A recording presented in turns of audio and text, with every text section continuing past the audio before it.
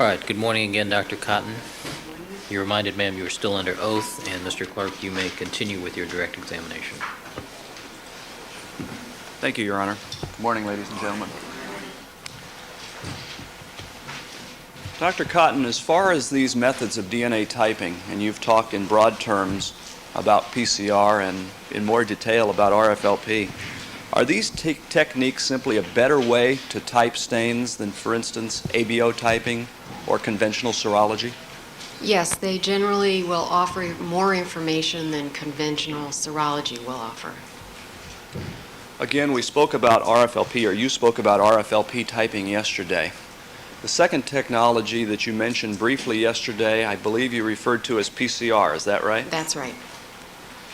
What year was that process discovered? I believe that the first paper on PCR was published in 1985. As far as its use in forensics, is it newer or older than the RFLP typing process? It's actually it came along at about the same time, although it was not being used quite as widely early on as the RFLP process. Are you familiar with who was the first scientist to use this PCR process in forensics? Yes, I am. Who was that? That would be Dr. Ed Blake. Do you know approximately when that forensic use of that technique occurred? I only know that it was early, maybe 1986 or so. As far as this PCR process, and many of us, not all of us, have heard of the movie Jurassic Park, what does PCR have to do with that? Objection, Your Honor, to all. Sustained. PCR does what? Can you give us a very brief summary? PCR is a way of saying, I want to replicate a small section of DNA, and it allows you to replicate a small section of DNA in a way that if you have a very small amount of starting material, you can go through sufficient number of replications so that by the end of the process, you will have enough of this small section to then do some analysis on. What role does it play, for instance, in old samples? And let's first of all ask, can this process be used on samples of DNA that are perhaps years or decades or centuries old?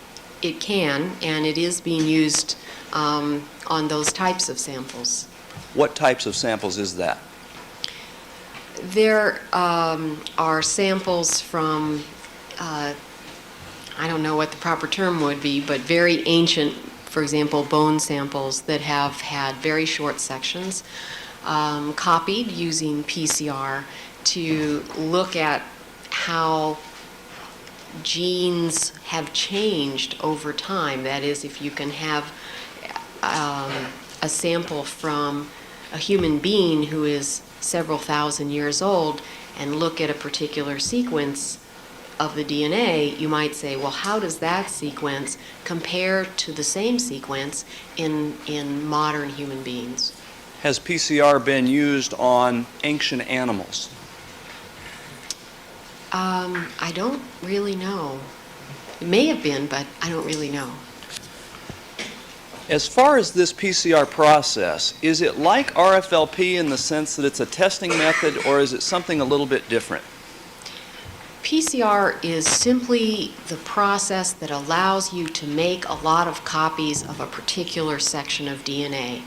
And then the rest of the analysis may have many different forms. That is, what you do now with your section of DNA that you've replicated many times may not be the same for every purpose or every question.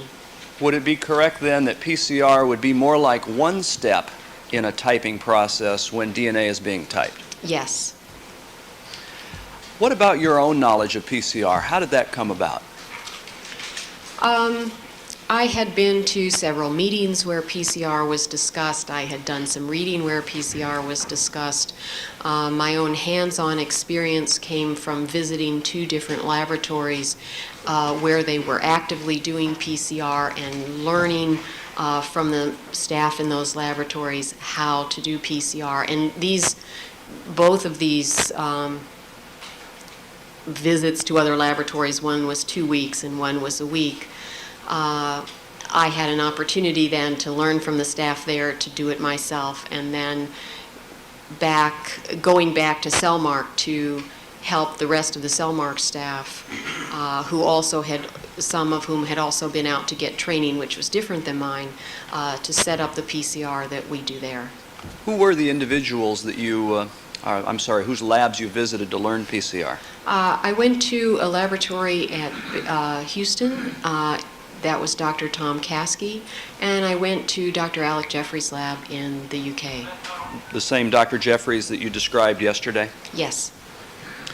How about your own personal hands-on experience with PCR? Could you describe that, please?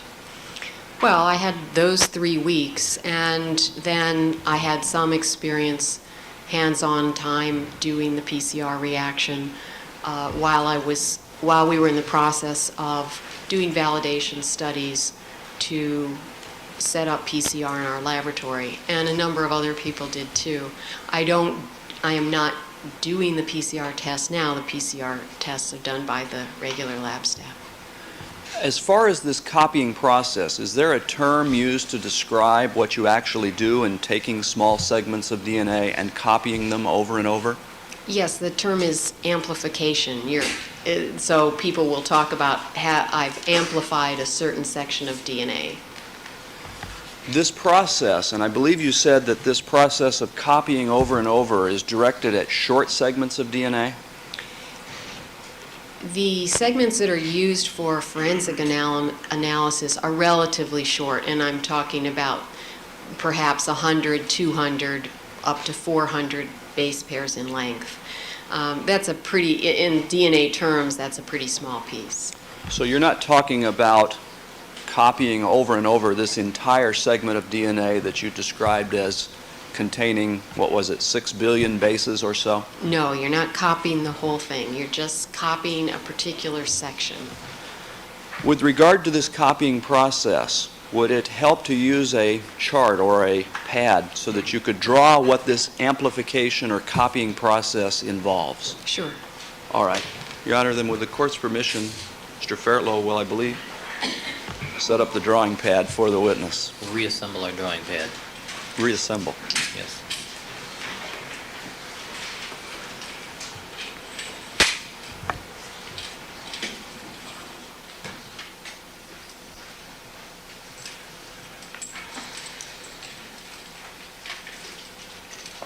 And Mr. Clark, I noticed yesterday that you were using the dry erase type marker. Does that have a longevity to it, permanence to it? I hope it's not disappearing ink. You notice that's what you're using there is dry erase stuff.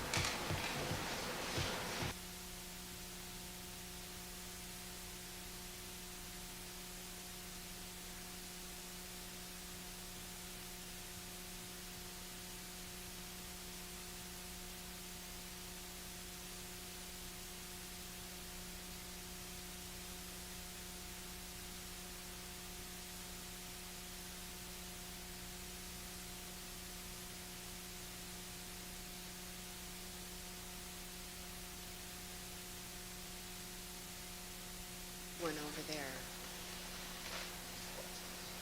The dark blue one, I think, is just a different. This diagram be marked as people's next in order, which I believe is 247. 247.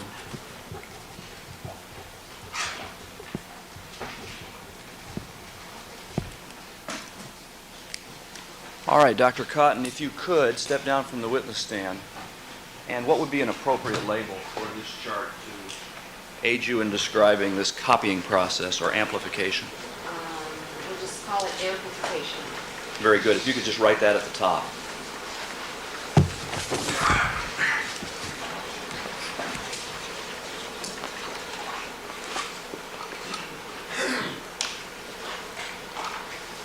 All right, now if you would go ahead and if you could describe for the jury, please, what is this copying process? Okay, keep in mind now that you're starting at you have a sample and you've extracted the DNA. So those steps are the same as or similar to the RFLP process. And so let's just say, for simplicity purposes, that we have a single chromosome's worth of DNA that I'm going to use as a reference point here. So we're going to put in the tube our starting DNA, and we're going to put in the tube a supply of the 4 DNA components: A's, T's, G's, and C's. And we will also put in the tube an enzyme. This is a protein, and it's called a polymerase. And this polymerase is basically going to assemble the A's, T's, G's, and C's. And we're going to put one more thing in, which is referred to as a primer.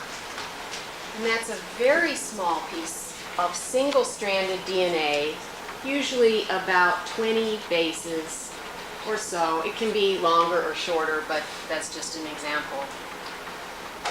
So that we now have the components to make more DNA. This is what we're going to use to make more. We need our starting material, we need the building blocks, we need something to put the building blocks together, which is the polymerase, and the primer serves as an anchor for that polymerase to hold on to. Let me stop you for just a moment, Dr. Cotton. With regard to this term polymerase, is that the first word of PCR, the process itself? Yes. And what does it stand for again? Polymerase is a protein which can assemble more DNA in this case. And what does PCR actually stand for? What are the words? The PCR stands for the polymerase chain reaction. And basically, you're going through a cycle of steps, which is why it's referred to as a chain reaction. You're repeating a cycle of steps over and over and over again. And what we'll do here is just show you what 1 or 2 cycles looks like. All right, go ahead. So the first thing we'll do is heat this DNA back up to about 95 degrees, enough so the strands will separate. Again, is that centigrade, not Fahrenheit? Yes.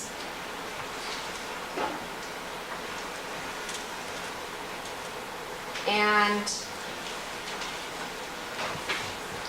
at that point, we'll allow the short primers or anchor points to bind, and these primers are designed so that the sequence of DNA that they have to hook up to is known, and so you have a single-stranded piece in the primer binding to this now single-stranded starting material, and all the A's and T's and G's and C's are pairing up.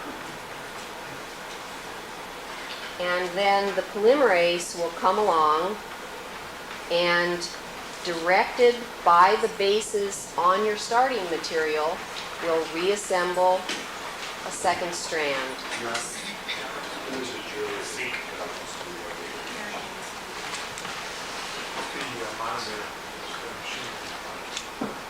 All right, Mr. Clark, we have a vision problem here. Yes.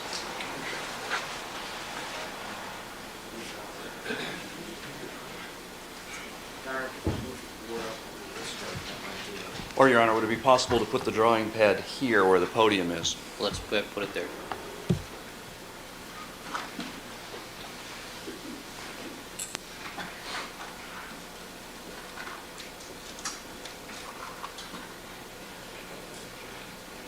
Why don't you turn it as directly perpendicular as you can. Thank you. I'm not sure we've solved all the vision, though.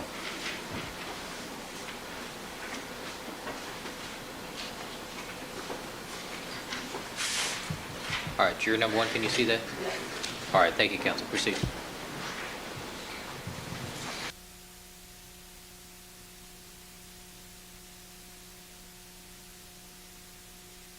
And if you could, Could you briefly describe again what you've already described, and perhaps you can point to the various portions of the chart so that each of the jurors may see it? We have double-stranded DNA starting material, which we're going to heat, and the two strands, we'll just put a little X here on our starting material strands. Drop the temperature down, allowing the primer to bind, the two primers to bind, and then allowing the polymerase to make a copy of this starting strand. So the polymerase is basically going along and says, I have a T on my starting strand, I'll put an A in. I have a C on my starting strand, I'll put a G in. I'll have a G on my starting strand, I have to put a C in, and so on. So now where we originally had a single strand to start out with, we now have two. Now Go ahead. I'm sort of going to run out of a length of paper, but the idea is that you then start the process all over again. So you go, just stand on this side. So you go, start the cycle again, heat it up. These two double strands will come apart. These two double strands will come apart. And now again you drop the temperature down and let the primers bind.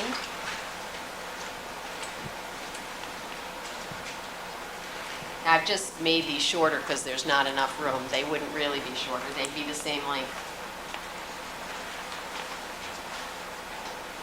And then allow the polymerase to finish off making the copy for each one of those.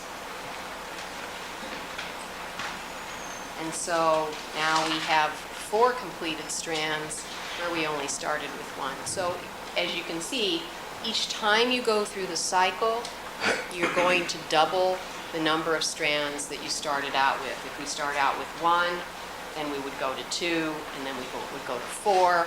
The next cycle, you would go to 8, and so on. All right, and perhaps you can stand on the other side so that I can ask you a few questions about this process. You've used the term primer. Does it act as something like a primer in priming a pump, for instance? Well, it's not a bad analogy. It's not great. What it is the characteristics of the enzyme are such that it needs an end to start from. If you just separated the strands, it wouldn't have a place, it doesn't have an anchor point. So the primer is serving as an anchor point for the enzyme to then connect the next base to. It needs something in the way of the start of a second strand to actually connect. So the primers are in there both to say, this is the section we want to copy. That's really what the primer does, is it identifies the section that you want to copy, and then it serves as an anchor point for that enzyme to sit down and then move through and copy that piece of DNA. How do you know where the primer actually attaches to this segment of DNA?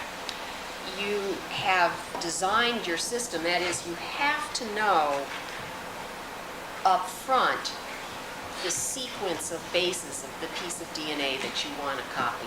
There has to have been enough research done and development done so that, at least in the forensic setting here, you must know ahead of time the sequence of bases that exist in the piece that you want to copy. That has to be done ahead of time. Then you can manufacture in the lab the primers that have the sequence at the beginning and the end, and then you're set to go. As far as these known sequences of where it starts, for instance, and you mentioned you have to know the sequence, have scientists looked at these areas to determine their sequences? Yes, the development work for the genetic locations that are used for forensic testing with the PCR methodology, these regions have all been sequenced, and a lot of other work besides the sequencing has been done to study these regions before applying that information to actually designing a forensic test. This copying process, first of all, do our bodies do that by themselves? Not with this particular polymerase, because this polymerase is able to work at a very high temperature. But all our bodies have a similar enzyme so that when a cell replicates and divides to form two new cells, in the process of doing that, you are replicating the DNA, and the enzymes that perform that replication are also called polymerases. Would it be correct to say then that this PCR process simply does outside the body what the body does on its own? Basically, that's right. And it's as simple as that? In terms of this division and copying and so Yes. forth? All right. Now, Your Honor, if we could, I'd like to put that drawing pad back where we had it yesterday and then continue on with some additional prepared charts. All right. And perhaps you can have a seat again on the witness stand, Dr. Cotton, but probably not for too long.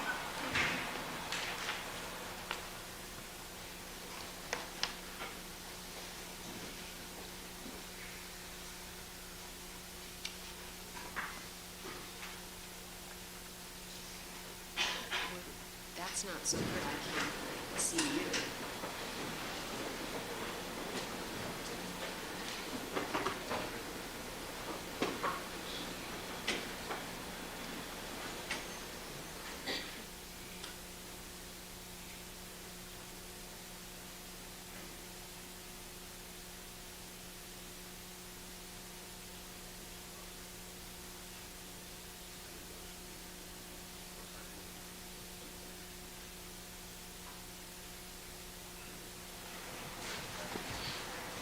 Now, as far as this use of PCR, and I'll step over here, Dr. Cotton.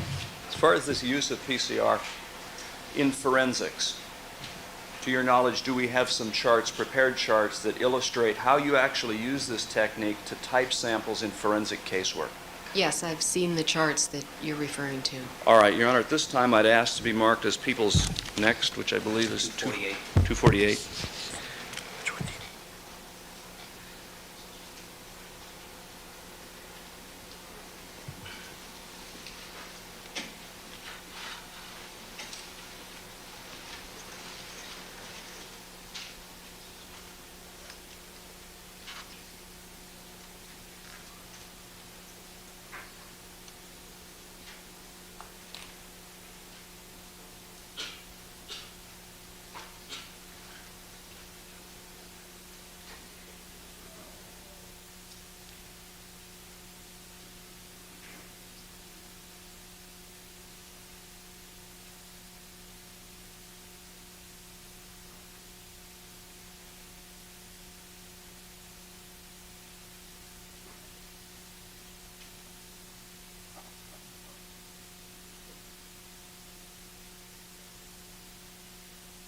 Record, this diagram can be labeled or can be described as PCR analysis, and then showing at the top two large blocks, step 1 extraction and step 2 amplification, and then a smaller block labeled step 3 detection.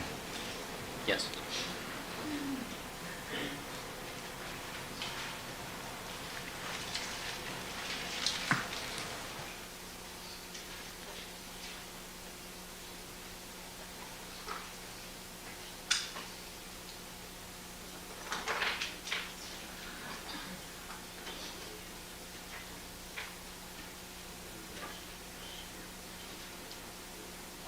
Cotton, with regard to this chart that's been placed on the board, have you had an opportunity to look at this before this morning? Yes, I have. And with regard to this chart, does it illustrate various steps in the PCR-based typing process in forensics? Yes, it does. Now, in particular, well, are there a number of steps that occur in this typing process? For sure. In general terms, are there fewer steps than in the RFLP typing process that you described yesterday? Oh, there might be fewer. It sort of depends on how you count them. Okay. This board itself, and it's labeled at the top, Step 1, Extraction. Can you describe what that refers to? And if there's a pointer there that would help you, please feel free to use it. The top rectangle is simply illustrating that you have some kind of a stain, and from that you do a DNA extraction. And the DNA is going to end up basically in your test tube. And these tubes are actually very small. And then to that tube, you will add, in addition to adding your DNA, you'll add what's diagrammed up here as the PCR mix. And the PCR mix is the DNA components, the A's, T's, G's, and Z's, the polymerase, and the primers, and some other salts or buffers. So all of those things go together in a single tube. All right. What happens at that point? At that point, you take that tube and put it in what's called a thermal cycler. It sort of looks like a cash register, actually, or a small one, but it has a metal block, which is illustrated right here, and a computerized, programmable method for controlling the temperature in that metal block. So the tube sits down very tightly. The holes in the block are basically the same shape as the tube, so that when you put the tube down there, there's close contact between the tube and the walls of the metal block. And the temperature in the tube is then controlled by heating or cooling the metal block, and you do this in a cyclical manner. And the cycle goes, as we talked about a little while ago, you're heating the block up to 95, so the contents of the tube will be at 95, so you can denature the DNA, separate the strands. The temperature is then dropped down, and I'm not going to be able to remember what the exact temperatures are in the cycle, but the temperature is dropped down somewhere usually around 60 or 64, 65 degrees. Could even be lower than that. Anyway, I don't remember right now. To allow the primers to bind, and then the temperature is raised up to around 70 degrees to allow the enzyme to complete copying of the strand, and then the cycle starts all over again. So you tell the machine in your programming what specific temperatures you want it to cycle through and how many cycles you want it to go through.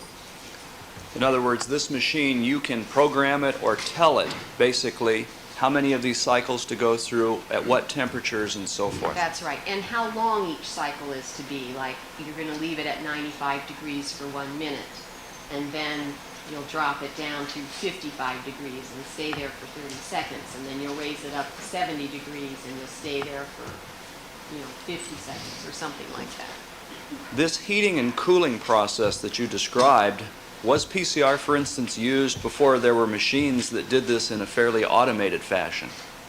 It was, and my understanding was when PCR was developed that basically the people were doing this by hand. That is, holding the tube in a water bath at 100 degrees and then taking it out and putting it in another water bath at another temperature. So it would have been very tedious to do that.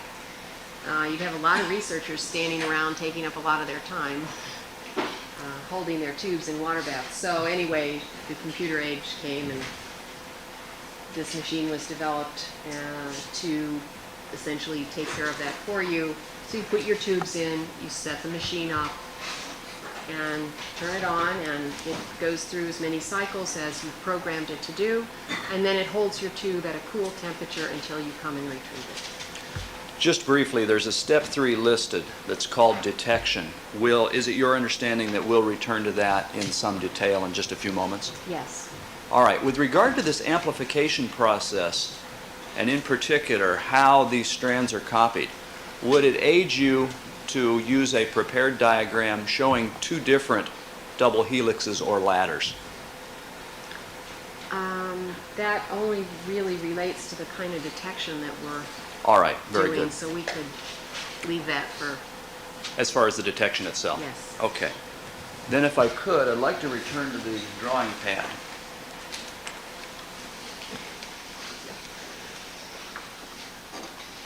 And Dr. Cotton, could you use the diagram?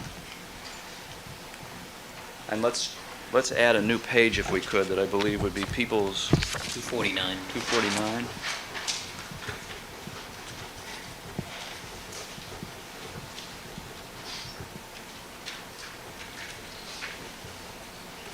And with regard to this, if you could just illustrate, and I'd like you to actually write down a series of, just for illustrative purposes or example, bases, and how in this copying process, how the primer would then act to add these bases that are floating around in this tube mixture. Do you understand what I'm asking?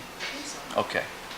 You want me to take a double strand, take it apart, and show how the second strand is Correct. constructed? Just one cycle is fine. And perhaps you could lay, what would be an appropriate title to illustrate that point? More amplification. Okay. Oh, sorry, I didn't hear the echo. More amplification.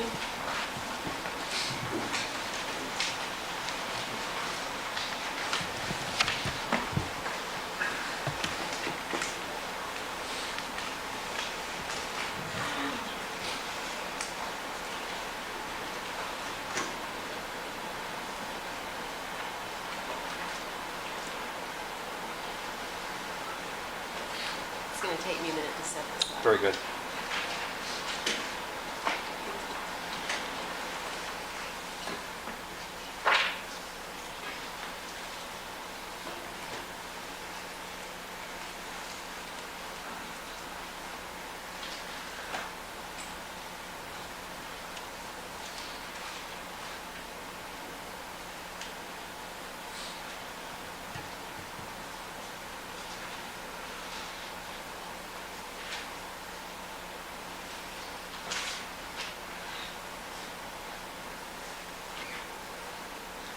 Okay, so I've made a very short sequence, and I see there's a flaw in my thinking here, but we'll sort of try to work past that. Double-stranded, A's and T's, G's and C's nicely paired up. Heat it, and create the two single strands. We're just unzipping the zipper. And now we want our primer to bind. So here's the flaw in my thinking. I'm going to have to make for a very short primer because I didn't draw a very long sequence. So let's say we have put in a primer here to have two T's, and we put in a primer to fit the other side, which is going to be a T and a G. And you can see that this primer won't attach to this side, and this primer won't attach to this side, and the primers won't attach to each other. So you have to take these things into consideration. And then you simply have your enzyme come along, and the enzyme will come along and create this new strand. It will use this primer as its anchor point, and now add, and remember we've got, just individual A's, T's, G's, and C's floating around here available to be put into the new DNA strands. So the primer will come along and correctly make a brand new strand on both sides.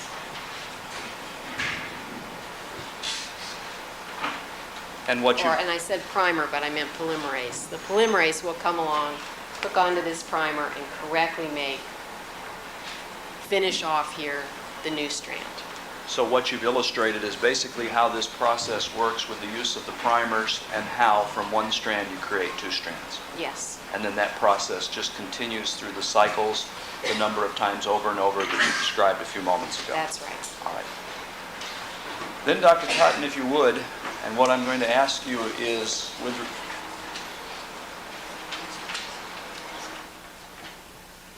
me, I may have a moment.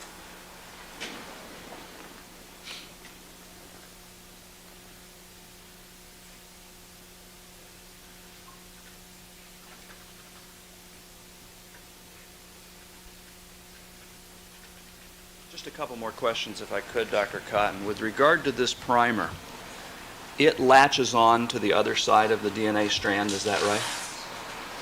It will bind, there is no other side. This is a single strand now, and this is a single strand at the point that you've heated it. So the primer is the first starting point to creating another side. And it's from the primer on, up, or down the ladder, as the case may be, that it then starts this process of adding these bases one at a time. That's right. All right, very good.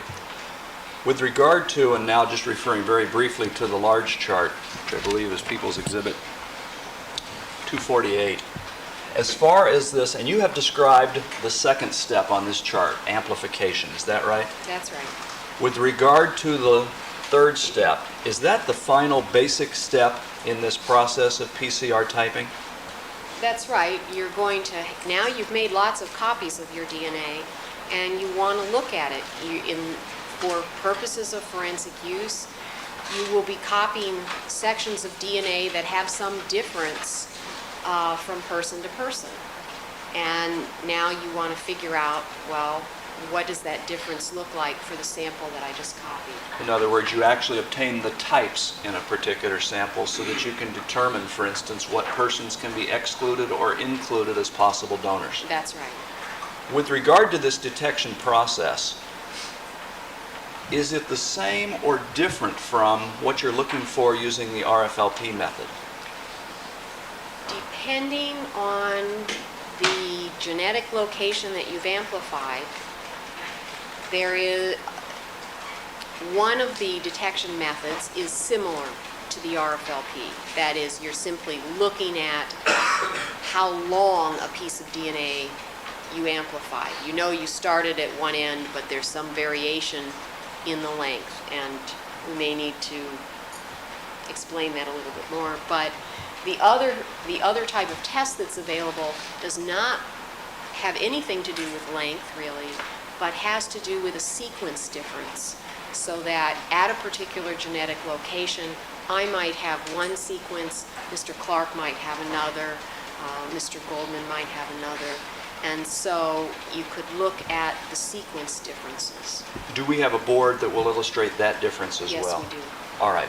Your Honor, I'd ask that a prepared diagram be marked as Equals 250. Thank you.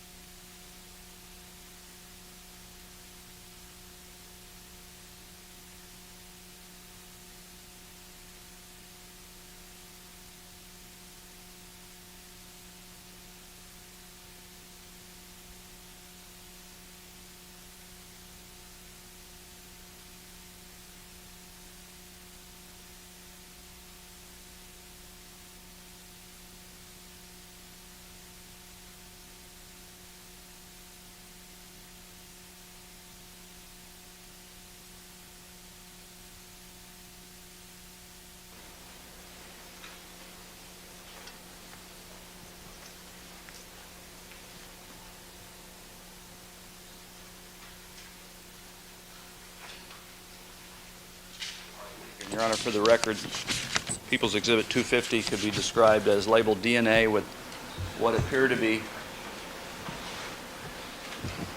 two depictions of a ladder side by side, DNA ladder. All right. Dr. Cotton, with regard to this exhibit, first of all, have you had an opportunity to see it before? Yes. Would this exhibit help you describe the differences between these two methods of typing samples that you just made a brief reference to a moment ago?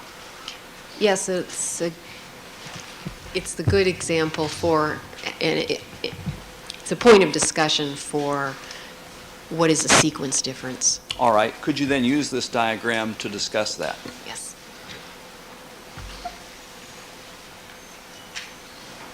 What we have here is the same diagram basically that we were using yesterday to show what is a DNA molecule. And here we just have two of them that are side by side. And if you just go, let's say, from the top to the bottom, on one you'll see we have an AT pair at the top, and the other there's an AT pair at the top. Then we come down to a GC pair, and the second one also has a GC pair. But here in the middle, the DNA molecule on the left has an AT pair. DNA molecule on the right has a GC pair. So, and then if you go on down the remainder of the three base pairs here, they're alike, a GC, an AT, and another GC. So the only difference we have here is the fact that the third base pair down on one diagram is an AT and on the other is a GC. This is a DNA sequence difference. This sequence difference can be detected because you can amplify both of these pieces of DNA and then use a detection method to allow you to match either these pieces or those pieces, and you can figure out that you have two varieties basically in your sample. You have one molecule that has an AT pair and the other one that has a GC pair. And so in the PCR diagram that we were looking at a little while ago, when it got to the bottom and it says detection, this, to amplify two pieces of DNA and then detect that they had a sequence difference, is one type of detection that's used for forensic analysis. What's the other type of detection method that the board just named very briefly? The other type is looking at a length difference, which is very similar to what you're doing in RFLP. You're also looking at a length difference. But maybe we should go back to the piece of paper just very briefly.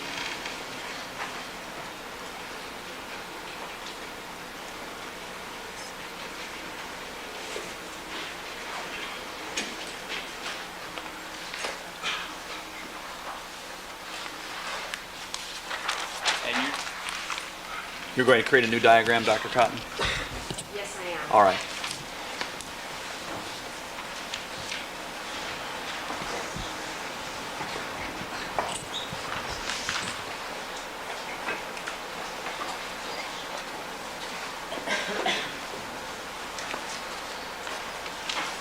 And Your Honor, for the record, the witness is labeling this as PCR length difference. All right, this will be 251.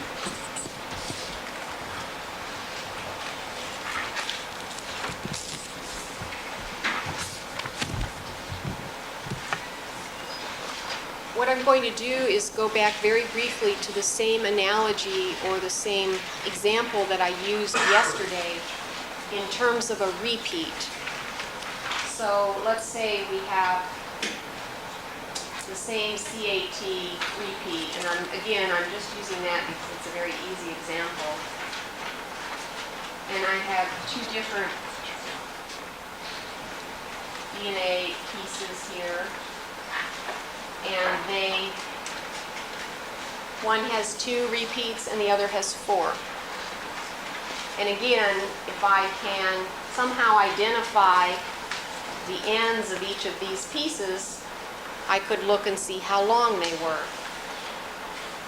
For the RFLP test, we defined the ends by having an enzyme come along and literally cut these sections out.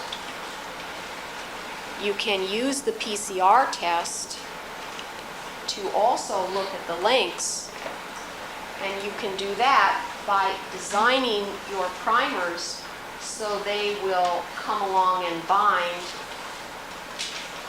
just outside the repeat.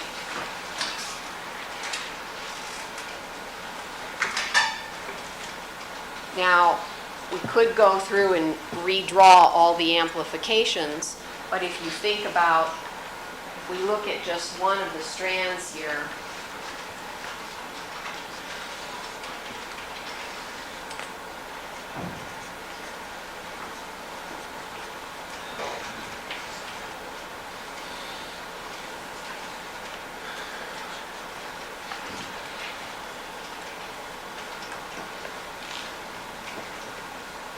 our primers come along and copy this section and copy this section.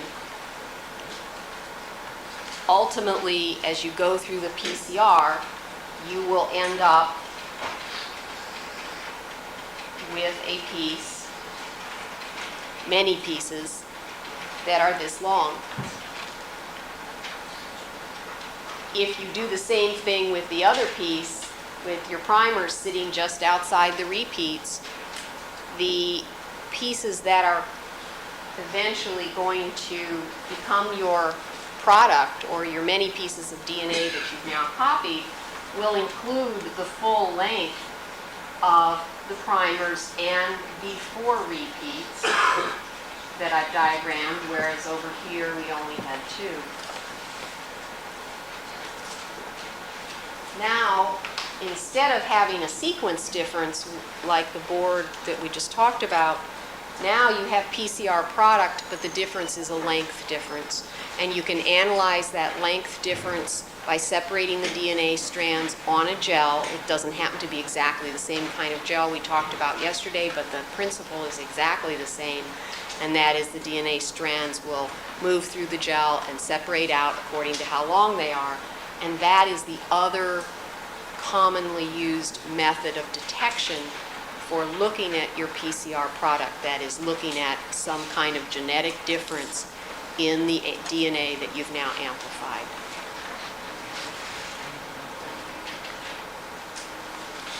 As far as the sequence differences, is my sequence difference at a particular set of markers different than yours? It may be, and it may be the same. Since we haven't tested both of us, I couldn't answer that question. What about in the area of these length differences? The same thing. The variation in the population for these PCR markers is not extensive. So many of us may share some things, and then some of us would be different. So whether or not you and I are different, I couldn't tell you. And that's we why... may be, but I don't know. Do you look at multiple genetic markers, more than one genetic marker, to determine these differences if they exist? You look at as many genetic markers as you have the ability to look at, and no matter what kind of system you're using, be it PCR or RFLP, the more markers you look at, the more genetic locations you analyze, the more information you have.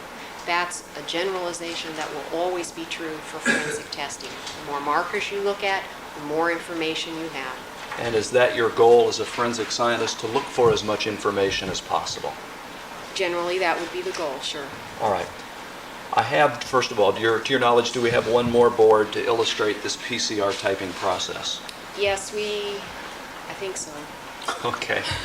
Your Honor, at this time I'd ask to be marked as people's next in order 251. a final PCR chart.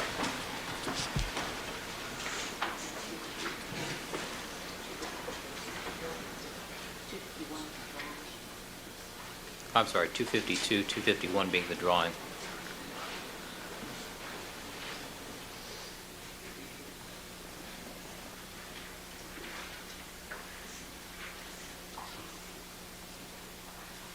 Your Honor, this exhibit. 252. 252. It's also labeled PCR analysis, but it has 2 small blocks at the top, step 1, step 2, and then a large block, step 3, for the record.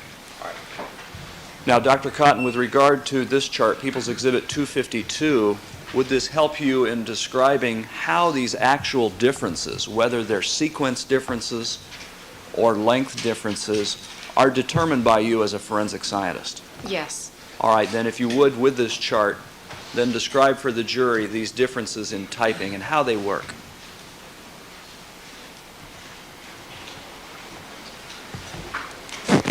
Okay, so So step 1, we extracted the DNA. Step 2, we amplified it. We used the thermal cycler like you saw in the previous diagram. And now, based on whatever genetic location we amplified, we're going to use one of these two types of detection. And the first type that's illustrated, which is on the left, is called a dot blot or sequence polymorphism. That is, sequence polymorphism just meaning sequence difference. It's exactly what we looked at on the 2 DNA molecules just a few minutes ago. So the setup is you have a nylon strip which has DNA bound to it in specific locations, and that's illustrated right here. There's a plastic tray, and the tray has like little wells in it, sort of. And the strips sit in the tray. Solution is added to those strips, and your amplified DNA is added to those strips. And the DNA that is spotted onto the strip will bind to whatever part of your amplified DNA that it matches up with. And where the DNA binds to the strip is then processed through a series of reactions to give you a blue dot on the strip where your sample DNA bound. And these blue dots are then interpreted to say you have, this is a term we haven't used.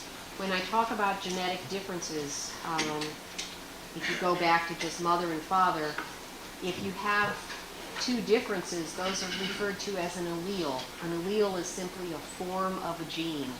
So that, for example, the 2 sequence DNA differences that we showed just a few minutes ago, those could be called 2 alleles. Or the term Mr. Clark was using would be 2 types. So from the series of blue dots on the strip, you will read off the types or the alleles for that DNA sample that you just analyzed. And then you simply write those down and record those. The other method, which is diagrammed on the right. I'm sorry, let me stop you for a moment, Dr. Cotton. And Your Honor, I'd ask that be marked as people's next in order what can be described as a tray containing various slots in it. All right, 253, plastic tray.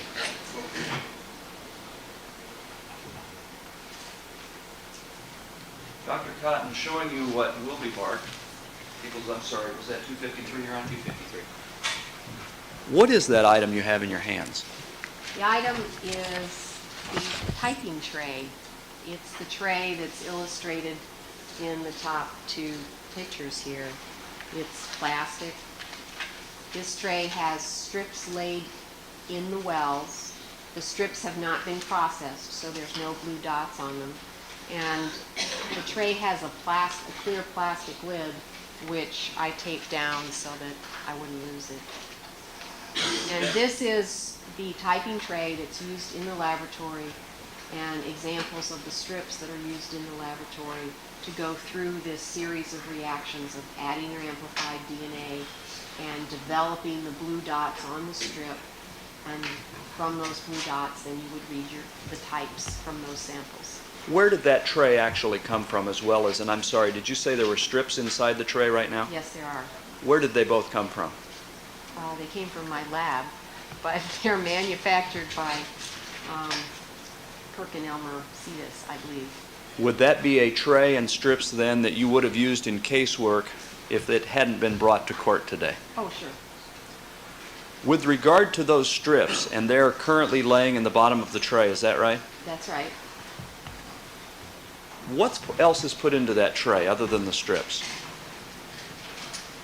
You want to go through the series of things that goes in here? If you could, yes.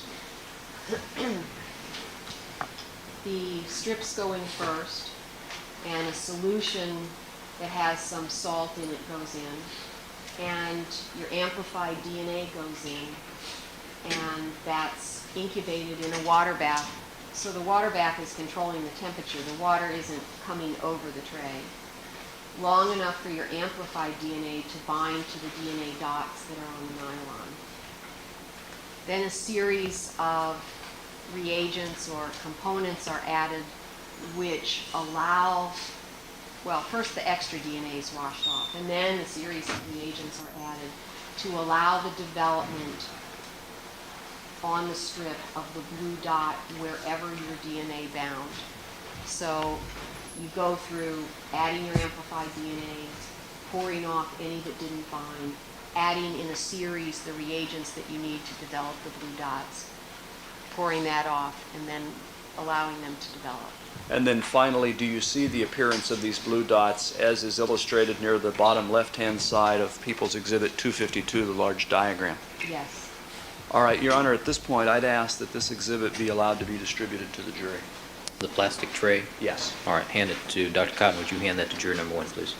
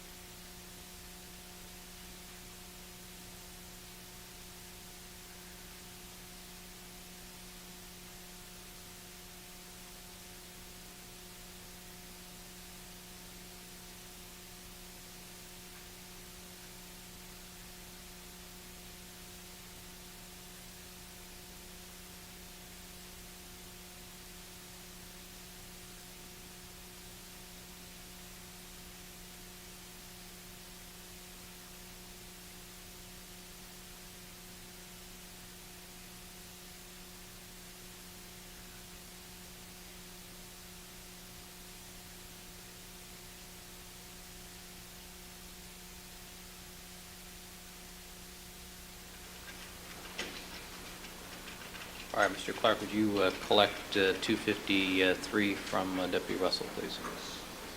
And may I see that? Thank you.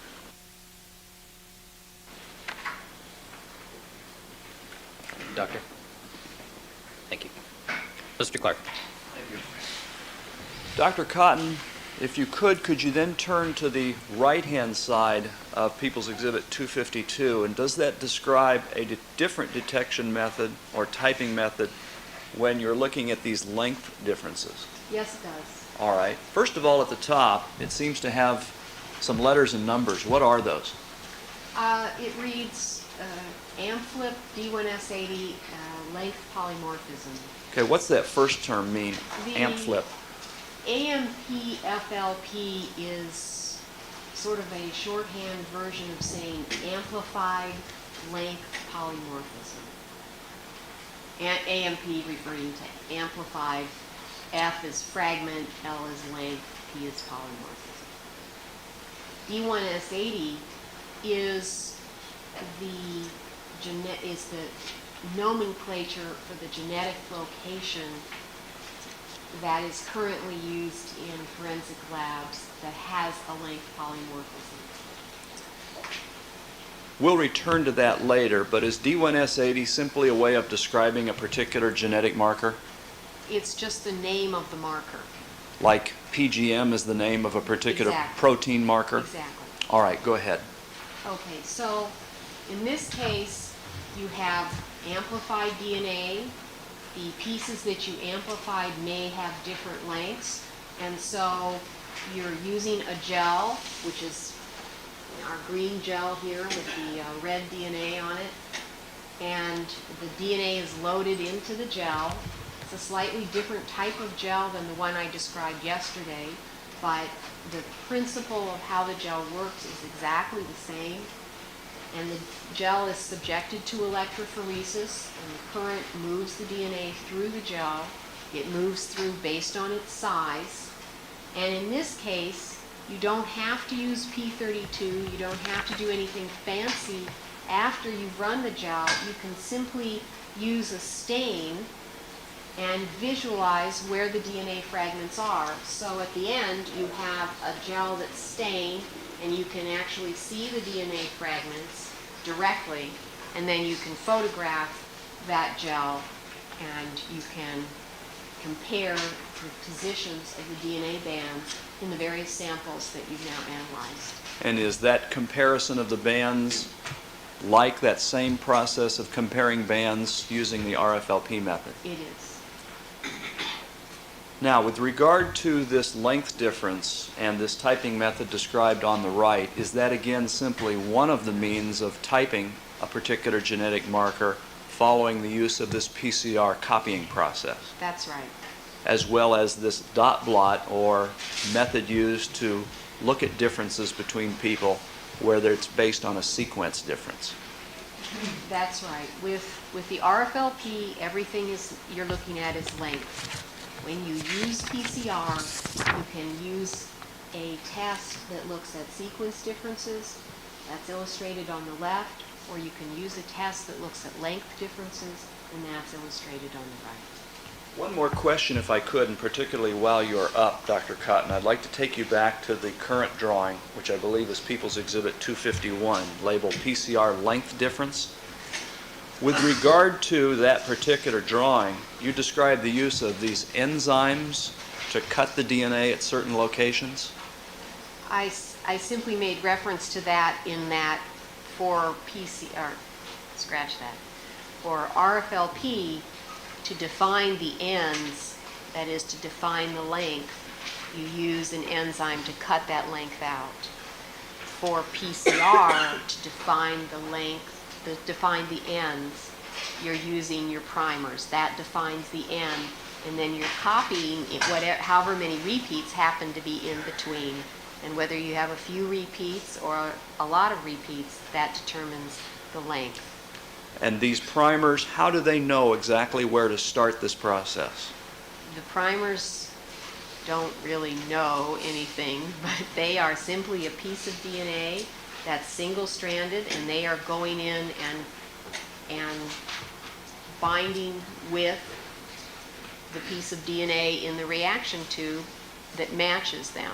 That's why my short primer example wasn't very good, because to be very specific, the primers need to be longer, and they are usually around 20 or possibly more bases. But for purposes of showing how this process works, that's why you used shorter lengths or shorter sequences. Well, if we drew out all those number of bases, we'd be here all day. We need a taller chart?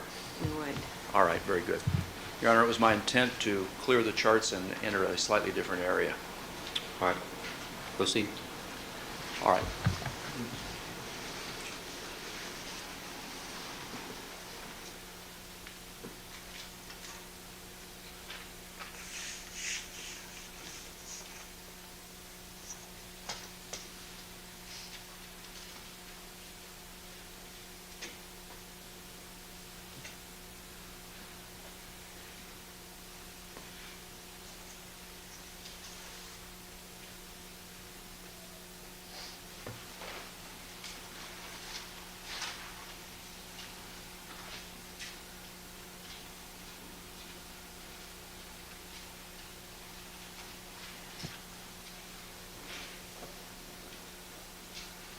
Dr. Cotton, as far as the use of PCR in your laboratory, was there a time when you actually began using this technique in your actual casework? Yes. When did that happen? We started doing PCR and casework in about, let me think about this a minute. I believe it was about June of 1992. And you began using the RFLP process in casework when? For forensic casework, we began about early 1988. How do you decide, if a sample or a case comes into your laboratory, how do you decide whether to use this RFLP technique or to use the PCR copying process followed by typing at genetic markers that PCR looks at? For our particular laboratory, that may be related to a lot of different things. For example, it may be that another lab had already done RFLP but doesn't have the capability of doing PCR, so they might specifically be asking us to do PCR. More typically, we would get a piece of evidence in, and we would have to make an assessment. Is this piece of evidence, does it have enough DNA, and is the DNA in sufficiently good condition to do RFLP? And if so, then you would proceed with RFLP. If the DNA or the piece of evidence contains only a very small amount of DNA, or the DNA is very degraded, then you would choose to go forward with PCR. That's what I was just going to ask next. Do they each have their own advantages, these two different approaches? Yes. Can you describe that? Let's start with RFLP. For RFLP, you need a larger amount of DNA, and it needs to be in very good condition. Why is that? Because the test, if you remember yesterday I was talking about lengths of DNA that were thousands of base pairs long. You're looking at, in our lab, we're looking at a piece of DNA that's anywhere from about 1,500 up to 12,000 base pairs. So your DNA has to be in good condition it has to be much bigger than that as starting material, or your test won't work. So it has to be in good shape. And you have to have a fair amount of it. The RFLP test has the big advantage in that it's very discriminating from one person to the next. There's so much variation in the population that each time you look at another genetic locus or genetic location with RFLP, you're getting a lot of information. That is, you can discriminate one person from the next with a high level of discrimination. On the other hand, the PCR, the tests that are currently available doesn't have that level of discrimination. It is a much lower level of discrimination, sort of in the range or maybe somewhat better than a whole series of serological markers. However, the PCR can use DNA when you have a very small amount, or it's in very poor condition, or both. So in other words, in terms of the ability to tell many of us apart as human beings, in other words, a powerful test as far as this ability to, again, tell large populations apart, is the RFLP procedure then the more appropriate to be able to determine that type of information? Absolutely. Then that would be the test of choice. As far as the PCR process itself, and let's talk about both techniques in terms of how long they take to obtain results. Are there any differences between the two? There can be significant differences. Can you describe that, please? If you brought a sample into the lab and you didn't have, say you didn't have anything else to do, every other case that you were working on was all finished, and you simply went through the PCR process, you could have results easily by the end of the week. So it'd be very fast, and that's assuming you have, a moderate number of samples, say 3 or 4 or something. Easily you would be done in a few days. The same test with RFLP could easily take you 3 months. Why is that? Why does it take longer? The length of the time it takes to do the RFLP test is pretty standard from the time you extract the DNA till you load it on the gel. But the exposure of the X-ray film to that nylon membrane, if you have a lot of DNA, it can be short as a day. But if you have little DNA, it can be as long as 2 weeks. So it could be that for the RFLP test, you took 2 weeks to look at one genetic location, then you took another 2 weeks to look at the second, and another 2 weeks to look at the third, and you can see that rapidly eats up a lot of time. So it's that exposure or creating this X-ray film that takes a great deal of time, is that right? It can, yes. Are there differences in the time it may take to create this X-ray from a particular sample? Yes, and the differences are basically related to how much DNA you have in your sample. If you think about a large amount of DNA and a small amount on your nylon membrane, you add your P32 DNA probe. If you have a lot of DNA there, you can bind a lot of probe. If you only have a small amount of DNA there, you only bind a small amount of probe. It's the emissions, the radioactive emissions from that probe that expose the X-ray film. So if you have a lot of probe there, you'll get an exposure on your X-ray film quickly. If you only have a little bit of probe bound, because you only had a little bit of DNA to start with, it takes a long time to get enough exposure on that X-ray film to actually see something. And again, if I can show you what was marked yesterday as People's Exhibit 246. Is that one of those X-ray films or autorads that can require this fairly lengthy period of time to develop? Yes. Now, you've described a little bit about the use of genetic markers, and you actually identified one of the particular markers. I believe it was D1S80, is that right? That's right.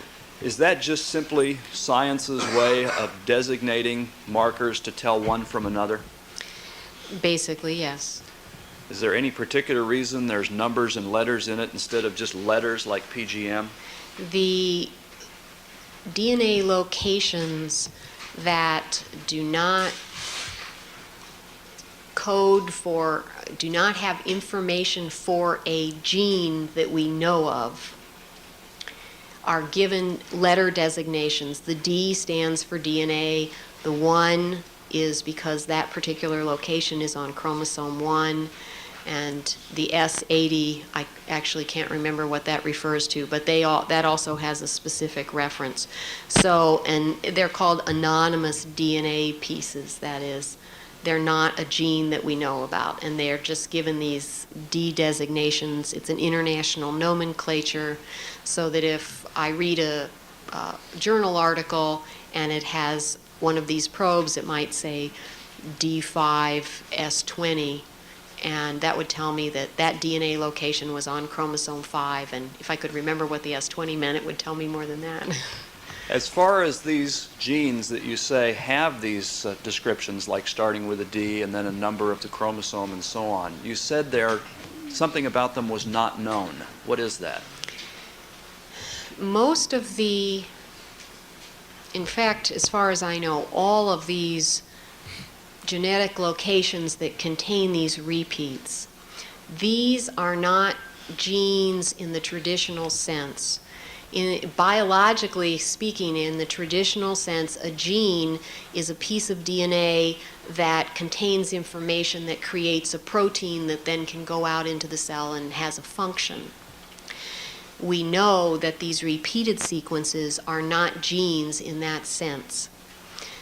Scientists don't actually know what the function of these repeats are. That doesn't mean they don't have one, it just means we don't definitely know what it is.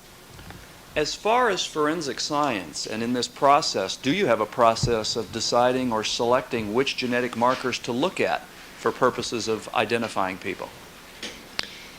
Yes, for all of the markers that are currently used, there's been a substantial development period. That is, of the markers that are available, people have gone in and done the kind of research to say how much variation is there in the population for this marker, how easy is this marker to use,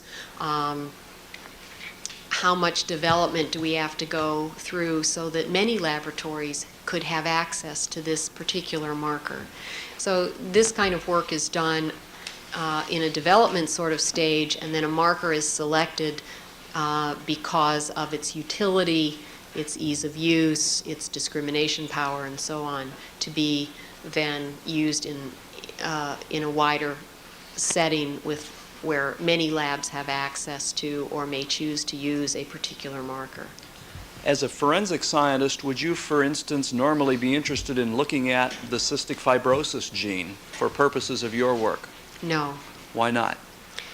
Although there is a lot of variation in the cystic fibrosis gene, that variation isn't widespread enough in the population so that each time you used it, you would expect to get very much information. It wouldn't be sufficiently informative for forensic science purposes to use it. So is it correct then that the genetic markers you're most interested in are those that show differences between people and can be easily used and are able to be typed, for instance, in older samples? That would be right. Now let's go back to PCR itself. Does it have uses outside forensic science, or is it just limited to work in an area such as yours, like human identification? PCR is sort of the next thing that came along after the Southern blot that is used everywhere. The use of PCR in forensic science would be a very tiny fraction of its total utility to biological research. What are some of the uses of PCR outside forensics? PCR is used in the same kind, in genetic analysis, in gene mapping, and it's used in many basic research settings simply because it allows you to get a whole lot of DNA from a very small amount of starting material. And whenever you can get, scientifically, whenever you can get a lot of something, it gives you the ability to study it. So if you want to look at a particular section of DNA, then to get a lot of it makes your work a lot easier. Now, you raised the term, or you used the term, genetic diagnosis. Is that determining whether an individual, for instance, either has a genetic disease or is, I think you used the term carrier? Yes. What is a carrier, just briefly? That is, if a parent has a genetic disorder, then the parent can transmit that genetic disorder to his or her children. And this is something that many parents want to be aware of before they start having children. And, so you might say, a family might decide, will we have children or will we adopt children? Because one or the other of the parents could be the carrier of a genetic problem. Is PCR used, for example, to counsel parents, as you've just described, about the likelihood of a child of theirs having a genetic disease? Yes. Is PCR used in the area of plant genetics? I'm sure it is. I'm not a good enough plant biologist to know any specific applications, but I have no doubt that it's being used. You used the term gene mapping. Can you just tell us a little bit about that? In terms of understanding human diseases and human genetics, one of the primary things that scientists need to do or want to understand is how are genes located relative to each other. What gene is on what chromosome, what genes reside close to it. And so in the process of answering these questions for specific genes, PCR would be a very helpful technique. Is PCR used, for instance, in the identification of the remains of American war dead? Yes.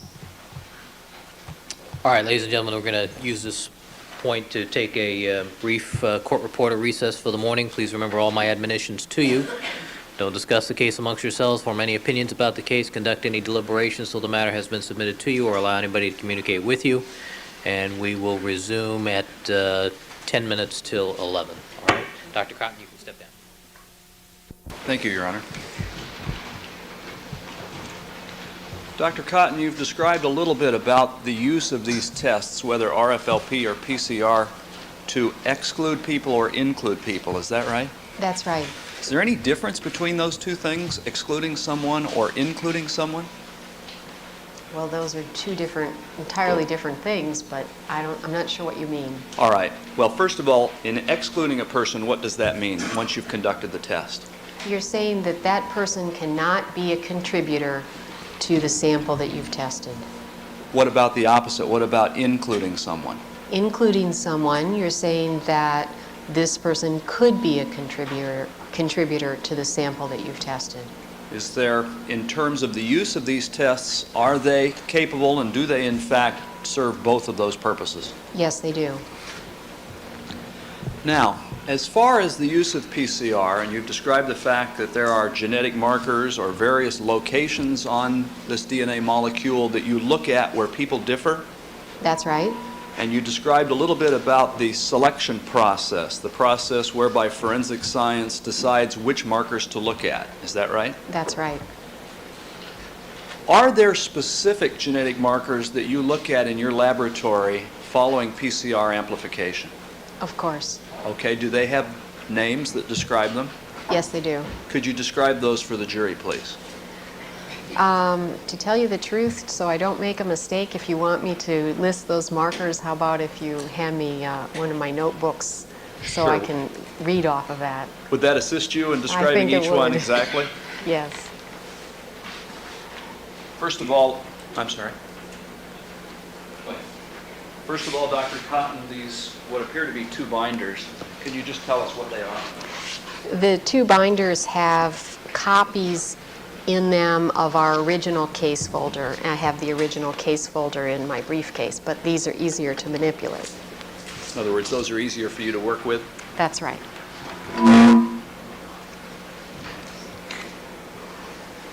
Actually, let me approach it slightly differently. Is there a marker that you examine using the PCR process called DQ alpha? Yes. What is DQ alpha? DQ alpha is located on chromosome 6, and it is one of the human leukocyte antigen markers. These microphones are doing funny things. Okay. Why don't you take it off? Take off the wireless. Just hand it to me.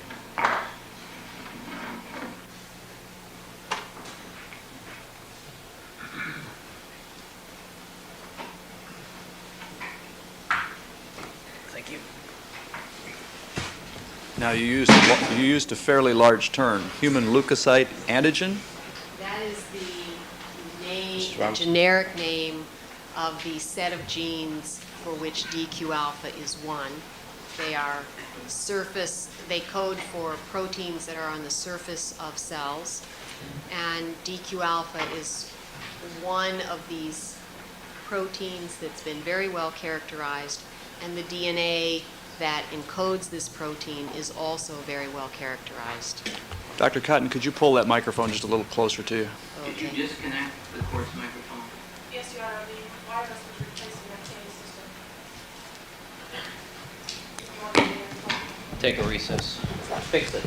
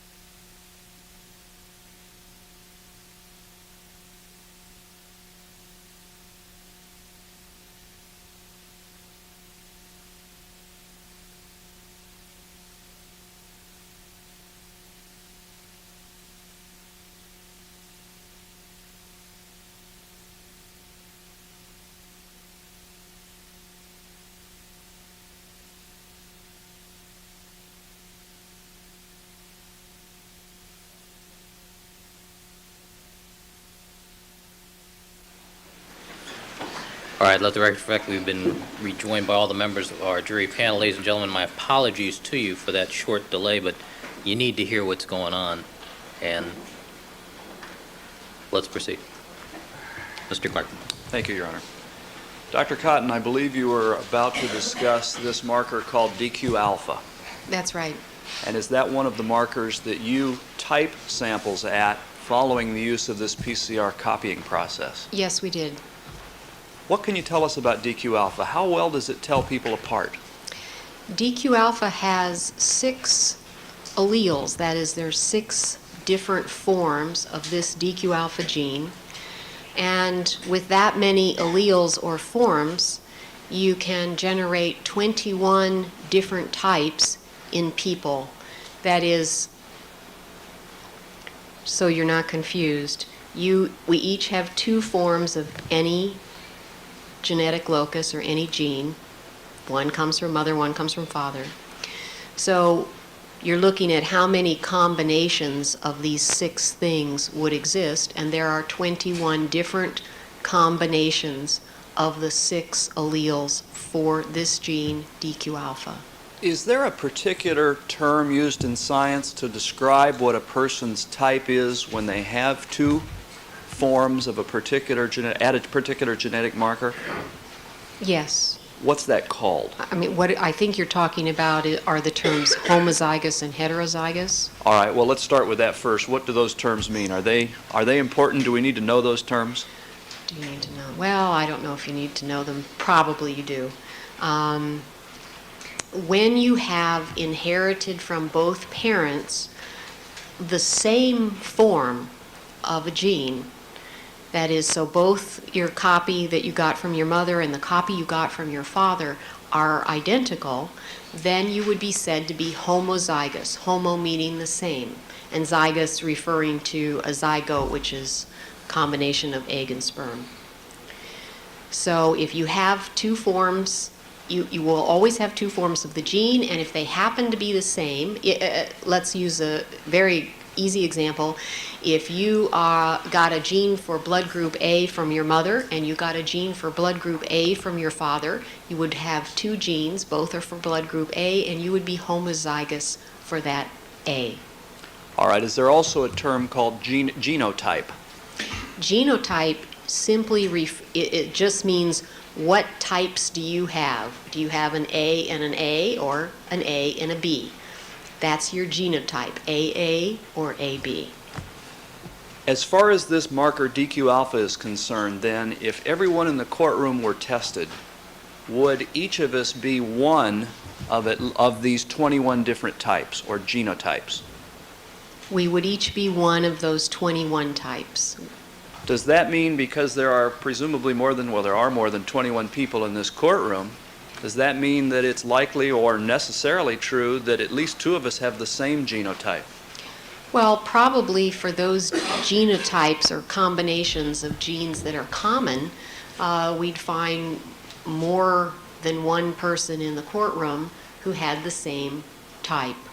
That was actually going to be my next question. As far as these types that we each have, are they distributed absolutely equally or not? They're not. Why is that? I don't think we can. First of all, I'm not sure I can answer that question. That may be an evolutionary answer, and I'm not that knowledgeable about the DQ alpha gene. However, what I know is that the types are not distributed evenly. So some types are very rare, some types are relatively rare, and some types are very common. We'll return to it later, but are there studies done to determine how common or how rare these individual types are? There actually is a very large amount of work published on how common or rare particular DQ alpha types are in many different racial or ethnic groups. Still with this DQ alpha marker, how do you know it's a good marker to use in forensics?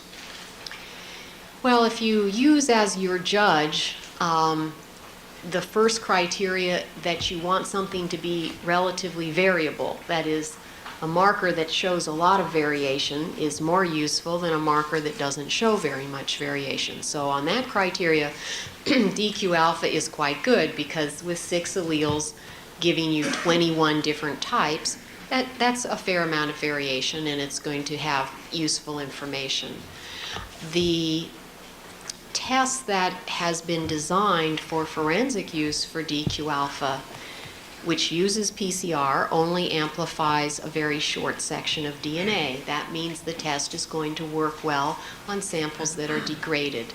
And so for that reason, it's also very good. Is it, for instance, more useful than the ABO blood grouping types that this jury has already heard about? Yes, it would be. Why is it more useful? It has more variation.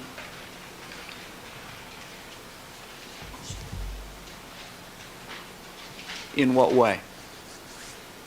Well, with ABO blood groups, you have 3 choices of alleles. You can be you can be O, or you can be B.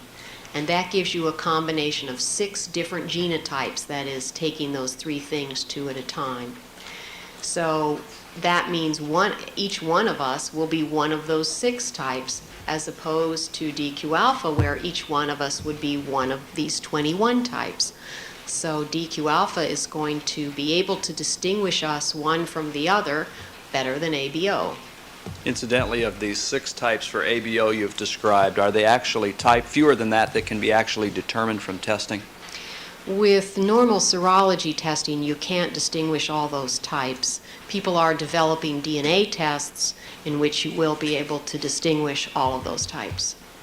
All right. In addition to DQ alpha, do you type other genetic markers following the use of PCR? Yes. And are they collected? First of all, how many other markers do you type in the laboratory? In our laboratory, we're typing 5 other markers. Actually, recently we've added 3 more, but they were not done here and we don't need to worry about those. So for purposes of this case, we typed 5 additional markers besides the DQ alpha. Are those 5 markers collectively known by any term? The 5 markers are collectively referred to as polymarker, or PM, and that's simply the name given to that's not a scientific name, really. It's just the company who developed this test refers to it as PM, generally standing for polymarker. And are there different ways of describing those 5 different markers that are part of the polymarker system? In other words, are they labeled by a particular name? Yes, of the 5 genetic locations that are tested in this polymarker system, each one has a specific name. And can you briefly describe what each of those 5 are in terms of their name? Sure, but this is what I'm going to take out of my notebook here. All right. So. All right, Mr. Neufeld, do you want to see that?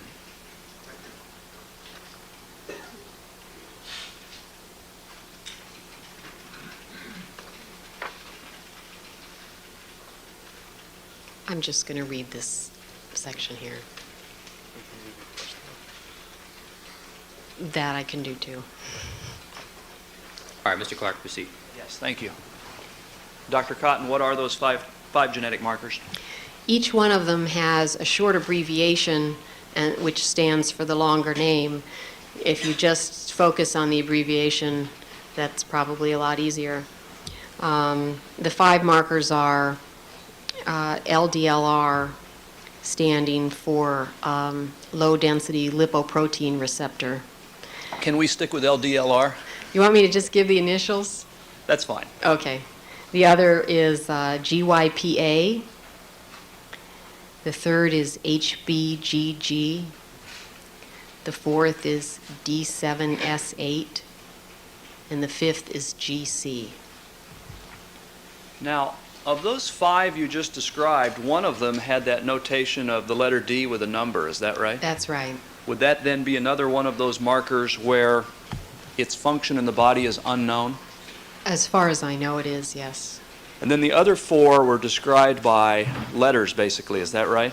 The other 4 are actually genes, and they have, the letters are just an abbreviation for the name of the protein that's been very well described for that gene.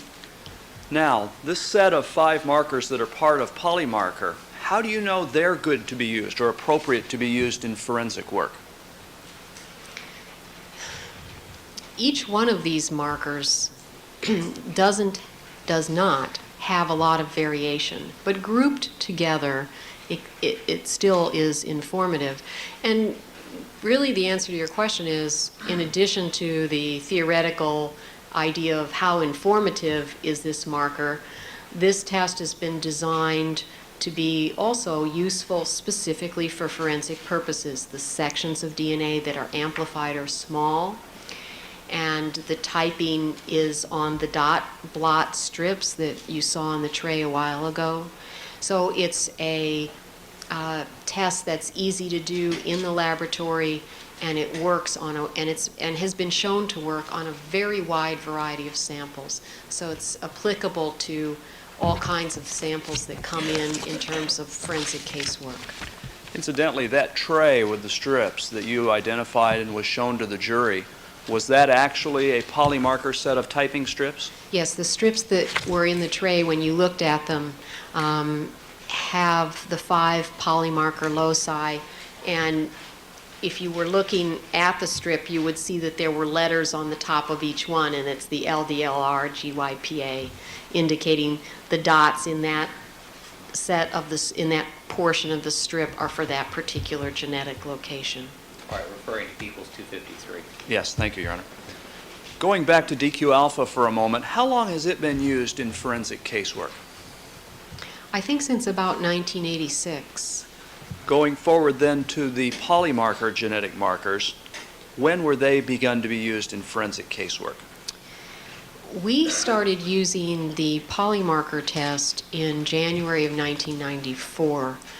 There probably are some other labs who were using it earlier than we do, but I don't know exactly how. It wouldn't have been a lot earlier, somewhere maybe within a year or so before we did. So let's say it's been used in forensic casework since approximately 1993. Is there some process that these genetic markers undergo before they're actually used in casework, or does someone just discover a gene and start using it immediately? There's actually what usually ends up being a very long process of development of the marker, and then what's referred to as validation. That is, if another laboratory uses a marker, that doesn't necessarily mean that I can just bring it into my lab and start using it. So each lab that uses a particular test generally goes through a set of experiments in their laboratory to make sure that in the hands of the people in that laboratory, the test functions as it's supposed to. It meets its specifications, and that everybody that's using it understands what it is they're doing. So there's development of the marker, then there's validation of the marker, which may occur in many different labs, and then there's training the staff in a particular lab to use that marker. And do you ensure that that marker can be correctly typed in evidence-type samples before you even begin casework use of them? Of course. As far as these well, let's start with DQ alpha. Is DQ alpha a marker that's tested, and I think you said more than one laboratory uses the polymarker system. What about the DQ alpha system? The same is true of the DQ alpha system. It's used by many forensic laboratories around the country and really around the world. That was going to be my next question. To your knowledge, are the polymarker and DQ alpha genetic markers used worldwide? They are. You touched a little bit about, as far as the 5 polymarker genetic markers, that their variation is not as great as DQ alpha. That's right. Without getting into each one individually, can you tell us briefly how much variation they each show? The 5 locations that make up the polymarker system, all of those 5 locations either have 2 or 3 alleles or forms. And they all are designated A or B, and if they have 3 forms in the kit, they're designated A, B, or C. So you can, for example, if you have a marker that has an A type and a B type, any given individual then could have 2 A's, they would be an AA. They could have 2 B's, they would be a BB, or they could have an A and a B, and they would be an AB. So if you have two alleles, the most number of genotypes you can have is 3. DQ alpha and these polymarker genetic markers, do they represent sequence differences or length differences as you described them earlier today? These are all sequence differences.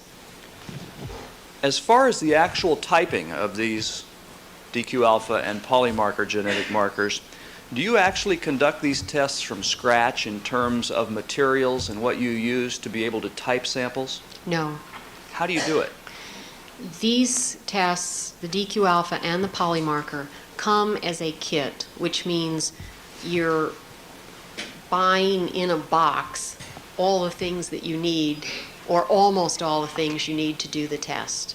You'd end up making a few of solutions in the laboratory, but the strips come in the kit, the chemicals that you need to do the reaction to create the blue dots come in the kit. The tray comes, you have to buy the tray and the kit. I guess actually you buy them separately. And the PCR mix that contains the primers and the polymerase and the A's, G's, T's, and C's. All that comes in the kit. So you're just supplying some very simple to make solutions and using the kit to do the test. When you conduct the more powerful RFLP typing technique, do you use kits to do that? No. Why is there a difference between the two approaches to DNA typing as far as kits are concerned? Well, somebody took the time to make the kit for DQ alpha and polymarker, and nobody has tried to market a kit for RFLP testing. I guess you could, but it would have an awful lot of components. Is there anything unusual about using kits to conduct testing? Oh, no, Why do you use a kit? because it's there. Does it have It's a any... good test, and it's available, and it's had an enormous amount of work done on it. If it wasn't a good test, you wouldn't use it. If it wasn't available, obviously, you couldn't use it. So the company that makes the kit has put a lot of work into it, and it happens to be very, very good. All right, turning your attention, if I can, to the last genetic marker that we'll talk about, D1S80.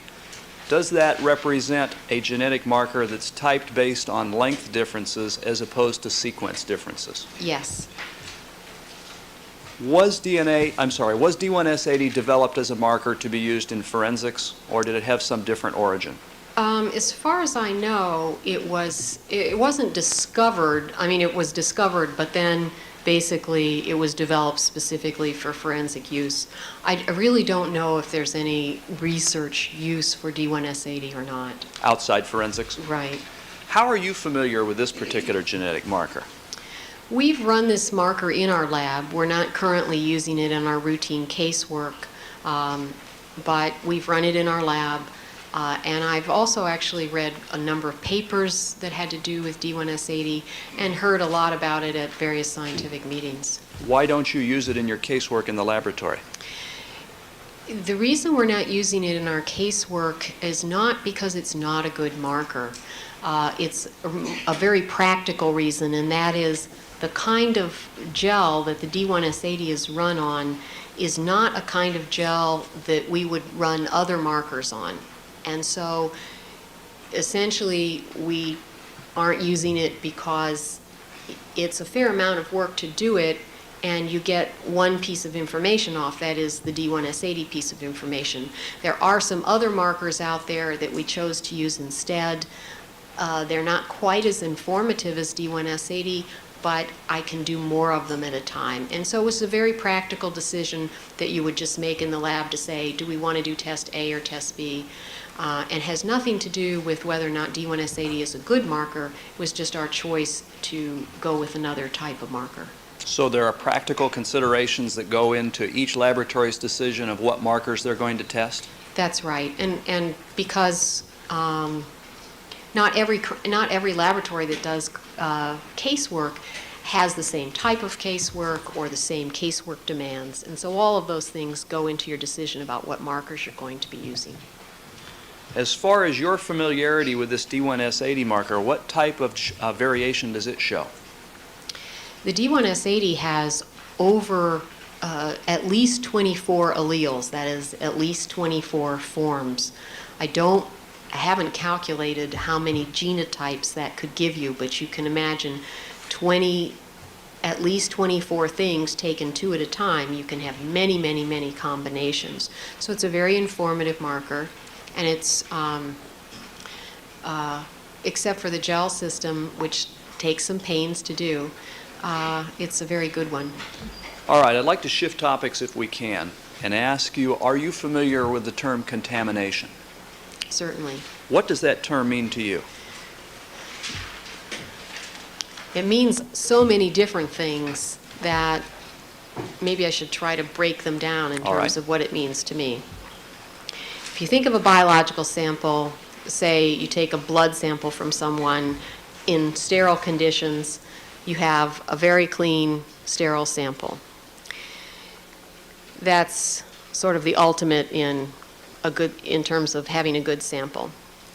As soon as you take that sample out of a sterile condition and say you have a blood stain on a piece of cloth, then you could think about, well, that blood stain is no longer sterile, and it could be, quote, contaminated by anything that's on that cloth. So that would sort of be a second, or let's say a first level. Now, in terms of analyzing evidence from a crime scene, you're always getting things that are like that. You're never being presented with a sterile sample. So in terms of a crime scene, contamination would mean that the sample is that is, in retrieving the sample, it is as it was deposited, that nothing's been added to that sample in the process of picking it up, taking it to the crime lab, and so forth. And then you can also say, well, I have my sample from the crime scene. It came to the crime lab in exactly the same condition that it was at the crime scene, and then clearly you need to be concerned with whether or not in the process of working with that sample in the laboratory, are you introducing any contamination from any source in the laboratory? So you can't use it very well as a generic term. I mean, you could, but unless you specify what kind of contamination you're talking about, then it becomes very difficult to discuss, because you can break it down and you can have many different kinds of contamination, some of which are inherent in the fact that you have a piece of evidence and not a sterile blood sample, and some of which are not inherent and that could occur along the way in how that sample is handled. As a forensic scientist, are you concerned about contamination? Of course. Why? The idea of analyzing a piece of evidence is that you learn something about that piece of evidence. You're not interested in learning about, that is, if you contaminate that piece of evidence with, let's talk about, say you contaminate a piece of evidence with some other biological sample or some DNA in the laboratory, that will then interfere with your being able to come to a valid conclusion about that piece of evidence. And so you would certainly prefer not to have anything interfere with coming to a valid conclusion about a specific piece of evidence. As far as this area of contamination, and you've described the two basic DNA typing approaches that you use, both RFLP and PCR, is your concern about contamination the same for both of those techniques, or is it different? It's different. Why? The PCR test is much more sensitive. You can do a PCR test with a very minute amount of starting material.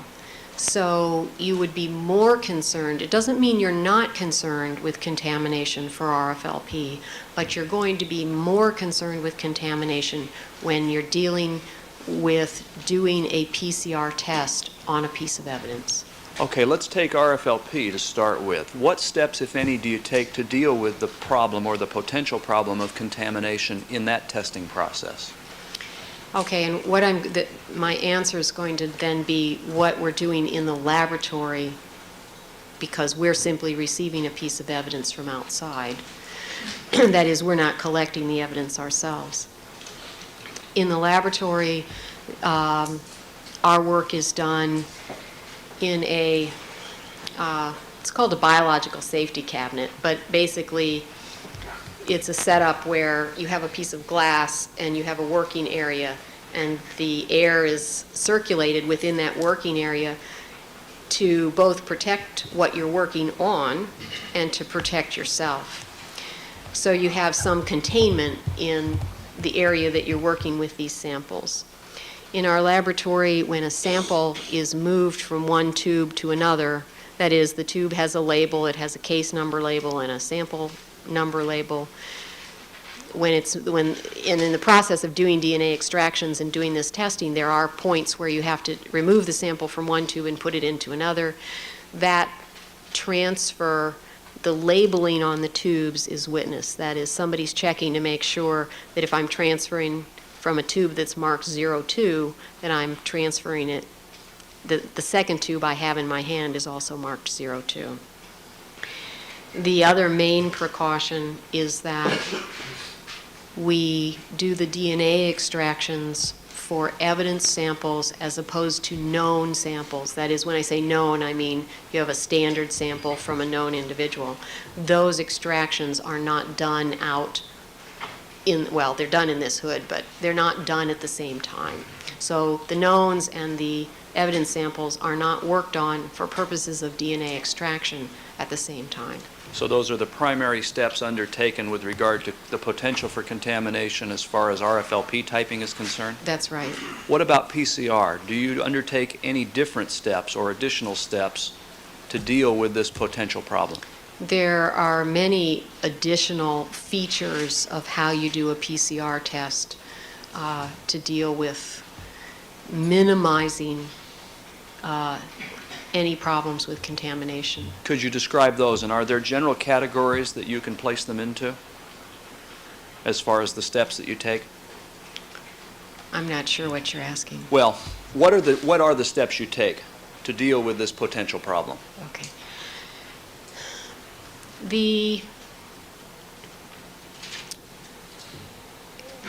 me think about this a second so it comes out organized. The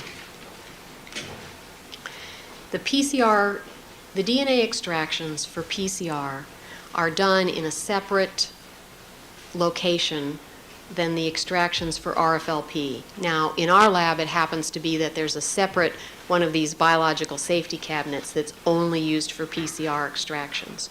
And the reason for that is that if you're doing something, if you have enough DNA to work with RFLP, that's a fair amount of DNA compared to what you might have in a PCR sample. So we don't want to be handling the large quantities of DNA that you would have for RFLP in the same place with the same equipment that you're handling the very small amounts. So most laboratories will have a separate location to do DNA extractions when those DNA extractions are for PCR. And in our lab, it's a separate one of these hoods. The sample is, and in addition to that, for example, in the hood, the pipetman, or the piece of equipment you're using to add things to the sample and take things out of the sample, are specified. That is, you have a pipetman that's used only for DNA, and you have a series of pipetmans that are used for everything else, so that you're not interchanging the piece of equipment that you're using to handle the DNA. You are that concerned. And the tips that you're using for the pipetman are these art tips that have a filter in them, so that you can't get any part of your sample up into the pipetman and then therefore accidentally transfer it to the next thing that you work with. Now, I believe, did you talk about extraction? I'm sorry, extracting evidence? Well, basically that's everything I just said relates to the area where the DNA is extracted. All right. Extraction was the first basic phase of dealing with evidence for purposes of PCR typing. Is that correct? That's right. Earlier, you described the second major phase involves what's called amplification, this copying process. That's right. Do you take any precautions or additional steps to, again, deal with the potential for contamination during this particular phase? Yes. What are those? Well, first, now that you've finished the extraction, you're going to set up the amplification. That is, you go through that process where you have a tube, and in that tube you put your DNA, and you put all the things you need to do the PCR, the primers and the polymerase and so on. That setup is done in a second area, a very clean area, and it's in our lab. It happens to be a very small room, but it could be some other just separate location. So the setup of the PCR reaction is done away from where the DNA extraction is done. Once that reaction is set up, it's then carried to yet a third location where the thermal cycler is, where the amplification takes place. Once it's gone into that area where the amplification takes place, it does not ever go back in the other direction. Why is that? Think about, in terms of the PCR, you have started with a tiny amount of material, and now, after the process of amplification, you've generated millions of copies of that tiny amount of material. The biggest contamination problem that can occur with PCR is transferring some of that amplified product back to where you're starting out with, because that amplified product will amplify really well if it gets into anything else. So it's not the only concern, but the biggest contamination concern is that you do not get any of that amplified product, which is now a lot of DNA, back into anything that you're ever starting out with. So the DNA samples go from the extraction area to the setup area to the area where the thermal cycler is, and where you then do the analysis of the amplified product, and they do not go back in the other direction. And that's to, again, avoid this problem of lots of DNA being mixed in or commingled with small amounts of DNA. That's right. Now, as far as, and I believe you described the fact that evidence is not extracted at the same time as known samples, or did you mention that? I did mention that with regard to RFLP testing, and that same general procedure, that is, you don't do the DNA extractions for evidence and knowns at the same time. That's just a general precaution we use in our laboratory, and it's applied to everything. So as far as RFLP typing, your primary steps to avoid contamination are extracting samples at a different time, that is knowns versus evidence, is that right? That's right.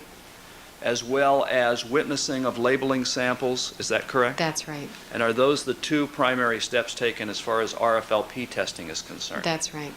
When you turn to PCR, you utilize those same two precautions, is that right? You utilize those same two precautions and the other long list of precautions that I just talked about. As far as this case, and you described a little bit about the amplification phase, was it correct that evidence samples in this case were amplified, or did it happen that they were amplified on a different date from known samples? In this case, it happened that that's the way the testing was done. Not only were the DNA extractions done at a different time, but the amplifications, that is putting the tubes in the thermal cycler and allowing the amplification to take place, that also was done at a different time for the knowns and the evidence samples. That's not necessarily the way every case is worked. It just happened to be the way this case was worked, really based on when we received samples and when we did each one. Does that play any role in the potential for contamination at all? Well, it certainly acts as a preventative measure. But it's not something that you deem to be routinely necessary. That's right. As far as these precautions, and let's focus on PCR for the moment, the precautions that you've described that you use in the laboratory, are they unique to forensic science, or are they used in other areas of science involving PCR? They are definitely not unique to forensic science, because every lab that's using PCR, no matter what the reason, is still doing this same thing. They're taking a small amount of DNA and making millions of copies of it. So any laboratory that uses PCR for any reason has got to be concerned with making sure this amplified DNA that they get at the end doesn't get transferred back to any place along from the start of the sample on forward. Are these measures taken, for instance, in laboratories diagnosing diseases, Certainly. or in research laboratories, In research laboratories also. or in laboratories conducting paternity case evaluations or testing? Exactly. And I don't mean to imply that, for example, a research laboratory would take exactly the same precautions that we would. They may be slightly different, but no matter what the setting is, for PCR, you have to be concerned about making sure amplified product doesn't get back to your starting point. I'm sorry, could I have just a moment, Your Honor?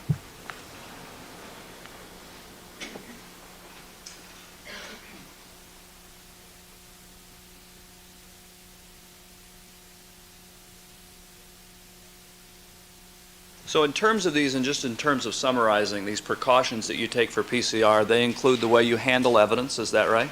Yes?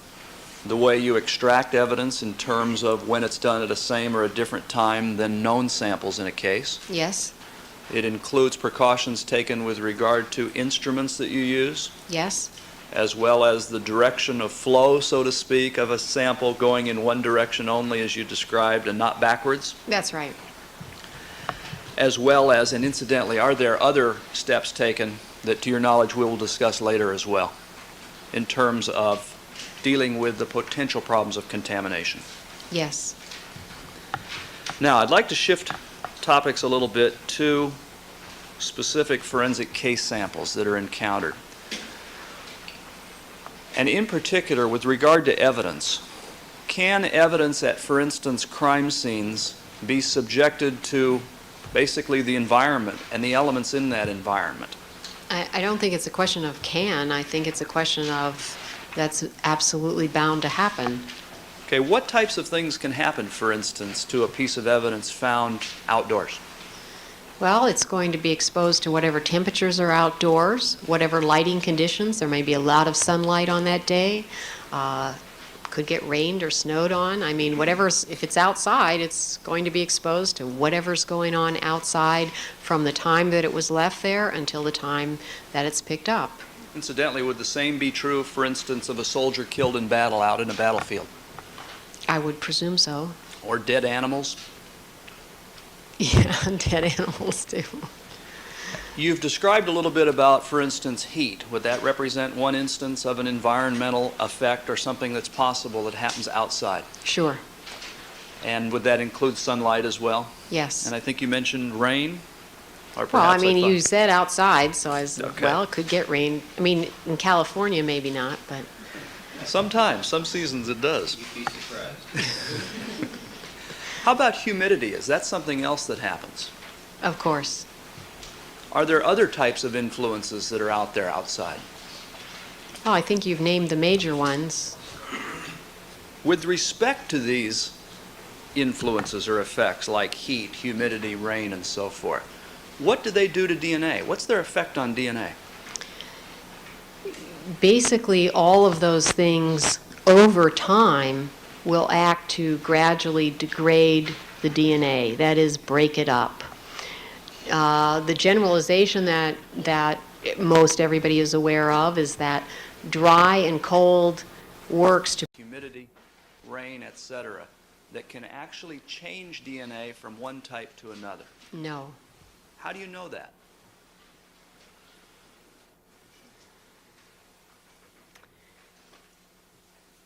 Well, you know that at a very basic level because these things will not change the DNA sequence. Light, heat, all of these things will not result in changing the DNA sequence. If you think about the kinds of locations that we're testing lengths of DNA. Suppose you're doing an RFLP test and we're using my DNA and I have a DNA fragment that's 5,000 base pairs long. degradation of DNA is a random process. There's no method or no enzyme that can go in from an environmental perspective and say, we're going to take that 5,000 base pair piece and it will then be converted to a 3,000 base pair piece. Just a nice clean thing, goes from 5,000 to 3,000. That isn't what happens. Degradation is random, so that 5,000 base pair piece, as it degrades, is going to be cut up in many different places.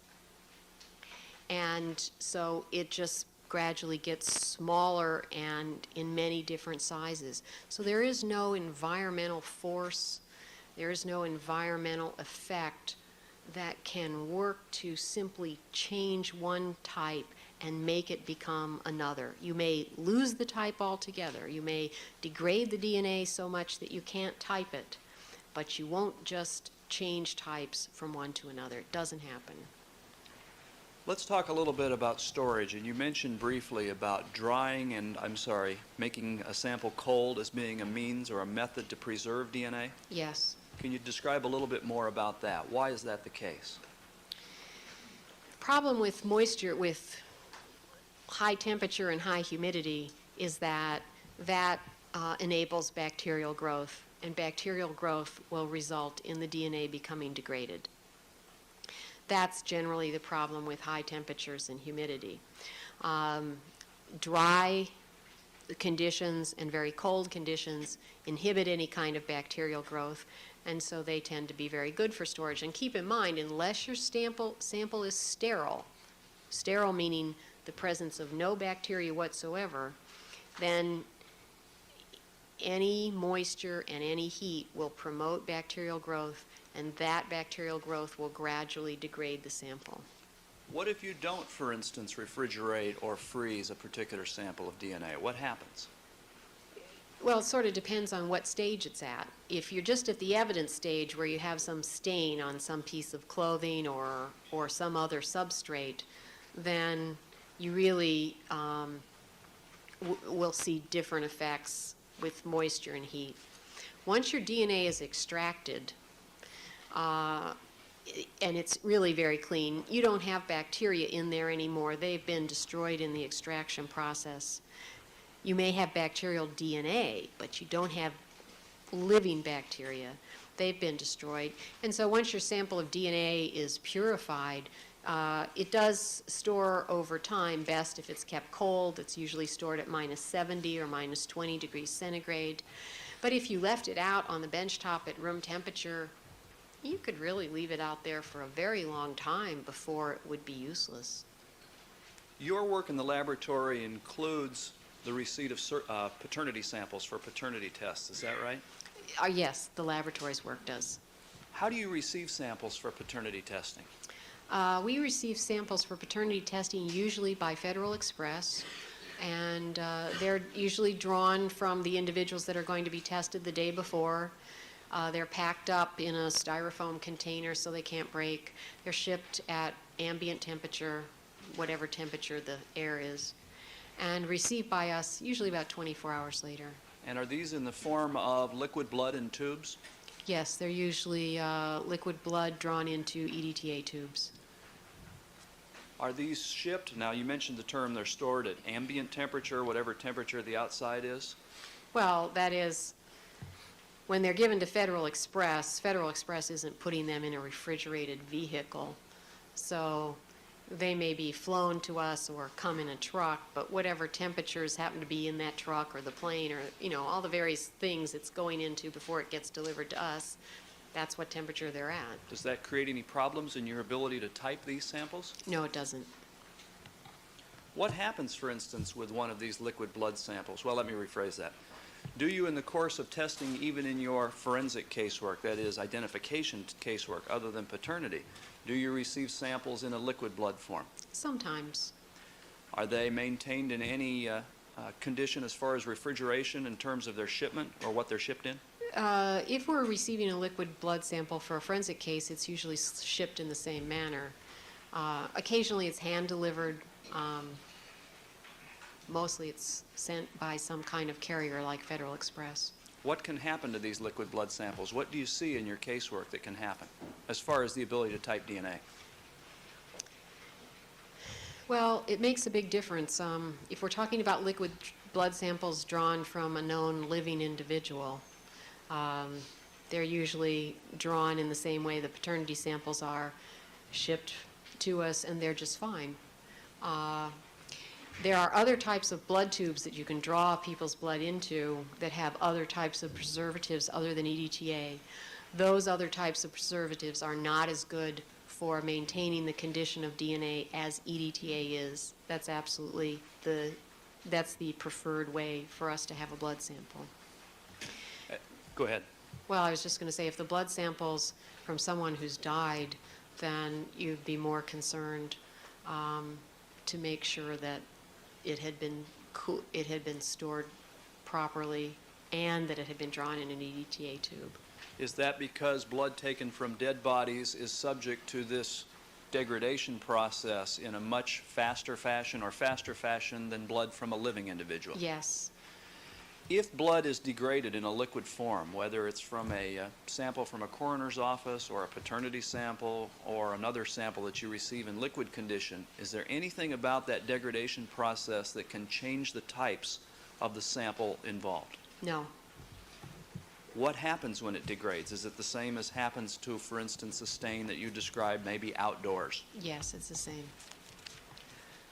Now, as far as other things that exist out in the outside or in the environment, are there any in particular that can create a problem in your being able to type the DNA in that sample itself? Any sample that is sufficiently degraded can be so degraded that you can't type it by any of the typing methods that are currently available. And there's an exception to that. It's typing of what's called mitochondrial DNA, which is DNA that is not in the nucleus, and that is the absolute last resort. That is, if a sample is in such bad condition you can't do anything else with it, you might be able to do mitochondrial DNA, and there are not very many places that will do that, that have that capability.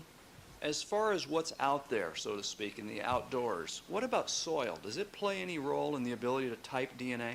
Samples that are retrieved from soil are very difficult to type. Frequently, you do not get any result.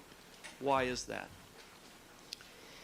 Presumably, you have bacteria in the soil that are participating in degrading the DNA. However, I don't know of a definitive experiment that's shown specifically that it's bacteria. So I only can tell you because this is the common experience, it's in the literature, and many labs have had this experience, is if they are taking a blood or semen stain from soil, their success rate with those samples is very, very low. What about leaves? Are leaves another item similar to soil? Yeah, leaves aren't good either. Would your answer as far as the reason why be the same as soil? It would. Is there anything about the presence of soil or leaves that could change the types that are found in a particular DNA sample so that they would be typed differently from what the contributor of that DNA actually is? No.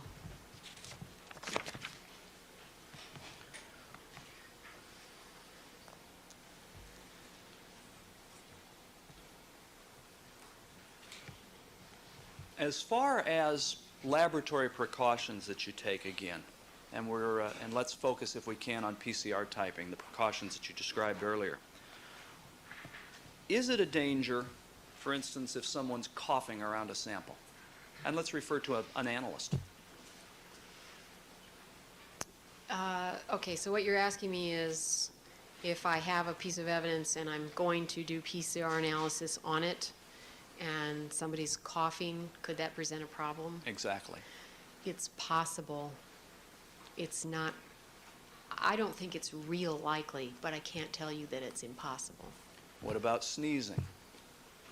Well, if you make it generic and say, if I, as the analyst, transfer any of my cells onto the sample, then I could create a problem with that sample.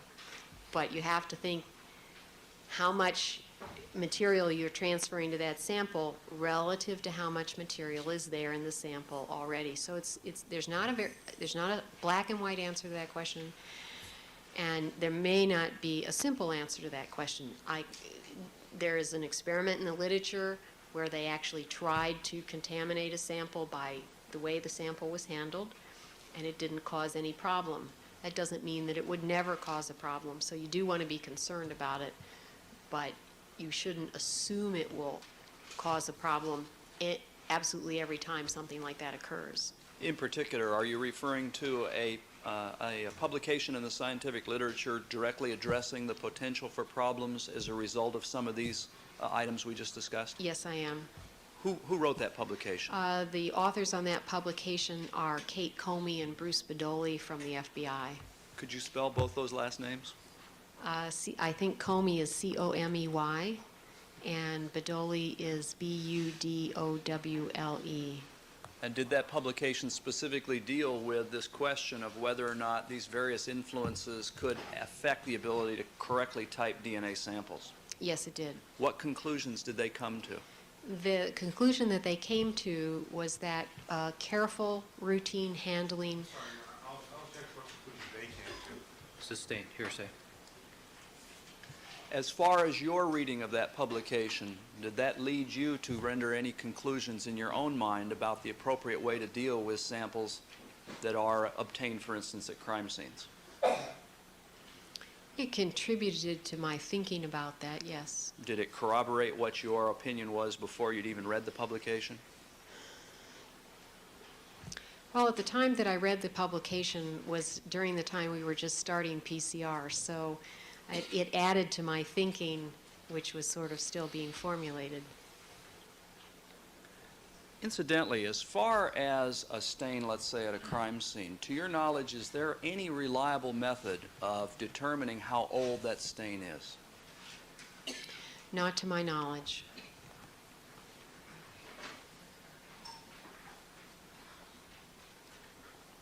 As far as these environmental influence, actually, let me rephrase that if I may, Your Honor. As far as these items that we discussed, touching, well, sneezing, coughing, etc., do you have a personal opinion about their impact on your ability to properly type DNA samples that have been subjected to PCR amplification? Yes, I have opinion. What's that? Sustained. With regard to these various impacts, well, let me rephrase that if I can. As far as your own experience in the laboratory with testing samples, and I'm referring to evidence samples, has that included samples obtained from a variety or under a variety of different circumstances? Of course.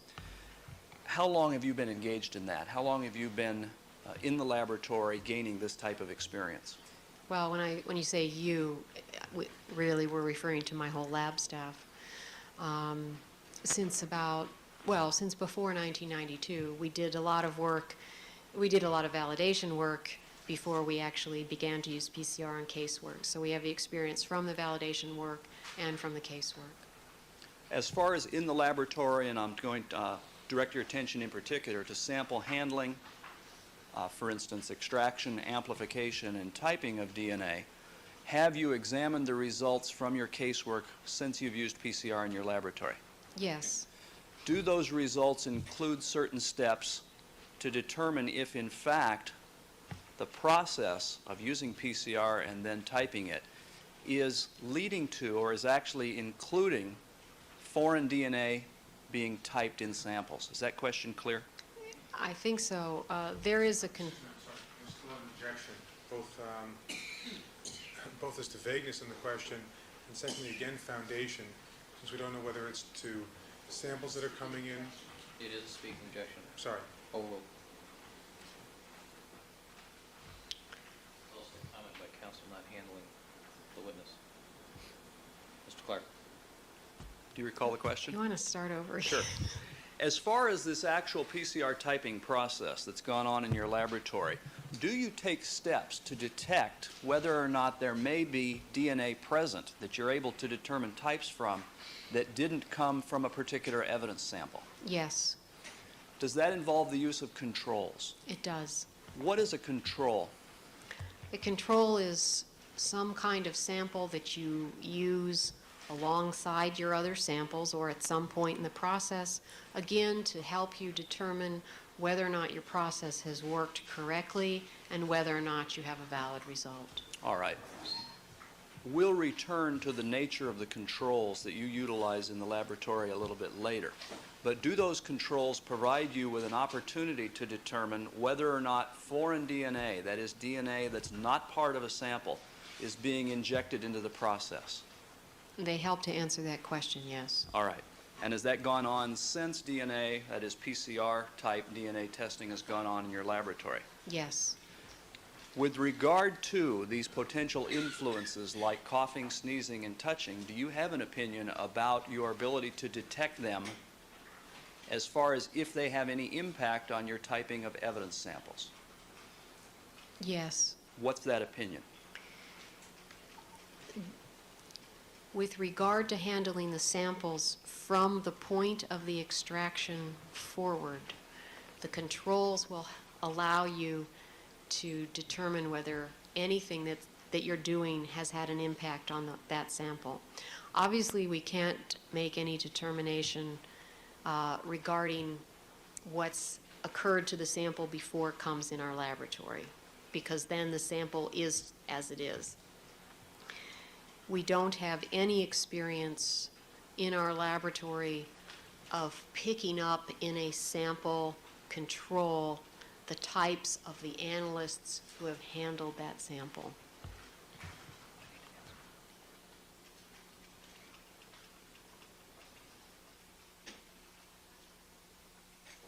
So it's been your experience in your laboratory that these considerations, these things that can happen, simply don't happen in your laboratory? It's been our experience that we are not detecting them happening in our laboratory. As far as we can tell, they are not impacting on the analysis from the point that we get the sample.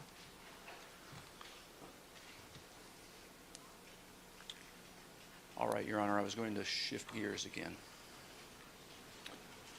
All right, ladies and gentlemen, we're going to take our recess for the morning. Please remember all of my admonitions to you. Please don't discuss the case amongst yourselves.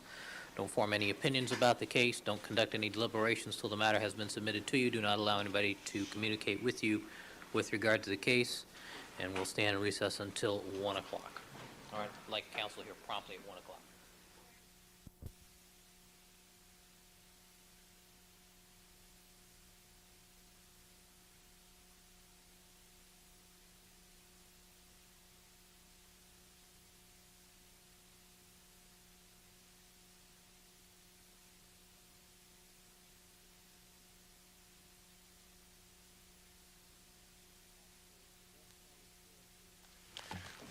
Perhaps the best starting point is that in terms of the mixture results that we have obtained on numerous items in this case, we've never intimated that any of those items match anything.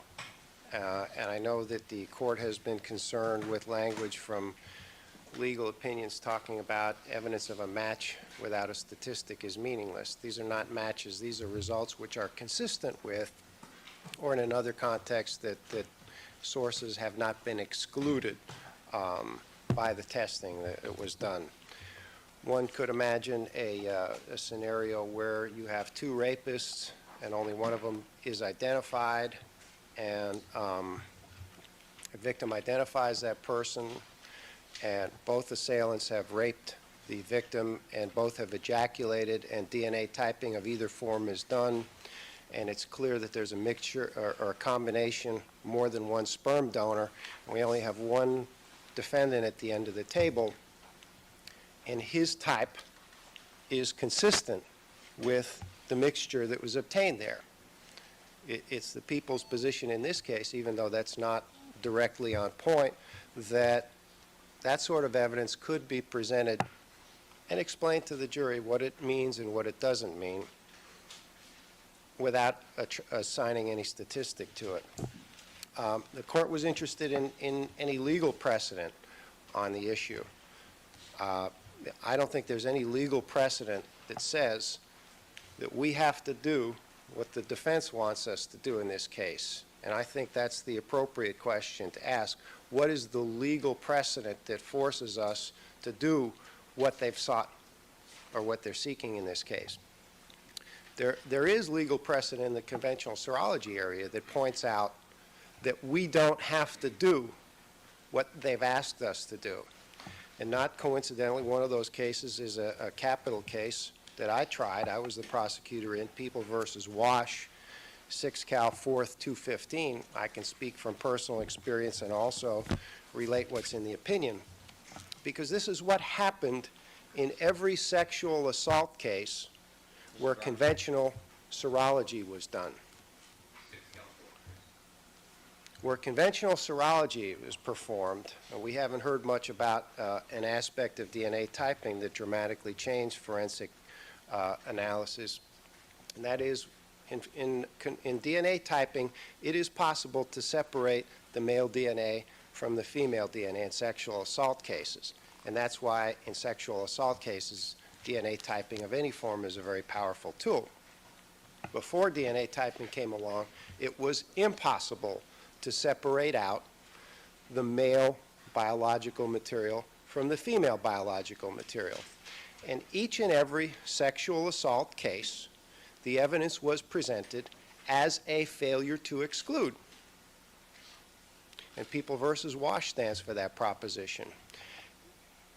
What People versus Wash does not stand for is a proposition that the defense is arguing in this case that has never been applied in conventional serology, that in those sexual assault cases, in order to present any of our results of a failure to exclude, we would have to sum up all of the possible combinations of the biological markers of both the male and the female. And so I point that out because there's a total absence of any legal issue on that point. We were never compelled to do that. We didn't do it in Wash. It was not done in another California Supreme Court case dealing with sexual assault evidence, People versus Ashmus. It is impossible to separate out biological markers. How do you spell that? ASHMUS. The site is 54 Cal 3rd 932. So I just point that out because they don't say we don't have to do that, but they do stand for the proposition that the same arguments could have been applied and were not applied in that situation. I think it's important to look at where this issue first came or became injected into this case. I'm not sure who wrote this brief, but it's replete with references to Professor Thompson, where he writes his own brief and then cites things that he's published on this article, or in the article.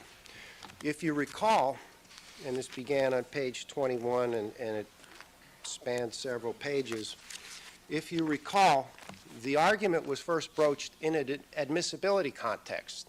The evidence would not be admissible unless. And if you recall, the initial argument was that we should not be allowed to report if we had a mixture that clearly came from more than one person, that we should not be allowed to say, aha, we see one of these people in there and the frequency for that one person is 10%. And that was never our intention. Our board does not have frequencies. That's simple. And so the argument Frequencies as to mixtures. as to mixtures, All right. as to mixtures. So Then you're only seeking to report that as a failure to exclude. we're seeking to report the data, and I'll get to that in a minute, why that's important. And if there are innocent explanations for this, we'd love to hear what they are. But I'll discuss the data in just a second. Professor Thompson's brief then goes on to claim that there's nothing about the forensic context, there's nothing about the observations in these tests that can allow a scientist to assign relative proportions or to sort out what's clearly a mixture.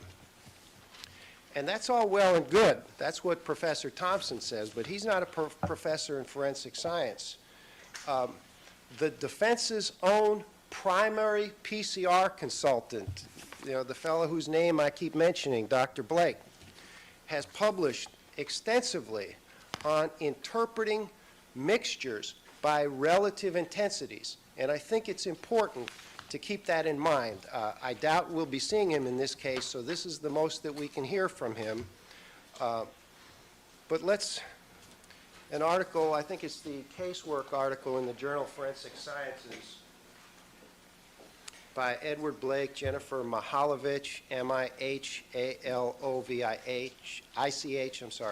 Russ Higuchi, Sean Walsh, and Henry Ehrlich, at page 706. Dr. Blake and his colleagues say, the detection of mixtures depends, in part, on the fact that any one individual can have at most 2 alleles of a given gene. The presence of more than 2 alleles in a sample indicates a mixture. Even if only 2 alleles are present, a mixture can still be detected if the 2 samples are mixed in different proportions. In this case, a mixture is suspected if the relative dot intensities corresponding to the 2 alleles are very different. And then he goes on to describe other things that appear in sexual assault cases. Later on at page 722, in the same article, Dr. Blake again discusses mixed genotypes. Another issue that has arisen in some cases is the ability to analyze mixed genotypes in biological evidence. And then the passage discusses how you can do that. Probably the most instructive article by Dr. Blake, it's a chapter in a book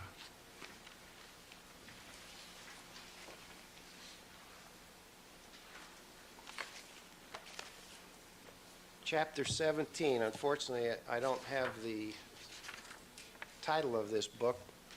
It's called Applications of PCR to the Analysis of Biological Evidence.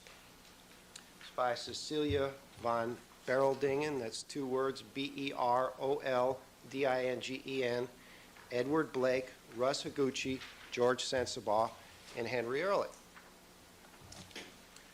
And in that chapter, Dr. Blake has a very interesting casework example. And I'll just paraphrase it. It's a sexual assault case where the victim had had consensual sex with her husband, I think 9 hours prior. And when the evidence was analyzed, a sample, you always try to obtain a sample from the last consensual sex partner in a sexual assault case, just to make sure that what you're getting is what you think you're getting. And in this case, Dr. Blake not only sorted out by relative intensities and found a much bolder pattern for the person who was accused of the crime, but he said, oh, there's a fainter pattern there, and that's consistent with the husband.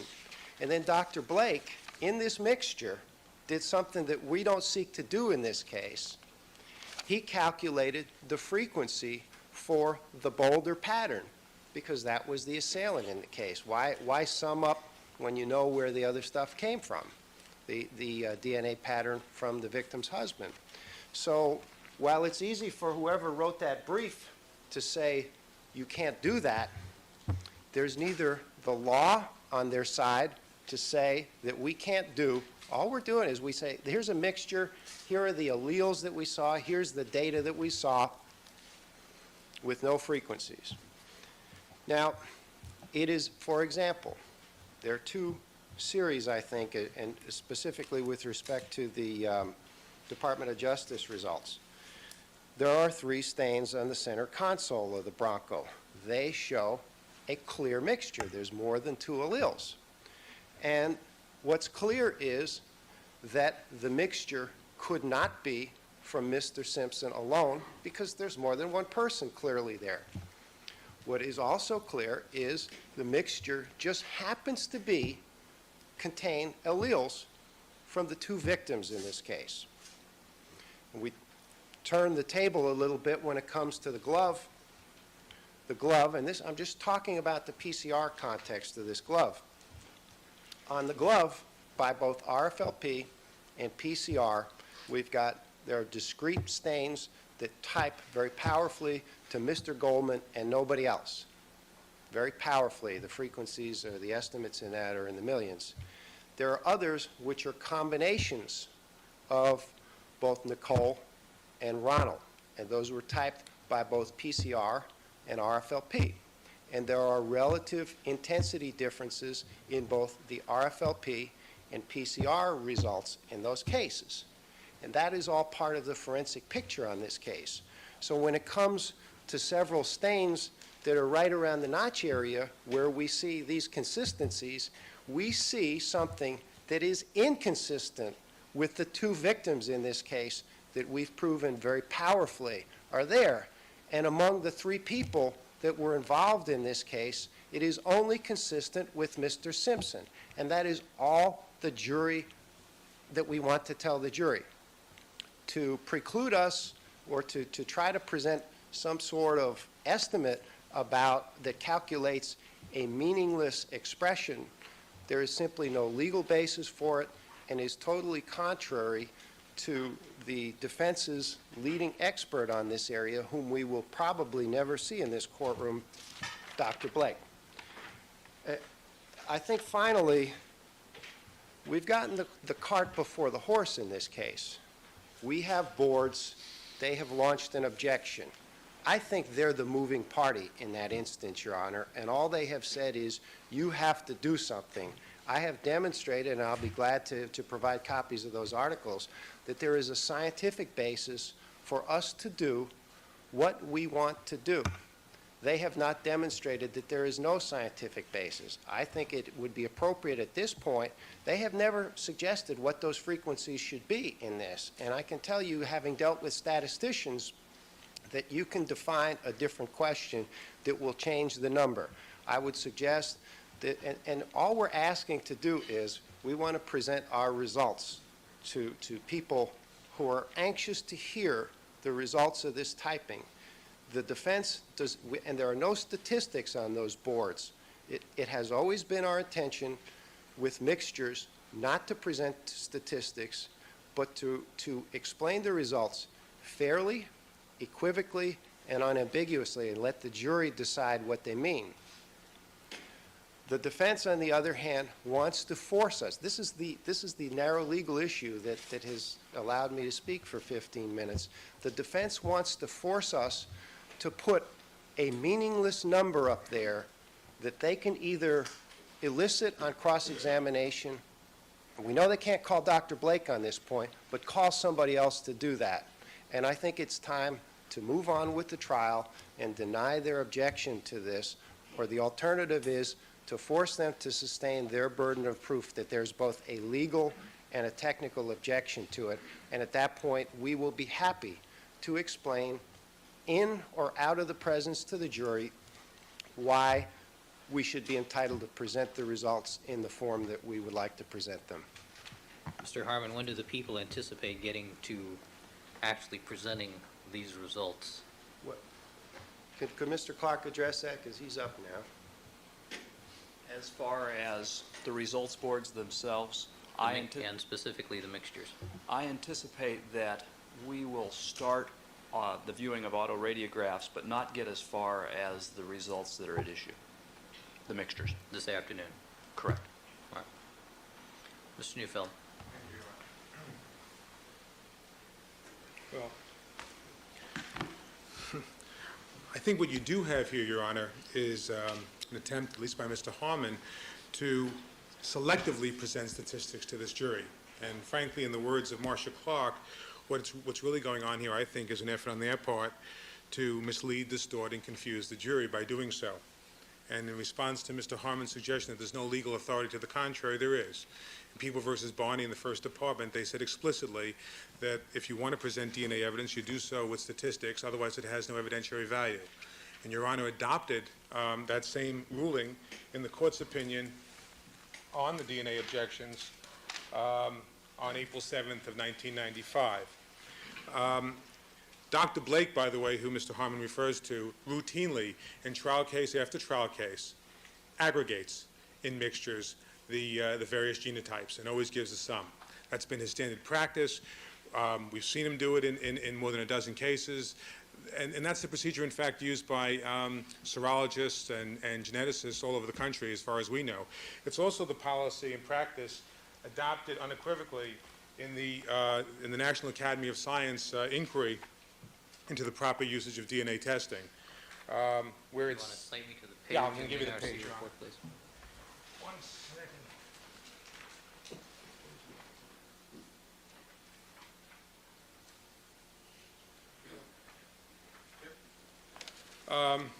On page 59,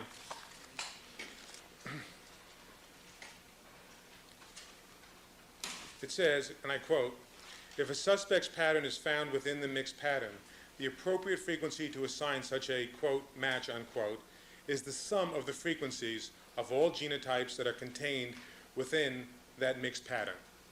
Okay?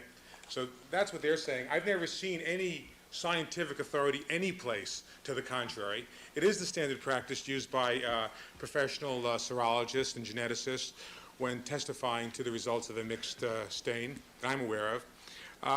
I'd also point out, Your Honor, and I don't want to spend much time on it, but you may recall when we brought up this issue last week with you, you said if they had any legal authority to the contrary, that it should be given to the court last Friday and to given to counsel last Friday. I asked again whether there was any authority yesterday, and I was told there was none. And all of a sudden, Mr. Harmon comes in here to present his argument, and for the first time we're hearing references to legal authority. And I don't believe that that's consistent with the instructions that you've given, in not only in this particular issue, but all issues that have come before Your Honor during the pendency of this case. I don't even know, because I haven't seen those cases yet, whether or not this specific objection was even raised. Did the trial lawyer say that it was error to admit the evidence in the absence of statistics? And was that issue precisely addressed on appeal and resolved by the appellate court? So I don't even know if the cases even stand for the proposition that Mr. Harmon is suggesting. But you do have legal authority here, and the legal authority is Barney. And the conventional serology cases, Your Honor, are not terribly useful in this point, because Barney was decided in the context of the power of DNA evidence, the certain cachet that comes with saying you have a DNA match. And we all know that outside this courtroom, that we're talking about things like uniqueness or an extremely rare possibility. We're not talking about items such as 1 in 20 or frequencies of 1 in 40 from conventional serology. We're talking about much, much rarer instances here. And it was because of that that the court in Barney decided that unless you say what that match is or what that inclusion is, and by the way, whether you call it a match or in a mixed stain context and inclusion, you're basically saying the same thing. In fact, Robin Cotton earlier today was asked to address exclusions and inclusions, and it was very clear from what she said that when you're talking about inclusions, you're talking about that so-called match. And I think you even ruled in the past that they're free to use those words interchangeably when describing the concurrence of data in a particular DNA profile. And so what we're saying is, and what the court basically ruled in Barney, is it's a foundation issue. It's a foundation issue. You cannot present evidence of an inclusion or a match, whether it's in a mixed stain or any other type of stain, unless, along with it, you'd give the jury some generally accepted view of the statistics of that. Now, you've already ruled that they're allowed to give estimates based on the product rule, and they're not required to use some other approach. But at least they should be required to use that same product rule that they use for giving frequencies on the single source stains to the mixed stains. And there's a very straightforward way to do that. It's the way that's described in the NRC report. It's the way that any experienced scientist would do it. You simply look at the different frequencies. They could be the frequencies that Cellmark already has for those different genotypes, and you aggregate them. It's as simple as that. Otherwise, you really do mislead the jury. I gave you an example the other day of one mixture that they would present through Cellmark Diagnostics, and that's a mixture on the steering wheel in the Bronco.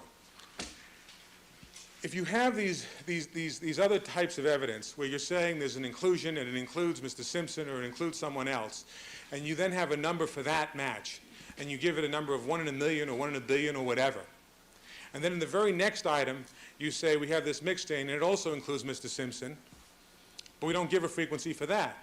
Then under 352, the likelihood of confusing the jury and leading them to infer that that match has the same power as the match just above it is extraordinary.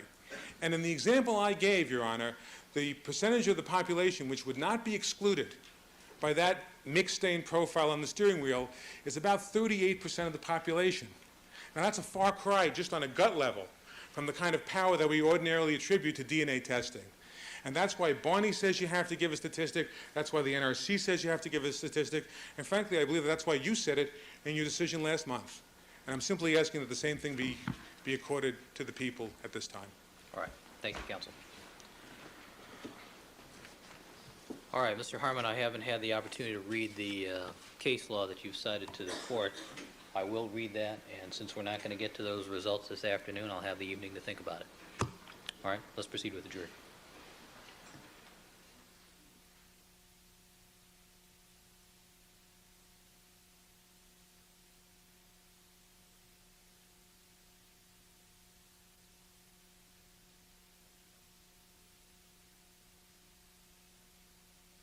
We're going direct examination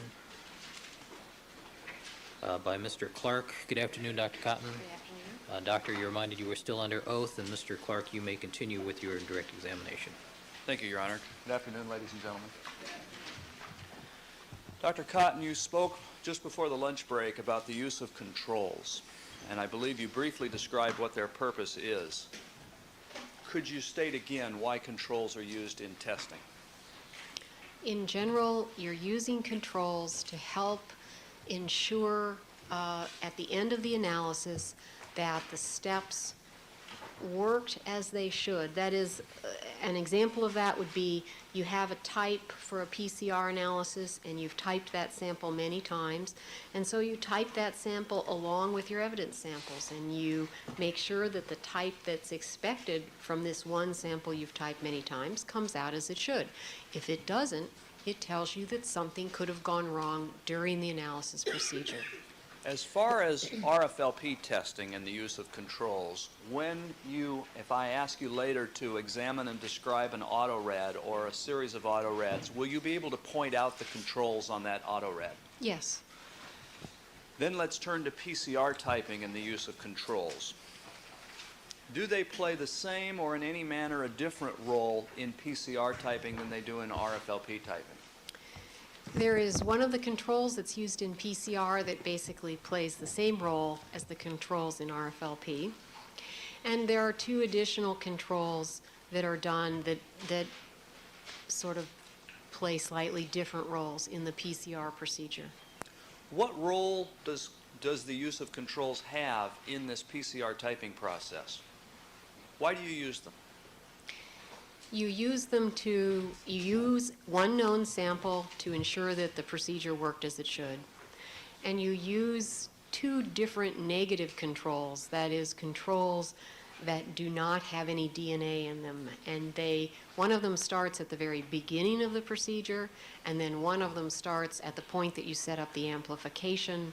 And they are in there to control that in your handling of the evidence and known samples that you didn't add any DNA inadvertently in the processing for the PCR.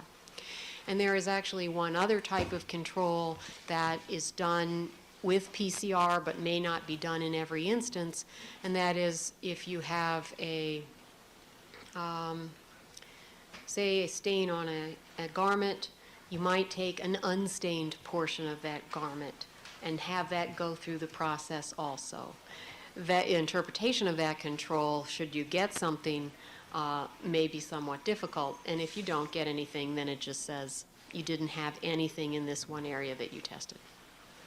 All right. The first type of control that you described was a control with a known type of DNA in it for PCR typing? That's right. And then you also described, and you used the term negative controls. Does the negative control name come from the fact that there's no DNA in them?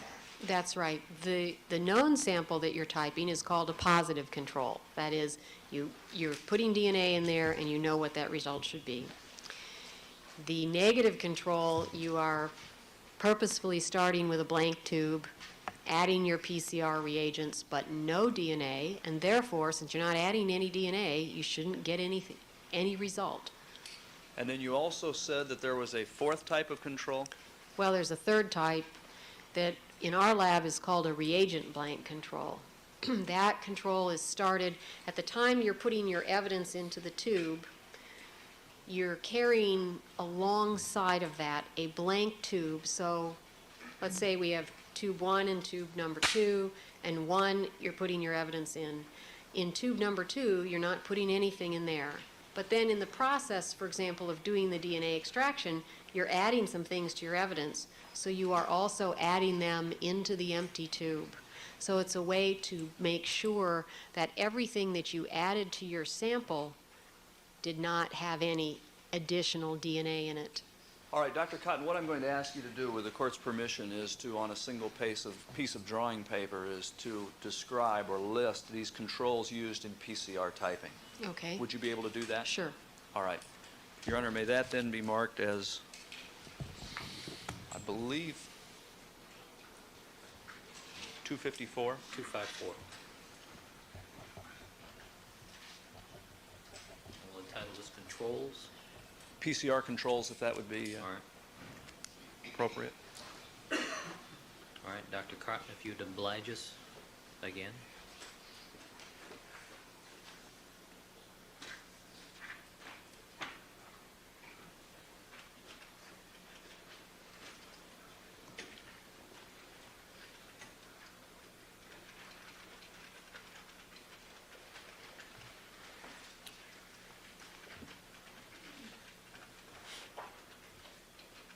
Mr. Clark. Yes, thank you. Dr. Cotton, if you would, could you label this particular piece of paper PCR controls?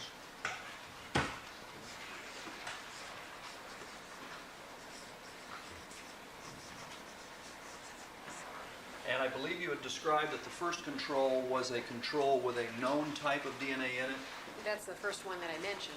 and I think you used the term positive control? Yes. All right, could you write positive control?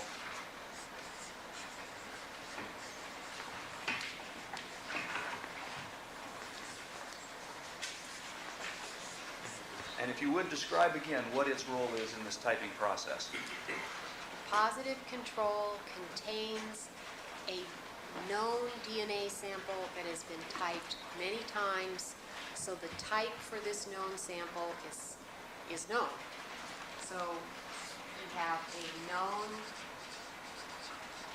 DNA sample. You carry that's set up at the point the amplification is set up, and it's carried through the rest of the typing procedure. If the types in that known sample do not come out as they should, it would be an indication that something had gone wrong in that analysis step, in the series of steps that you've used. In other words, you know what the type of that positive control is, and if you don't detect that type at the actual portion of the test where you determine types, then you know something has gone wrong. That's right. All right, what was the second type of control that you described? The second type I described was a negative control.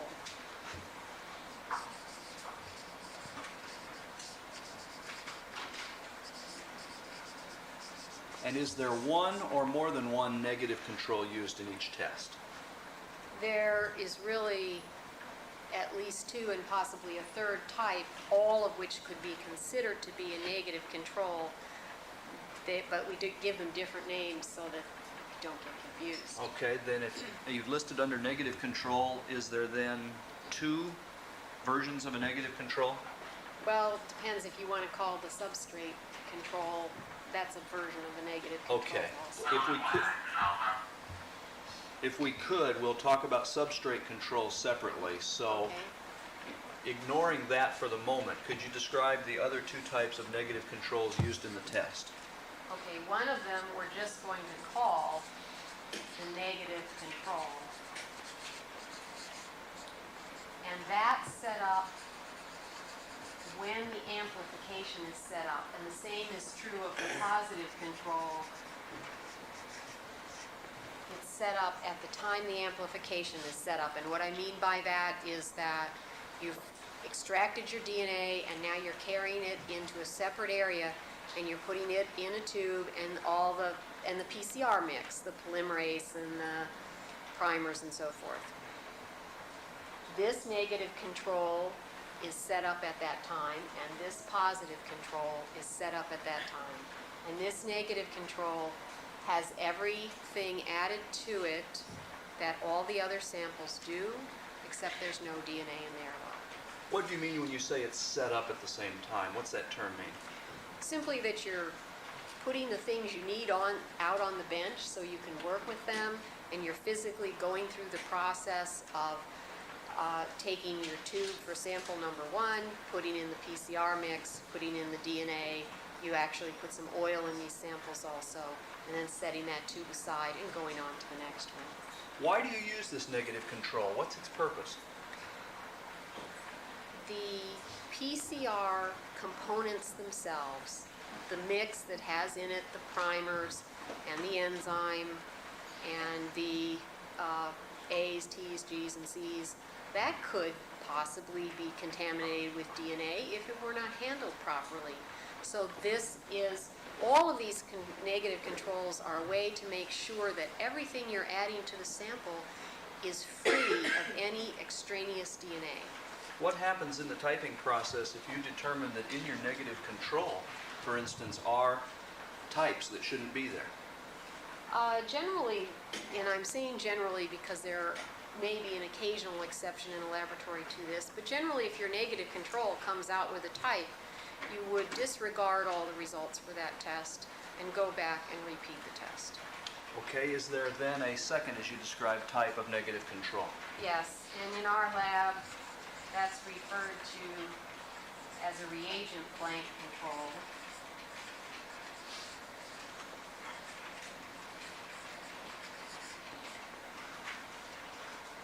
What does that control consist of?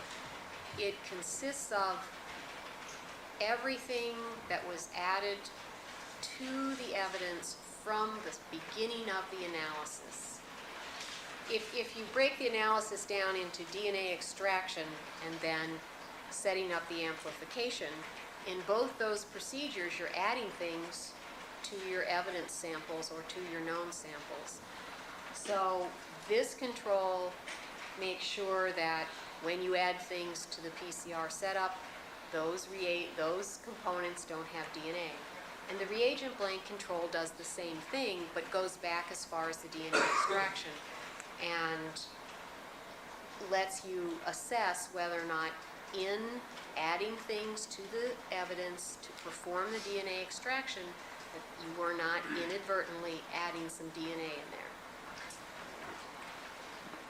As far as inadvertently adding DNA, how does this control perform that process? Actually perform that role?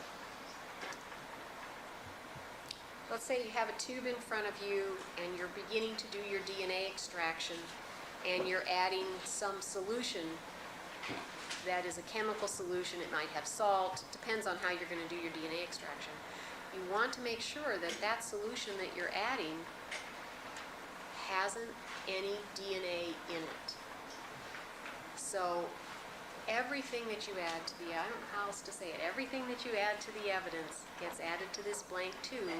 So at the end, if you have DNA in this blank tube, that tells you that you would have been, the same things that got added to that blank tube also got added to the evidence. It tells you might have inadvertently added some DNA-containing cells to the evidence. And if you see results in this negative control where you actually see types, what does that tell you? If you saw a full-blown type, you would certainly declare the results of your analysis inconclusive. For most instances, if you saw something in the reagent blank, you would declare your results inconclusive. I can think of a few examples of when you wouldn't do that, or you might consider not doing that, but in general, that would be what you would do. So is this then a third alert to you of potential problems? Yes, that each one of these controls is an alert to you of a problem that could have occurred, and it helps you sort out where that problem could have occurred. And then again, I believe you said there was a fourth control as well, or actually a third type of control, but a fourth control. If you do a substrate control, that's another type of control. On these typing strips themselves, is there an additional control? On the typing strips themselves, there is a dot which needs to appear in order to assure you that you had enough amplified DNA to get a reliable result.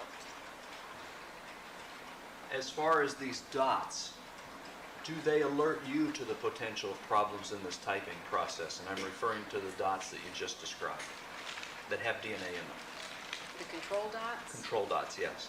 they don't alert you to a problem. They alert you to the fact that they say you had enough DNA in your sample, that is, you had enough amplified DNA in your sample, and the results on this strip are reliable because you can see this control dot.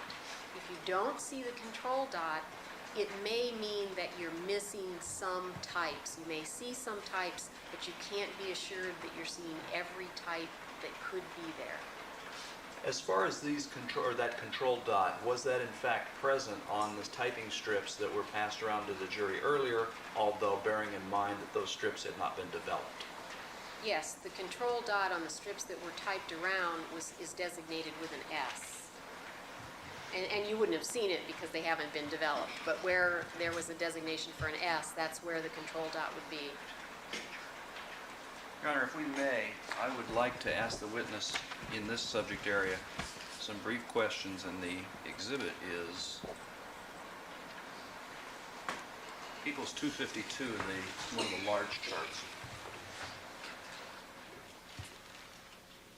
All right, would you like Dr. Cotton to remain there? No, actually, I think, Dr. Cotton, if you could just stand by and not get hit by the chart.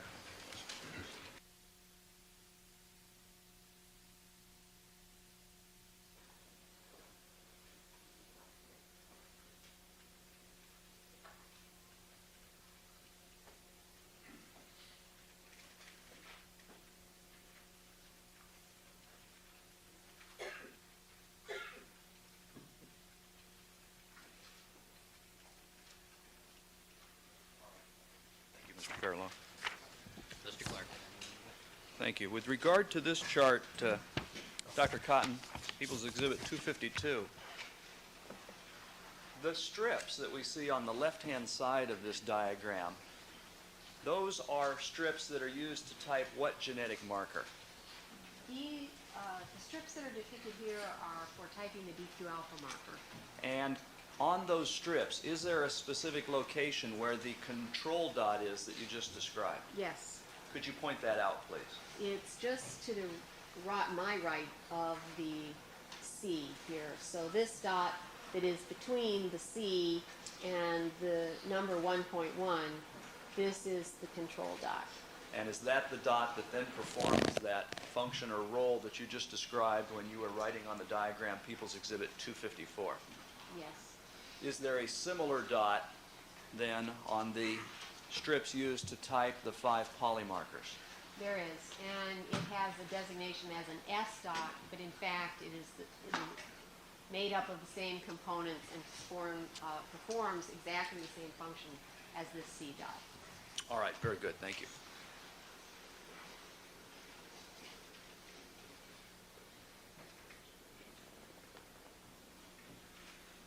Dr. Cotton, you also described or used the term unstained control, was it?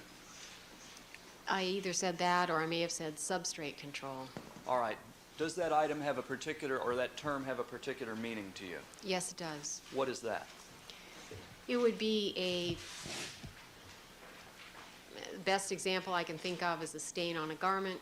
It would be a portion of that garment that did not have any apparent stain, which you could then type and use that to help you interpret your results on the stained portion of the garment. In what way? How does that assist in the interpretation of any results from a stained portion? Well, it may assist in that the control portion may not have any type at all, and that would just be a general indication that the garment itself, usually control is taken very near the stain, so I'm not thinking about taking a control on one shoulder and then looking at a stain on another shoulder. So you're taking the control near where the stain is and you're saying, well, I don't have any additional DNA besides what I'm seeing, and therefore what I'm seeing from the stain is probably all the DNA that's there. I mean, the other obvious result is that you got a type from your control section, and that might mean, for example, suppose someone had worn a shirt for a very long time, a week or something. You might actually pick up some of that person's type who had worn the shirt for a week on a control section. You might see that type reflected in a stain section as well. So it would just be information on the condition of the surrounding area of the stain. Why would you be able to see a person's type on a garment that had been worn for some time? Because you may have skin cells that, if you've worn a garment for a really long time, may have adhered to the fabric. You may have a sufficient number that you would actually see a type. Now, I haven't done an experiment on this, but I've just used this as an example. All right. As far as these unstained or substrate controls, as you've just described them, do they play any role in determining whether or not contamination of a sample may have occurred? It doesn't, well, actually, yes, it would help you to determine that as well. If you picked up a type on the unstained portion, the other explanation, other than what is, either that type existed on that unstained portion at the time it was collected, or it had been deposited on there somewhere during the processing. And there's no way you could be able to distinguish which of those two scenarios had happened. It would just alert you to either the thing had DNA on it when you started, or some extraneous DNA may have gotten on it during the processing, and you couldn't tell the difference. How often do you receive unstained or substrate controls in casework at Cellmark? I don't know how to give you an exact figure. We receive them some of the time. Most of the time we do not. As far as all of these controls that you've described, do they all represent different versions of basically lights that can be lit or alerts to you about the potential for problems? That's exactly right. Now, turning in particular to the strips, and these are these PCR typing strips, and I believe just a few moments ago you pointed to a DQ alpha typing strip, and then you also, or we also showed to the jury a polymarker typing strip, is that right? That's right. These results, and I believe you've already described this, are actually read visually. That is, a person looking at them and deciding where there are positive results and where there aren't. Is that right? That's right. And by positive results? Blue dots. Blue dots. Does one person simply read those results in the laboratory to determine what the types are that are present? Well, not in our laboratory, and I can't speak for every laboratory. Every laboratory that does this does not have exactly the identical procedure. In our laboratory, the evidence samples are read by two individuals. If you're doing a known sample, that sample may only needs to be read by one person. But any evidence sample gets read by two people. As far as these results themselves, are they maintained? Do the strips still exist, for instance, if you want to look at a case a day later, a week later, a year later, and so forth?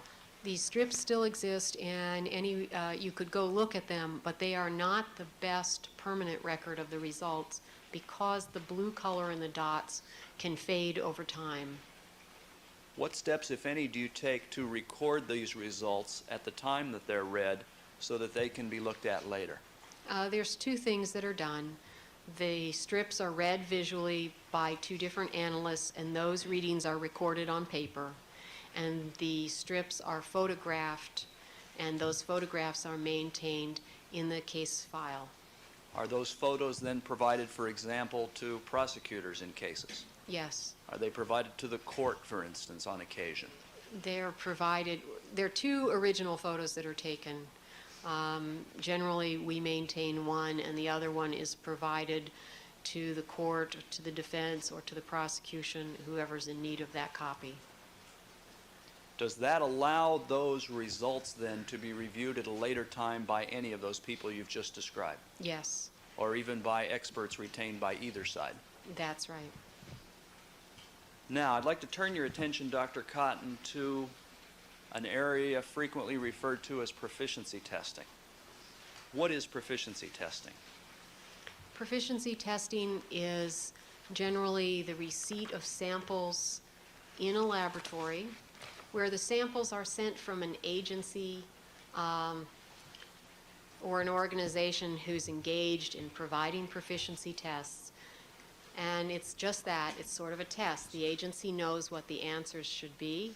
They're sending samples to the laboratory. The laboratory in general is aware that these are proficiency test samples, does the analysis, reports the results back to the agency, and then the agency, which may also send these tests out to many other laboratories, will compile the results and send a report out.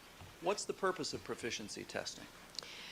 It's to enable you to make an unbiased judgment about how well your laboratory is performing, because you have an opportunity to do a set of samples where someone else knows what the answer should be, and also to compare how you did with how other laboratories receiving equivalent samples would do or did. Incidentally, is Cellmark, and you described yesterday Cellmark in the United Kingdom, is it involved in providing proficiency samples to any laboratories? Cellmark in the United Kingdom has a proficiency test program where they do provide proficiency samples to other laboratories, and we receive them, and many other labs in the United States do as well. As far as these proficiency tests, are they taken by analysts in your laboratory? Yes. Who participates in taking those tests? Everyone that is involved in doing any kind of analysis for forensic or paternity casework takes proficiency tests during the year, and generally each analyst is required to perform 2 per year. Does that include yourself? Includes myself and the other PhD staff, since we are involved in the analysis of the casework results. You touched briefly yesterday on the fact that there are other individuals in your laboratory who perform the actual bench work. Is that right? That's right. And would this be actually pouring in the reagents, manipulating the steps necessary in the tests, and then ultimately producing the product that's eventually read and interpreted? That's right. In this case, and we'll return to it a little bit more a little later, in this case, who were those individuals who actually performed this work in this case? The work in this case was done by Julie Cooper and Paula Yates. With respect to both of those individuals, have they participated in proficiency testing as well while at Cellmark? Yes. These proficiency tests, can you describe in a little bit more detail about how they're set up and in what form they're sent to the laboratory for purposes of testing? I can tell you how we receive them. I don't know very much about how they're set up, since I'm not involved in doing that. We generally will receive the samples. They're usually shipped at room temperature, and for forensics samples, they're made to be similar to case samples. So they're usually blood stains, and the knowns are usually blood stains on cotton cloth. And the evidence samples may be blood stains or semen stains or some mixture. And generally a proficiency test will consist of 3 or 4 samples, which would be the typical number of samples that might be in one case. At least that's for our laboratory. Typically for a single case, it'll be average maybe 4 samples. And they are received by our quality assurance coordinator, and then she hands them out to whoever is next in line to do a set of proficiency samples. As far as these samples, when they're sent to you, and if let's assume you're an analyst actually determining what the results from typing of these samples are you informed ahead of time of what the results are? No, that's the whole point. You don't know what the results are supposed to be. Are you therefore required to complete the test, report the results, and then later you find out if you did it correctly? That's right. Now, how often are these tests, and I believe you touched on that, you may have already answered this, How often are members of your laboratory required to take these tests? Twice a year. Are there any organizations that set recommended frequencies for taking tests like this? There are two organizations who have guidelines for laboratories that are engaged in DNA analysis, and both of those organizations, in regards to proficiency tests, recommend that each analyst or each person involved in casework do 2 tests per year at a minimum. What organizations are those? One organization carries the acronym TWGDAM, it's TWGDAM, which stands for the Technical Working Group on DNA Analysis Methods, and is sponsored by the FBI and consists of crime laboratories from around the United States and members of the FBI laboratory. Does that group also issue guidelines on a range of areas involved in DNA testing? They've issued guidelines on conducting DNA testing, staff for DNA testing, and quality assurance programs for laboratories engaged in DNA testing. What was the second organization? The second organization is ASCLAD Lab, again, it's an acronym, ASCLD/LAB. That is the American Society of Crime Laboratory Directors Laboratory Accreditation Board. If this jury had previously heard testimony about ASCLD, would that be the same organization? It would.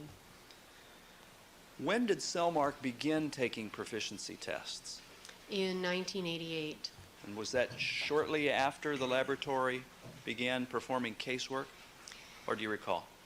The first proficiency test that I'm aware of that Cellmark took was actually received in late 1987, so it would have been received about the same time, in the same time range as we started doing casework. Do you, as part of the business at Cellmark, compile information about how the laboratory has performed in these proficiency tests since they were begun? Yes. As far as the taking of these tests, these proficiency tests, and the results, can you describe for us, beginning back when proficiency started, how the laboratory has performed?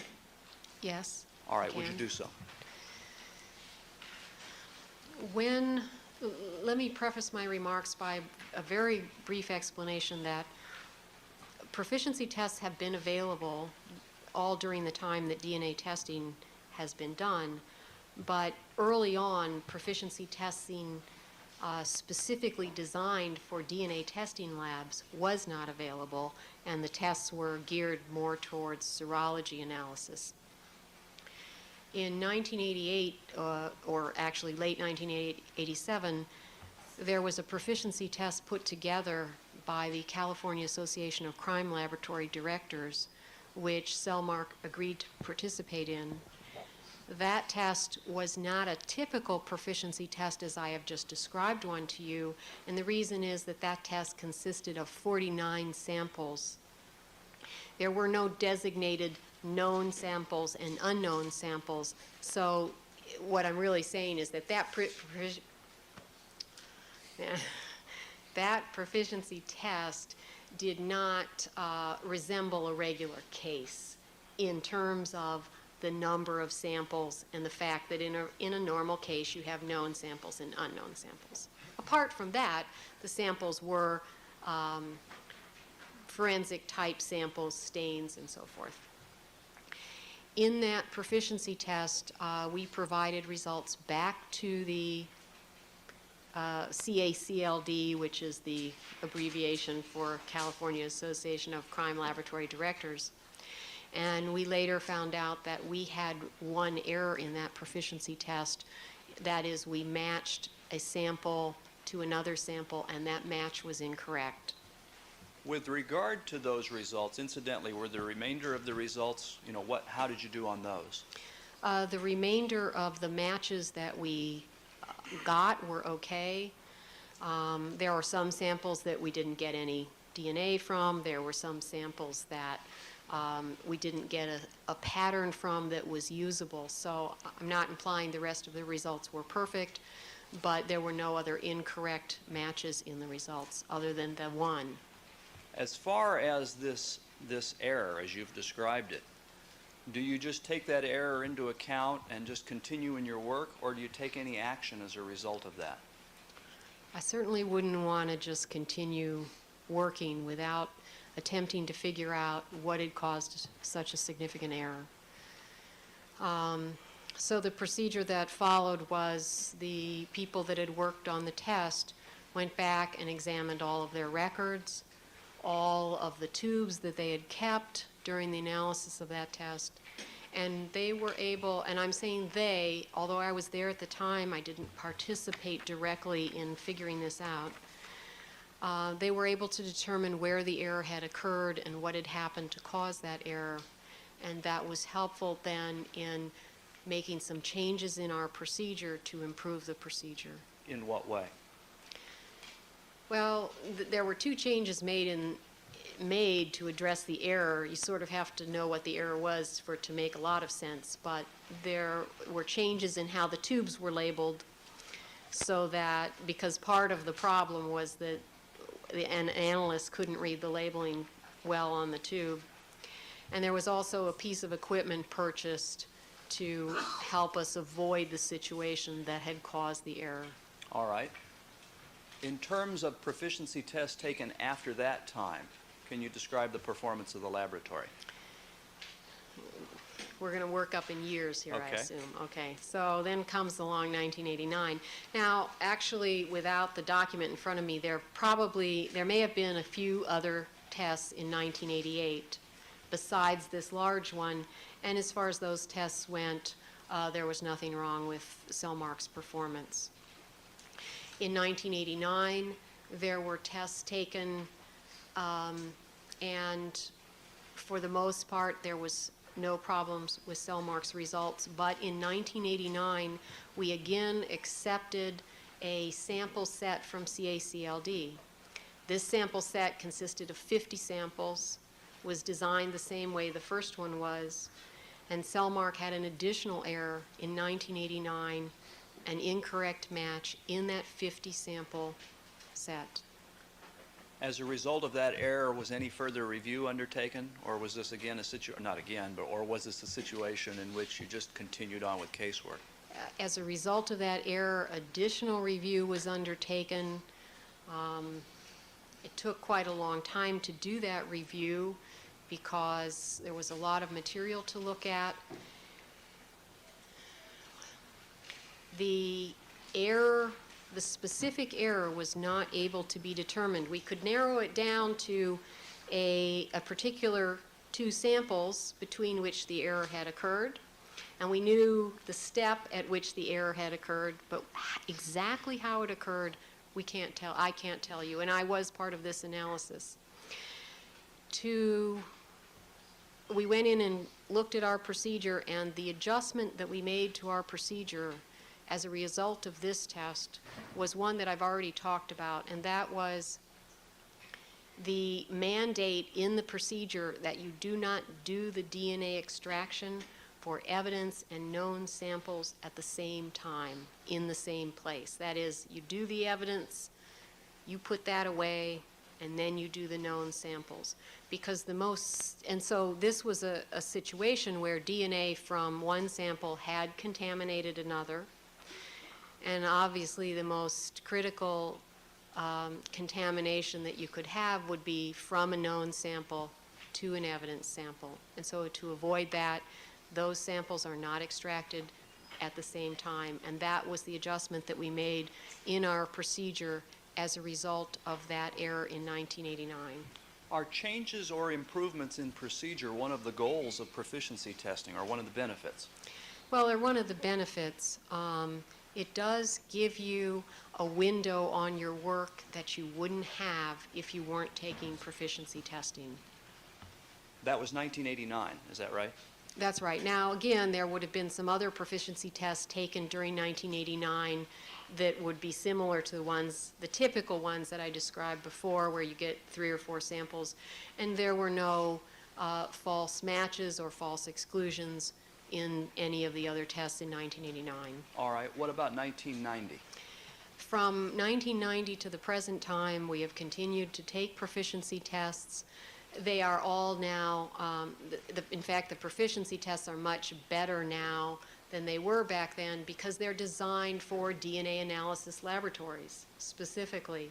And as I said, they generally consist of 3 or 4 samples. And since that time, there have been no further errors in proficiency tests in terms of incorrect matches or incorrect exclusions in our proficiency testing. During that time period from 1990 through 1995, approximately how many different tests are we talking about? Can you estimate that? You know, that's all listed in a document that I know you have and I have a copy of, but it's not down here with me. The best, let's estimate it this way, we have had, for the most part during these years, 6 or 7 analysts, and they've taken at least 2 tests per year, occasionally more than that. So you're doing about, say, 14 tests per year at a minimum. Would then one add also onto that the 3 PhDs who also perform these tests? We don't get a separate test because what the design of the test is that you do it as if it were a regular case. So we are participating in the test in our normal role for doing casework. So we don't get additional tests that are directed just towards us. All right. As far as licenses, does Cellmark hold any licenses? Yes, we do. Can you describe those, please? We hold a license to handle radioactivity. We hold a license to transport. It's a clinical laboratory, under the Clinical Laboratory Improvement Act, to basically that allows us to transport samples across state lines, and there's an inspection associated with that license. We have a license in the state of Maryland to do molecular biology techniques. There's an inspection associated with that license. We have a few other odd licenses that aren't very relevant. Is there any certification or accreditation process involving DNA testing laboratories in this country? Yes, there is. Can you tell us about that, please? There are actually 3 programs, of which we participate in 2. One of them is sponsored by the American Association of Blood Banks, and I mentioned that, I think, yesterday. And it is an accreditation for doing paternity testing. And you can get accredited using for like HLA testing or ABO testing. Since we only do DNA testing, our accreditation is in that area only. Of paternity testing? Yes, that is doing paternity testing using DNA analysis. Through the American Association of Blood Banks? That's right. Are there any other organizations who participate in accrediting or certifying DNA laboratories? There is another organization that accredits laboratories for paternity testing, and it's a very similar program to that of the American Association of Blood Banks, and we aren't currently participating in that program. And there is a program sponsored by ASCLD, that is the American Society of Crime Laboratory Directors, for accreditation of forensic laboratories doing DNA analysis. And we hold an accreditation from that organization. I'm sorry, did you say you have been accredited by ASCLD? Yes, we have. As far as that accreditation, to your knowledge, were you the first private laboratory accredited by ASCLD?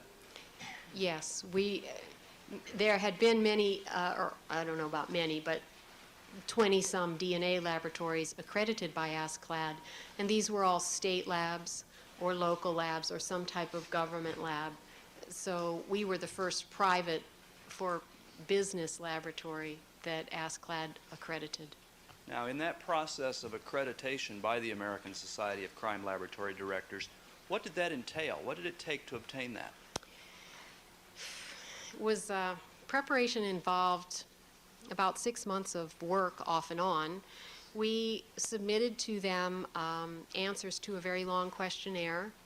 We submitted documentation of our procedures for quality assurance. We submitted documentation of our testing procedures in the laboratory.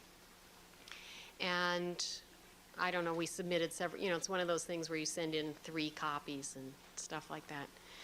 And then we were given an inspection date, and we had an inspection from ASCLD inspectors. We had 3 inspectors in our laboratory for 3 days, and they looked at individual cases. They looked at the laboratory facility. They interviewed all of the laboratory staff involved in forensic cases, and then they did an evaluation. And as a result of that evaluation, what happened? As a result of that evaluation, we received accreditation by that organization this past September. As far as this accreditation process, did it include, for instance, the laboratory's use of RFLP typing in forensic cases? Yes, it did. Did it also include your laboratory's use of PCR in forensic cases? Yes, it did. You've also mentioned an organization that you've described as Twigdom or TWGDAM. Does that organization, and I believe you mentioned earlier, does that organization produce guidelines for DNA typing in forensic cases? It does. Can you tell us a little bit? You described some basic areas that those guidelines describe. Can you tell us in a little bit more detail how they cover forensic DNA typing? It's very similar, although not identical, to the guidelines that you have to meet for ASCLD. The guidelines cover what kind of education and training your staff should have, what kind of quality assurance program you should have, what kind of documentation of the work that you do that you should keep. There are some specifications in there about how the DNA testing should be done, guidelines on general aspects of doing the DNA testing, and there are some guidelines as to how the results should be reported. There is then a separate document written by the same organization that covers in more detail what a good quality assurance program would encompass. As far as these guidelines from Twigdom, does Cellmark follow those guidelines in its forensic casework? Yes, we do. Incidentally, I know you described Twigdom as being sponsored by the FBI, is that right? It's made up of a lot of crime labs, and my understanding is that it's sponsored by the FBI. We're not a participant. We are not a participant in Twigdam, so I'm not positive that that's correct. In terms of your human identification or forensic casework at Cellmark, are you asked to perform testing exclusively by prosecuting agencies? No. Who else asks you to perform casework? We may be asked to do casework by a defense attorney. And in terms of prosecuting agencies, I guess you're including both investigators and attorneys. So we work for whoever is interested in sending us a case. In other words, by your last answer, you were referring to being asked to perform testing by prosecutor's office, like the Los Angeles District Attorney's Office in this case. Yes, we might receive samples from a district attorney's office, we might receive samples sent to us by a crime lab, or we might receive samples from an investigator. As far as your testing, is it the case that in some instances you obtain test results and after that criminal charges are filed in cases? Yes, that happens sometimes. Is it also the case that following your testing and casework, it may be that criminal charges already filed are dismissed? Yes, absolutely. Is it also the case that after obtaining results in your casework that in fact people may be released from prison as a result of those casework results? You have one moment, Your Honor, just so I can speak to counsel.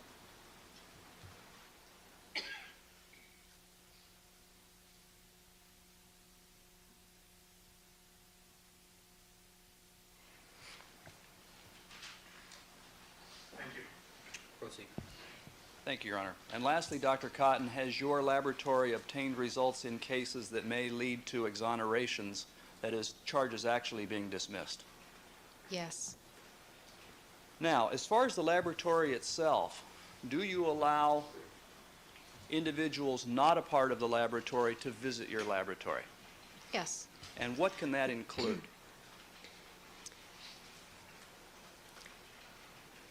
There's two general groups of folks that might include.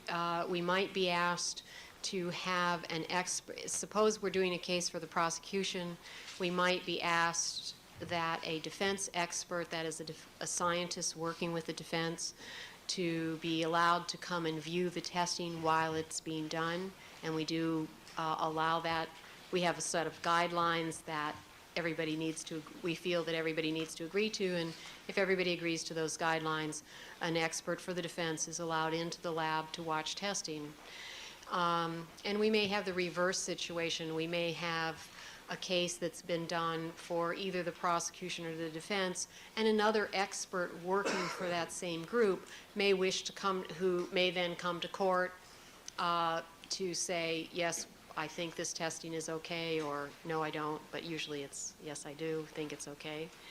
That expert may come to the lab, look at the laboratory, discuss laboratory procedures, ask laboratory staff questions or something, to become familiar with how work is done in our lab. Now, you described the fact that there are some guidelines in place about these visits. Yes, there are. What do they include?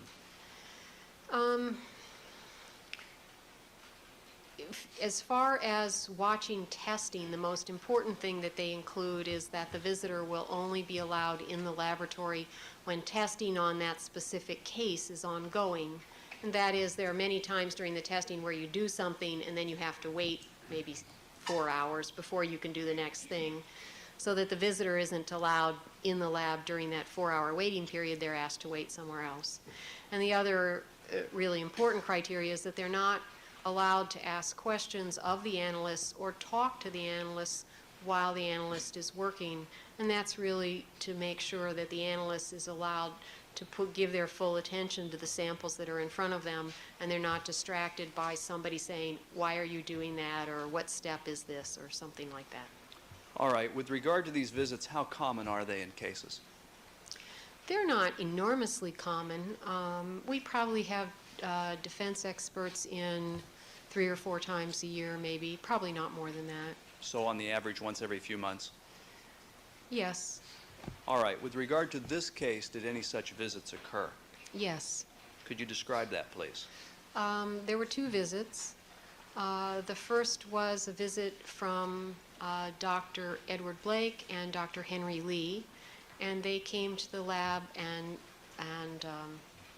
witnessed and took part in, actually, the division of some of the samples. The samples were small blood-stained swatches. 10% of those samples was to be set aside for future testing, and Dr. Blake actually took the cuttings that were set aside for future testing. All right. And that was actually an exception to our guidelines, because normally we wouldn't let Objection, Your Honor. Just a point of clarification. Sidebar Yeah. with court reporter, please.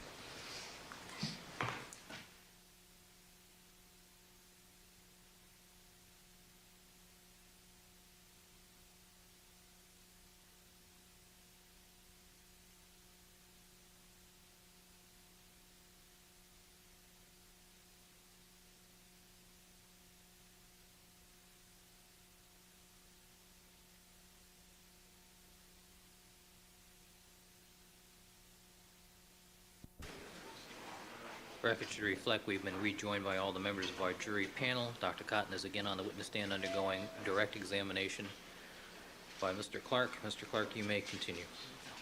Thank you, Your Honor. Dr. Cotton, I believe we left off, and you had described a first visit made by experts from the defense in this case, Yes. and you had described the fact that Dr. Blake was present. Yes. You also described the fact that he, in fact, actually performed some cutting of some samples at that time. That's right. All right, I'd like to return to that in a little more detail later, but as far as these cuttings, was his role limited as far as the cuttings are concerned to actually physically cutting a portion of those pieces of evidence? That's right. And did the entire evidence, including both sides of the cutting, so to speak, remain in your custody? Yes, all of the pieces remained in the custody of Cellmark.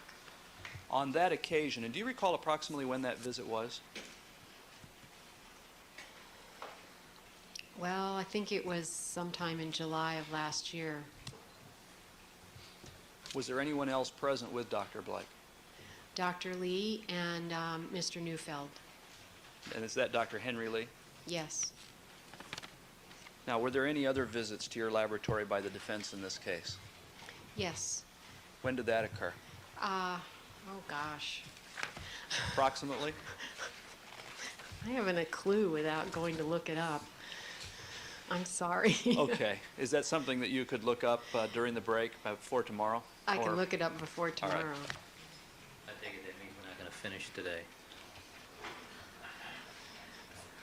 I am not confident in finishing today, Your Honor. I'm sorry. Let's move along. Without getting into the date, Dr. Cotton, do you recall who was present during that visit?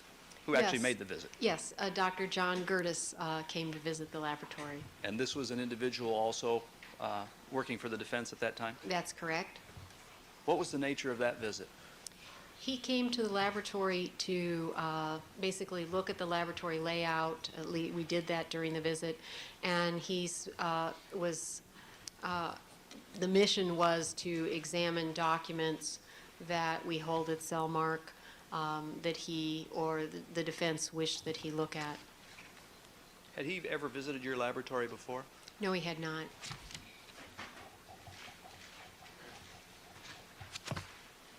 All right. With respect to the types of cases your laboratory takes, you've described the fact that they involve human identification or forensic casework, That's right. paternity testing as well. That's right. I think As that's far- about the sixth time we've asked that question.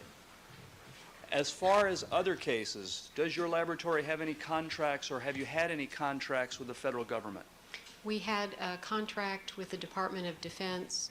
I don't know that the contract is not still working. Or I don't know what the right term for that is, but it's done. And the contract was for doing analysis for Desert Storm casualties. So that was to help identify remains from the Persian Gulf War. Yes. Now, approximately how many cases does your laboratory perform work on in the course of a year? Usually between 400 and 500. And is that split up in any manner, paternity cases versus forensic Oh, cases? I'm sorry. That 400 to 500 would be forensic cases only, and the paternity cases would be, somewhere between 1,000 and 1,500. You brought up the term earlier today, quality assurance. What is that? Basically, it's the set of procedures that are worked alongside your normal work to make sure that the equipment is functioning and to ensure that the quality of the work that comes out of the laboratory is always high. Do you actually have a person who's assigned this area of quality assurance? Yes, we do. And what's that person's role? What does he or she do? She does a whole lot of different things. It might be a little easier just to sort of say what happens in a quality assurance program. All right. But, for example, it includes being able to track and when reagents are made. That is, things come into the lab and they're used to make solutions, so they're records of those solutions. There are many different things in the labs that have to be at constant temperature, so all the refrigerators, freezers, water baths, and so on, all those temperatures are maintained. She's also responsible for administering and looking at proficiency tests. She does audits of the laboratory, that is, every month or 2 months, she will walk through the laboratory unannounced and check out to make sure that all the equipment is in order. Anything that should have been calibrated or adjusted on a routine basis, the records are in place that those calibrations or adjustments have been done. And I guess that's the general idea of what she does. And now I don't remember where I was supposed to go from there. Just in terms of quality assurance, this person performs this function of overseeing quality assurance as She you've described it? Yes, she oversees it. That doesn't mean she goes and does all the temperature checks, but she oversees the entire program. Dr. Cotton, if you would you allow Mr. Clark to finish asking the question before you start your answer? 'Cause We were both talking together. Now, as far as casework, you receive cases in the laboratory, is that right? That's correct.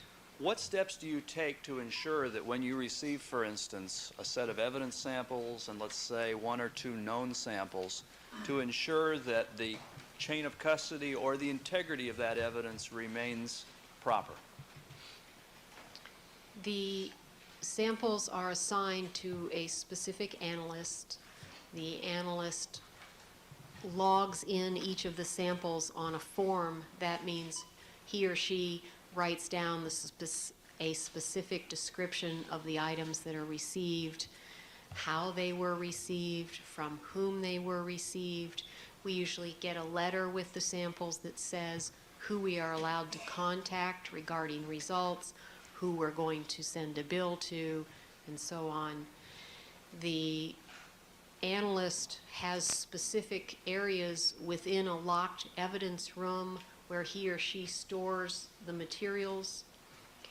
The analyst has custody of the materials the entire time they're at Cellmark, and during the testing keeps detailed records of where the samples are, at what stage in the testing. That is, she doesn't write down where they are because they would be in her area of the refrigerator or freezer, but she or he would write down they're in the freezer, they're in the refrigerator, if that was important to keep track. And there are a lot of forms that get filled out during the testing that document how the testing was performed. And then at the end of the testing, after the report is written, that person then returns the evidence or anything remaining from the evidence to the submitter. You've described earlier that 2 individuals who actually performed testing in this case were Julie Cooper and, I'm sorry, did you mention the second individual? I did, Paula Yates. Paula Yates. Is there a title that they have in the laboratory? Both Julie and Paula are senior molecular biologists. Why were there 2 individuals performing the actual testing in this case?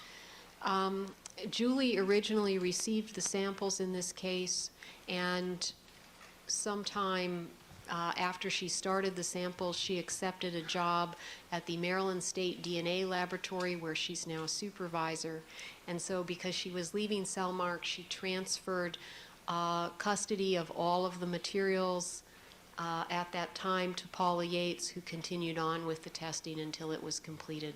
Are you familiar with the qualifications of both Julie Cooper and Paula Yates? Yes. Can you briefly describe each of their qualifications at the time of their testing? Both of them had worked for Cellmark for about 6 years. Paula is the supervisor of the forensic group, has a Bachelor of Science degree from the University of Maryland, and about 6 years' experience in doing forensic testing. Julie has a master's degree in forensic science from George Washington University. She also had about 6 years of experience in forensic testing. Had you, prior to this case, previously worked with both of those individuals, Julie Cooper and Paula Yates? Yes, many times. And is that something, well, let me rephrase that. Did you in fact work with them on a number of cases prior to this case? Yes. Have you had an opportunity to review their casework in previous cases as well? Yes. As far as the testing techniques that are used in the laboratory, do you have in place protocols about how tests are to be conducted? Yes, we do. First of all, what is a protocol? Basically, it's sort of like a recipe book. It lists all the steps on how to do the test in a lot of detail. Do these protocols apply to both your RFLP typing as well as your PCR typing? Yes, there's a separate there's one book basically for RFLP and another book for PCR testing. Is it common in science to have protocols describing how to conduct scientific tests? Very common. As far as these protocols, is it something, for instance, for either RFLP typing or PCR-based typing that's relatively short, or is it detailed and extensive? I've seen protocols that are relatively short, and I've seen them that are detailed and extensive, and ours happens to be detailed and extensive. Do you have any role in, for instance, either the creation or changes that are made to these written protocols? Yes. Can you describe that, please? As laboratory director, my signature is required for final approval for any change in the procedure, and my signature is required yearly on the procedure as evidence of a yearly review. So I participate in that yearly review with the quality assurance coordinator, and if we decide to make a change or an addition to the protocol, someone else certainly might write that, and many people may look at it, but it requires my signature as laboratory director to be put into place I gather then changes are made to the protocol. frequently. Why is that? Many of the changes are simply additions. That is, we might add, for example, we were doing DQ alpha, and then we wanted to do the polymarker testing, so we had to write protocols that now included the polymarker testing. But the other thing is that you might go to a scientific meeting or read something in the literature where someone had discussed a procedure that gave very good results. You would then check that out in your laboratory, and then if it was giving better results than your current procedure, you would go ahead and change your protocol to reflect the improvement. Is that the nature of science itself? Yes. As far as these protocols, do they start at a particular portion of the testing process and end at another one? Does that question make any sense? Well, it just covers all the steps. Okay, from what point to what point? It starts at how do you log in the evidence? How do you properly receive the evidence is where it starts. And then where does it end? It ends in how do you interpret the results. Are individuals who are working in the laboratory, such as Julie Cooper and Paula Yates, required to follow these protocols? Yes. What happens when something comes up in the course of testing? Kind That of the- vague, isn't it? Yes, it was. Perhaps if I add a little more to it. What happens if something comes up in the course of testing that isn't covered by the protocols? What happens?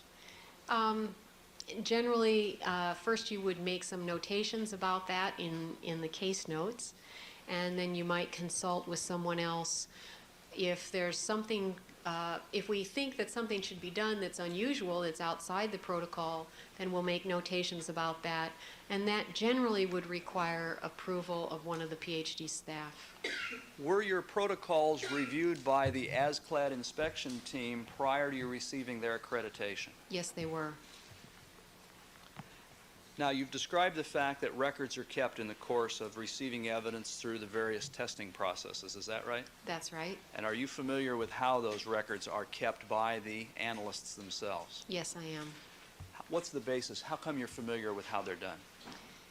When my role in the case is to get all the records and including the results and a draft report and review the records, review the data, and review the report and participate in signing that report with the person who actually did the work with their own hands. So as part of my everyday job, I'm going through case records, reading them, checking them, making sure that they're all in order so that I can sign the case when it's done. To be able to describe results in a given case, how can you do that without actually sitting there and watching every step of the testing process? When you're done with the test, you have some data, you have some information. So what I'm doing is participating with the analyst in interpretation of that data. And I have not sat and watched. I mean, if I was going to sit and watch, I might as well do it myself. I have not sat and watched every step of the test.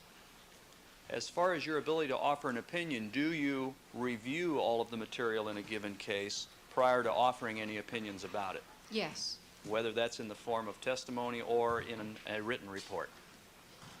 In either case, I would be reviewing all of the data and most of the documentation in the folder. Okay, I'd like to turn your attention to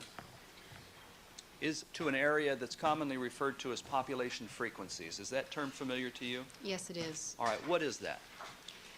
It's the expression of saying for a particular genetic characteristic within a population or large group of people, how often would you expect to find that characteristic? For instance, would population frequencies enter into a description of approximately how many people have the ABO type, blood group type O, for instance? Yes. As far as population frequencies, could you describe, please, the education and training you've received in the area of frequencies? My exposure to this particular area of biology has mainly been in the 7 years that I've been at Cellmark, because we deal with defining frequencies for the genetic markers that we use every day. So I have no specific training outside of Cellmark. We have a person on our staff who has a PhD in this particular area, and as a part of my job, and when I go to scientific meetings, I'm both hearing lectures in this area, and I make it a point to read the literature in this area as well. How about your experience with frequencies in, for instance, casework? Well, in terms of doing a case, if you have samples that are consistent with some known person, and this is part of your report, then as part of your report, if there is sufficient data, you're saying how often you might see this particular set of genetic characteristics. So in all the report, not all, but many of the reports that go out involve the calculation of frequencies for particular sets of genetic characteristics. Do you consult with experts in the area of, well, let me rephrase that question. Is there a particular area of science that deals with, in particular, the area of populations and frequencies of genetic marker characteristics? Yes, there is. What's that called? That discipline would be referred to as population genetics. Do you, and have you, as a result of your employment at Cellmark since, I'm sorry, what year? 1988.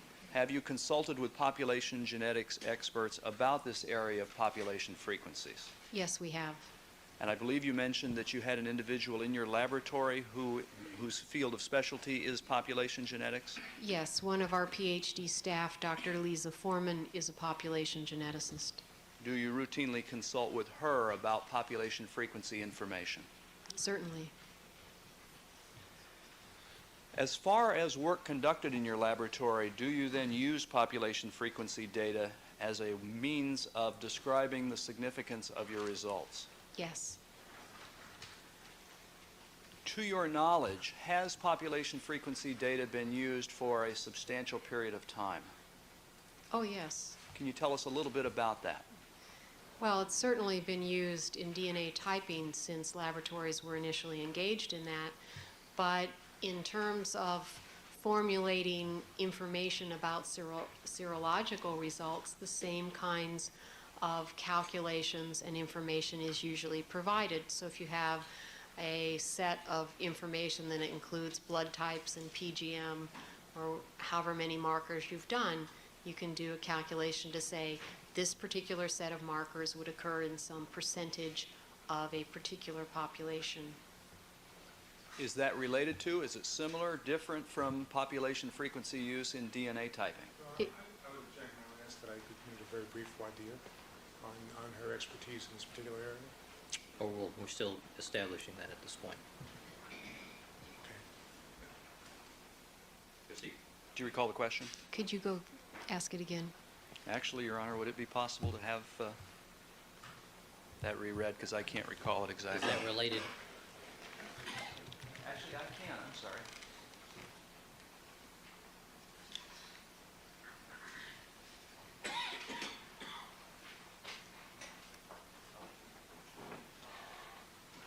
As far as this use of population frequency data, has it been in use for a substantial period of time? Yes. Objection, Your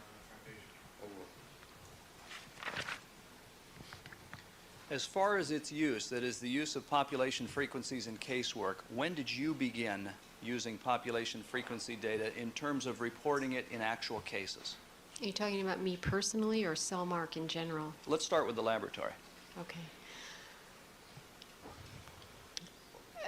There's going to be a little bit of time, there's a time frame in here where I can't be particularly accurate about the answer. I came to Cellmark in 1988, and sometime during that year, I started being involved in forensic casework.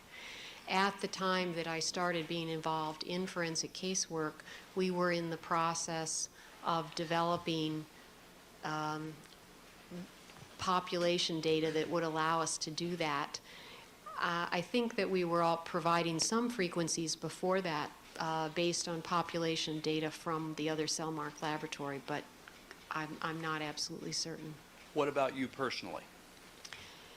The point at which I would have become involved would have been the point at which I began signing forensic casework, and I was also involved in setting up how the population samples at Cellmark would be analyzed and reported. So at that point, I became involved in discussing, understanding, and generating population frequencies as they relate to DNA typing.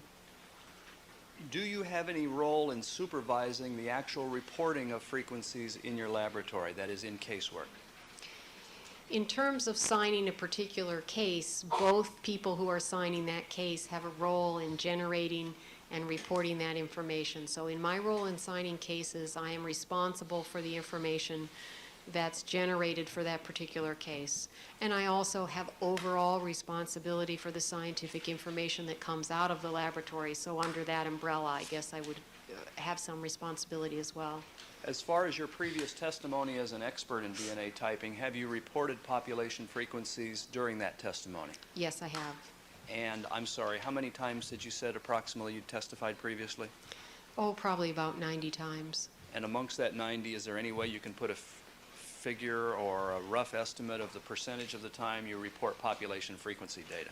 I couldn't give you an exact figure since I'm not even giving you an exact figure of how many times I've testified, but for most of the cases, probably 80 or 90% of the cases in which testimony is provided in court, we are providing some population genetic frequency for a particular set of markers. The written protocols you have in place in the laboratory, do they describe the reporting of population frequencies? Yes, they do. And in what manner? Is it fairly short, detailed? Can you describe that? The calculations, although they're done by computer, can also be done by hand, and the protocol simply describes how to go about entering that data. And that's for RFLP. For PCR results, we do not have a computer program to do the calculations for us, so the calculations are done by hand. And when you review a case, in my role in reviewing a case, those calculations have been done by the analyst. I'm checking them, and then we're both signing the report. When you say that those are done by hand, do you mean by using a calculator or really by hand? No, I mean by writing the individual frequencies down so that we have a permanent record of them, and then by using a calculator to multiply them together. All right. With regard to this concept of population frequencies, how do you calculate them for a given type, for instance, at a given genetic marker? Objection at this point to foundation, Your Honor. Sustain. With regard to this area of population frequencies, is there a term called database? Yes. What's a database? It's basically a sample of a population. Obviously you can't sample all the people in the country, or you couldn't even sample all the people in a given state. So you need to take a small subset of the total population and then regard that as your sample. It's similar to taking a poll for television viewing. Nobody calls up everybody who's watched television on a particular night. They take a sample of the people who have watched television on a particular night and make some assessment of the larger sample based on the larger population based on the small sample. And how does that play a role in your ability to be able to estimate how common or how rare a set of characteristics is? Well, I think you've just actually said the important word, that is estimate. If I have a sample of 200 individuals, for example, and I do an RFLP test on all those 200 individuals, I've now looked at, for any given genetic locus, I've looked at 400 chromosomes. So I have 400 pieces of information. And from that, I can ask the question, if I have a DNA band that's 5,000 base pairs long for this particular genetic locus, how often in my population sample do I find a person with this genetic characteristic, a DNA band at 5,000 base pairs. Does that involve then the use of more than one database for a particular genetic marker? Traditionally, databases are divided into racial or ethnic groups. Objection again is foundation rather than traditional. Overruled. You may continue. Our databases at Cellmark are divided into racial or ethnic groups. You could maintain any number of databases. In our laboratory, we have 3. They are popular, and I guess for the moment I'll just speak about RFLP, but the situation for PCR is similar, and they are divided into African Americans, Caucasians, and Hispanics. Why this concern with different databases from different racial or ethnic groups? Objection of foundation as their expertise to comment. Sustain. With regard to the area of population frequencies, are you familiar with other DNA laboratories and their methods of calculating these estimations of how common or how rare characteristics are? Yes, I am. How are you familiar with that? Both from reading the literature, talking to other scientists, and hearing information presented at scientific meetings. Is this something you do on a regular basis? Do those things? Yes. Yes. What about scientific literature? Does it play any role in your knowledge of the area of population frequency data? Yes. Can you describe that in more detail? Well, there's actually, at this point, this was not the situation in 1988, for example, but at this point, there is a lot of information in the literature about population data based on DNA typing. So anyone who is interested or involved in doing DNA typing analysis, either for paternity or for forensics, would be interested and need to keep up with this literature. What types of literature do you read in that area, other than the general topic, obviously? But are there particular resources that you have in terms of particular journals and so forth?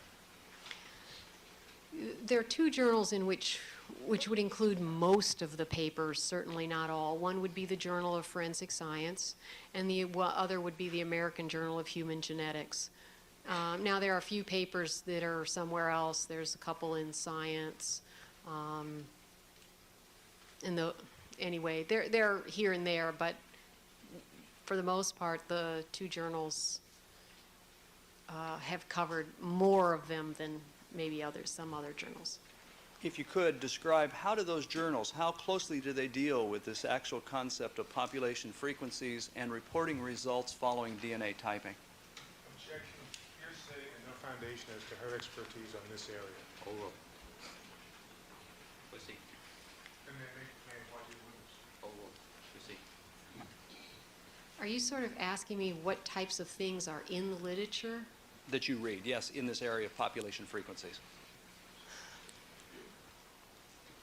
What I'm allowing counsel is, what is the source of her knowledge in this area? Yes. All right, rephrase the question. All right.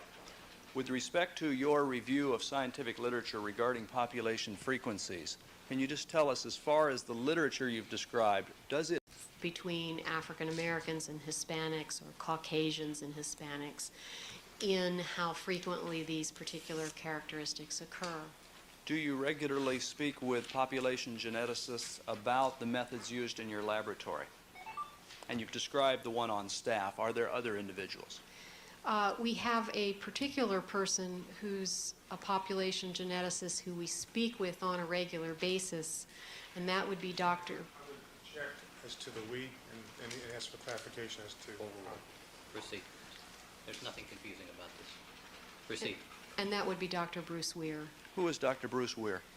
Dr. Bruce Weir is a professor at North Carolina State University. He is a population geneticist and very highly regarded in this area. Has he written in this area? Yes, he has, A little bit or extensively? extensively. In terms of these consultations with Dr. Weir, has he reviewed material at your laboratory that you utilize to report population frequency data? Yes, he has. As a result of that, have you incorporated any suggestions, comments, etc., that he may have about the methods of reporting data in your laboratory? Objection, hearsay, Dr. Weir. Overruled. The basic answer to the question is yes. Most of his input is in some data that's being currently developed. He's also looked at much older data that was developed by our laboratory. But he hasn't, in the older data, he has not made any suggestions that resulted in large change or really any changes in procedure to speak of. And that was after his having, when you say no changes, that was after his having looked at these procedures in place in your laboratory? Yes, that's right. All right. Is there a way you can describe the basic method by which population frequencies are actually calculated? Yes. All right. Could you do that? And would it help to use a diagram or chart? This Can you object again on foundation? Overruled. Would it assist you to use a drawing pad, or would you prefer to do it just by a description? I think we better have the drawing pad. Okay. It might save time. Conclusion of the day.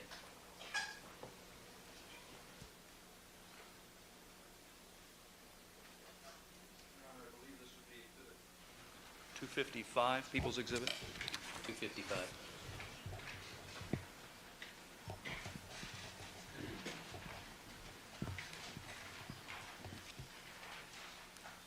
Mr. Clark. Thank you. Dr. Cotton, if you would, and this will be People's Exhibit 255, do you have a title that would describe this particular chart? Population frequencies, is that? Population data. Population data, all right.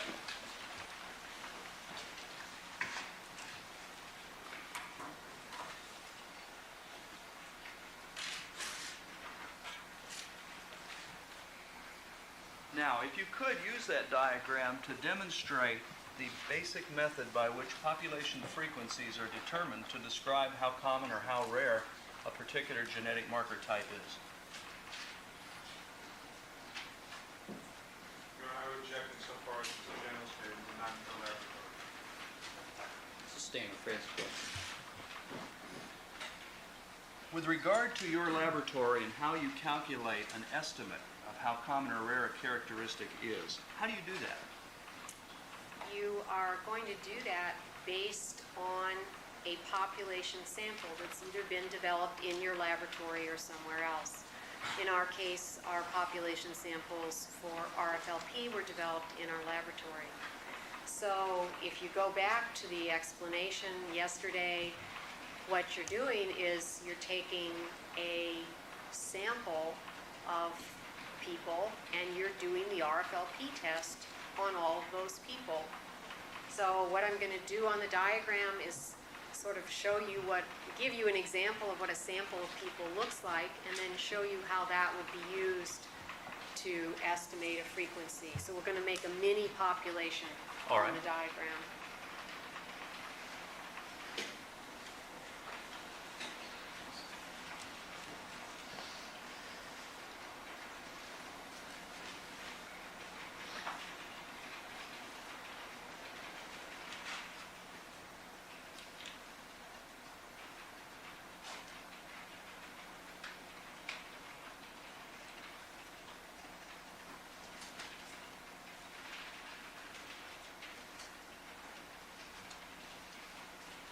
Now, let me stop you if I can, Dr. Cotton. You've written on this chart labeled population data what appears to be the numbers 1, 2, 3, 4, and 5.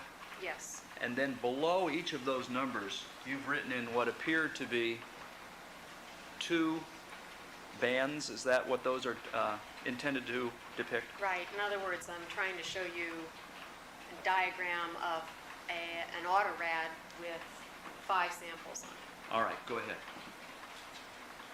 Okay, in my 5 samples, because I have 2 bands for each sample, that is, for each of these people, one from mother, one from father, I've got 10 bands altogether. Actually, would it help to draw basically lines between these lanes so that, at least on this diagram, it'd be easier to tell them? And maybe in a different color also.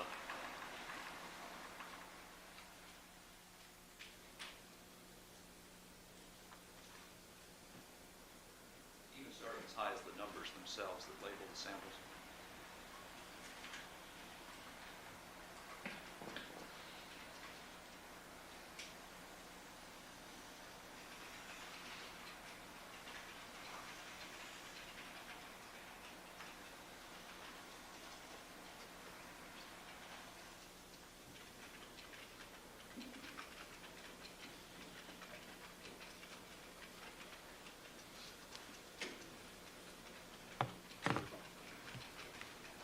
Okay, now if you would proceed.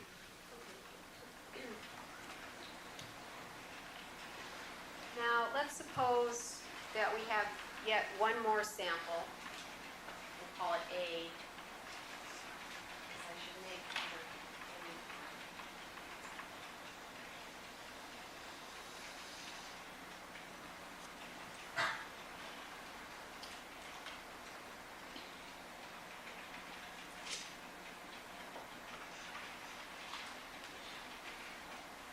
And let's say, do I have one more color, maybe black or something? I hesitate to dry the dry erase. Now I'm concerned it might be erasable. Mr. Jefferson, we have a black marker. I think I have one back by my microwave.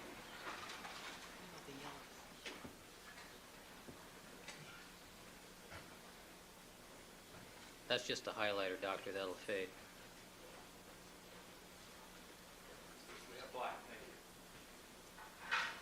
We'll go back to my very simple example, and let's remember that where a band is, looking from the top to the bottom, is related to how big it is. And so let's say that we've determined that this band is, in sample A, is 5,000 base pairs. And so the question then is, well, how often would we see another person with this particular band? And although every time you do this, you're not going to go look at a whole set of X-ray films, you have all the data in a computer from those X-ray films, and the question you're saying is, I have a band at 5,000 here. In my population sample, how many other people do I see that have a band there? So let's say that this band was also 5,000, and this band was also 5,000, and this one was also 5,000. Now, when you use the term 5,000, what are you referring to? I'm saying the length of DNA that formed this band was 5,000 base pairs long, and using base pairs as a measure of length. All right, go ahead. And I've made this example very simple because I've made each of these bands be exactly the same size as this one, and that's not really necessarily, they wouldn't be necessarily that close. So out of the 10 bands that I see, 3 in my sample are 5,000 base pairs. So 3 out of 10 people, 3 out of 10 chromosomes would have a band at 5,000. So 0.3 would be the frequency for this band based on my limited sample. What would you do then next? Then you would go through the same exercise for the second band in that sample. And say this was, I didn't give this any counterparts, that's not so good. I'll tell you what, let's get rid of this one. And make it be here. Suppose this size was determined to be 2,000, and this size was also 2,000. And in this case, for this band, we had 1 out of 10 chromosomes that had this size, so the frequency for this band would be 0.1. The frequency for this combination then would be 2 times the product, 0.3 times 0.1. Now, you've talked about multiplying things together there, is that right? Yes. Why do you use multiplication? Objection, Your Honor, if I may Sustained. Rephrase the question. All right. With regard to the step you just did in terms of multiplying, what's the reason for that? Why do you multiply? Objection, no foundation for this witness. Sustained. As far as, and let's talk about the databases that you have in the laboratory, you've drawn a diagram with basically 5 different persons' DNA Yes. on this particular chart. On this chart. How large are the actual databases that you use in your laboratory? The databases in the laboratory range in size from about 150 to somewhat over 300. And the reason I'm saying range is that for one genetic locus, we may have, and for one racial group, the number of people that we've sampled may be different than for another genetic locus or another racial group. So that's the range of sizes of the samples that have been done in our laboratory. Is that enough of a number of samples to look at to be able to estimate how rare something is? Objection, no foundations for this witness. Sustained. With regard to this examination of databases, and you've used the example of what, results of an RFLP test here, Yes. how are these databases created in terms of how do you determine out of these 150 or more samples the various sizes of the various bands? It's done in exactly the same way the casework analysis is done.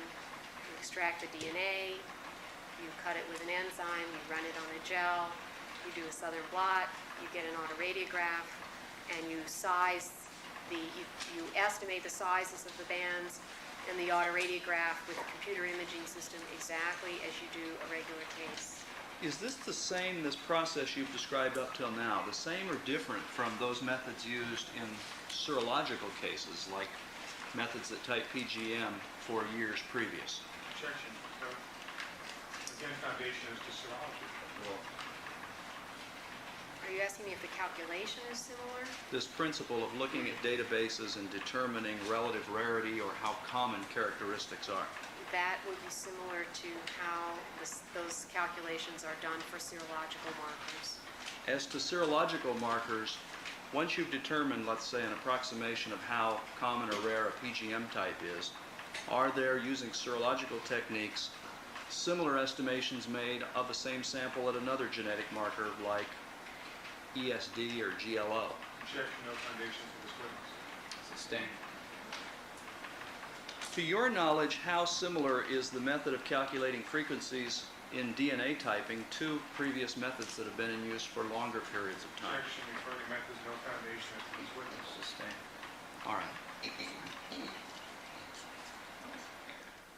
With respect to these fragments that you've described, and let's go back to the chart you've created, and you show 5,000 for, what is it, 4 of the particular markers and then 2,000 for 2 of them? Yes. What role do the other fragments play that you have not at this point labeled an approximate size to, as far as determining from databases how common or rare something is? How many bands you have is how many alleles you've looked at. Okay. So if you want to calculate how often you see something, it's going to be some percent of the total. So we have 10 total, 3 is some 30% of that. Okay. And as far as your own training, in terms of reading the literature and performing these calculations in your laboratory, is what you've presented simply a simplified version of what you have reported in cases for a number of years? Yes. What happens when you look at additional markers as well? In fact, let me back up, let me rephrase that. The diagram that you've just created relates to one genetic location. Yes. Do you look at more than one genetic location normally when using the RFLP technique? Normally you would look at anywhere between 3 and 5. Now you could look at more. Our laboratory, I should say, let me restate that. Our laboratory has the capability of looking at 5. And do you in casework frequently use 5 particular locations? Yes. These locations are what? A different, well, what's the technical term for the term location? Do you have a word that you actually use in DNA typing? Yes, it's the chromosomal locus. So the word that you'll hear is locus. When you say, I have a DNA probe or a genetic location, what you're really saying is the locus, which means the address on the chromosomes for this piece of DNA. Is there a plural form for locus when you refer to multiple locations? Loci, And those are just scientific terms for where something is on the DNA molecule? that's right. Okay. May I have it just a moment, Your Honor? Certainly.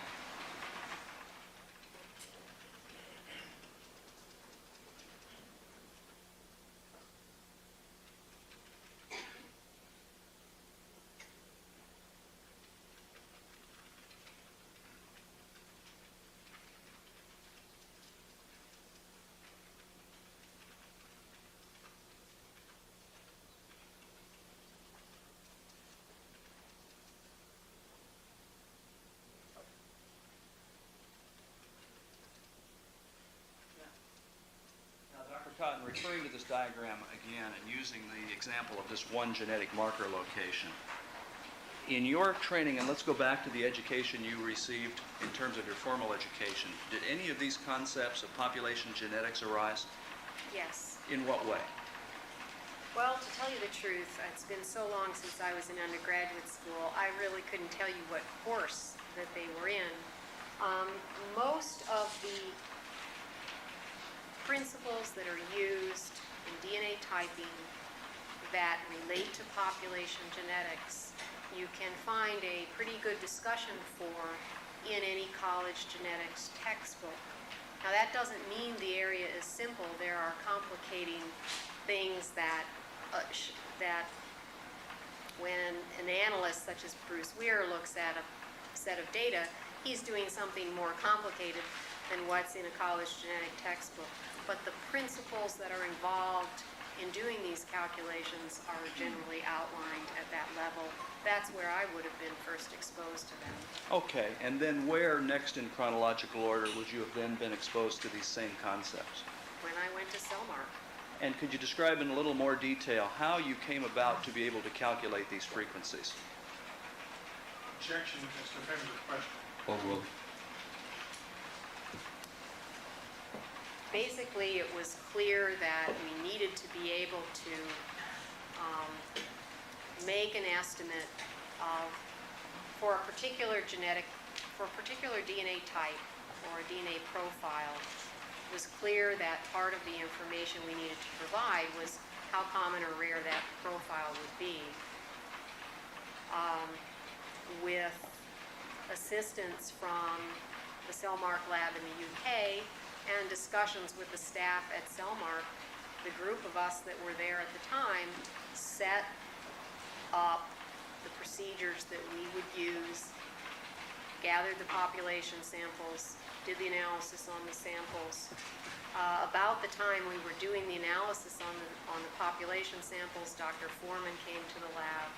So it was really a combined effort, certainly not mine alone, to set up the procedures that we are now using for creating estimates for population frequencies. Now, let me make something clear.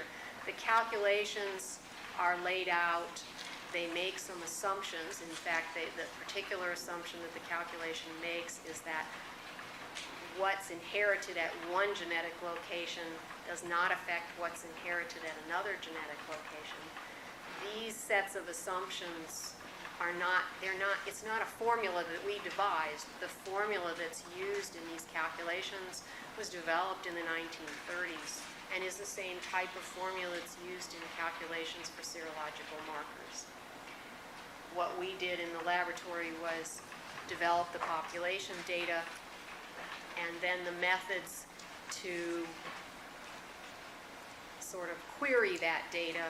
And really what I'm getting at is that when I have a band that's 5,000 base pairs, there can be some variation in that size if you run the same sample over and over again. So when we query when we go to the database, we're never looking for something that's exactly this size. We're looking for a range of sizes, and the methodologies that we use to determine those ranges were all developed at Cellmark by the group of us who were working on that project at the time. Now, you've described in sizing these samples just now the fact that it's an estimation. Is that right? That's right. As part of an estimation, then, when you look through databases to see if a sample matches or not, well, let me rephrase that.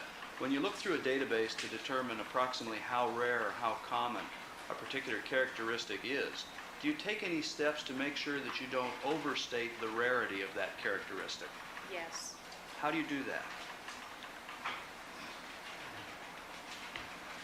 The situation is that when you run a DNA sample on an agarose gel, as I described yesterday, that procedure has limitations. You're getting an autorad, you're using a computer imaging system, and you're estimating the size of the DNA that created a particular band. Even if I take the same sample and I run it 20 times or 50 times, the size estimates will not be identical. Let's go down and write underneath a little more realistic example. All right. And you're writing on the same diagram, People's Exhibit 255? Yes, I am. Let's say, and I'll put my new, more realistic example in parentheses. Let's say that this size came out to be 5,010 base pairs. And the next one came out to be 5,030.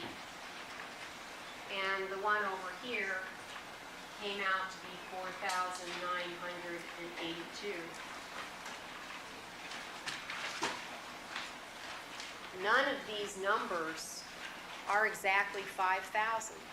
So in my little mini database here, if I ask the question, now assuming that the figures are the ones in parentheses, if I said, how often do I see a person with a band at 5,000, I would look across here at these numbers and I will say, well, I hadn't seen one. So in my 10 people, I hadn't seen anyone, and then you'd have to make some assumption about, well, if you looked at more people, would you see one, or, you know, you'd have to make some calculation after that. So basically, I would very much underestimate this frequency if I look only for this exact size.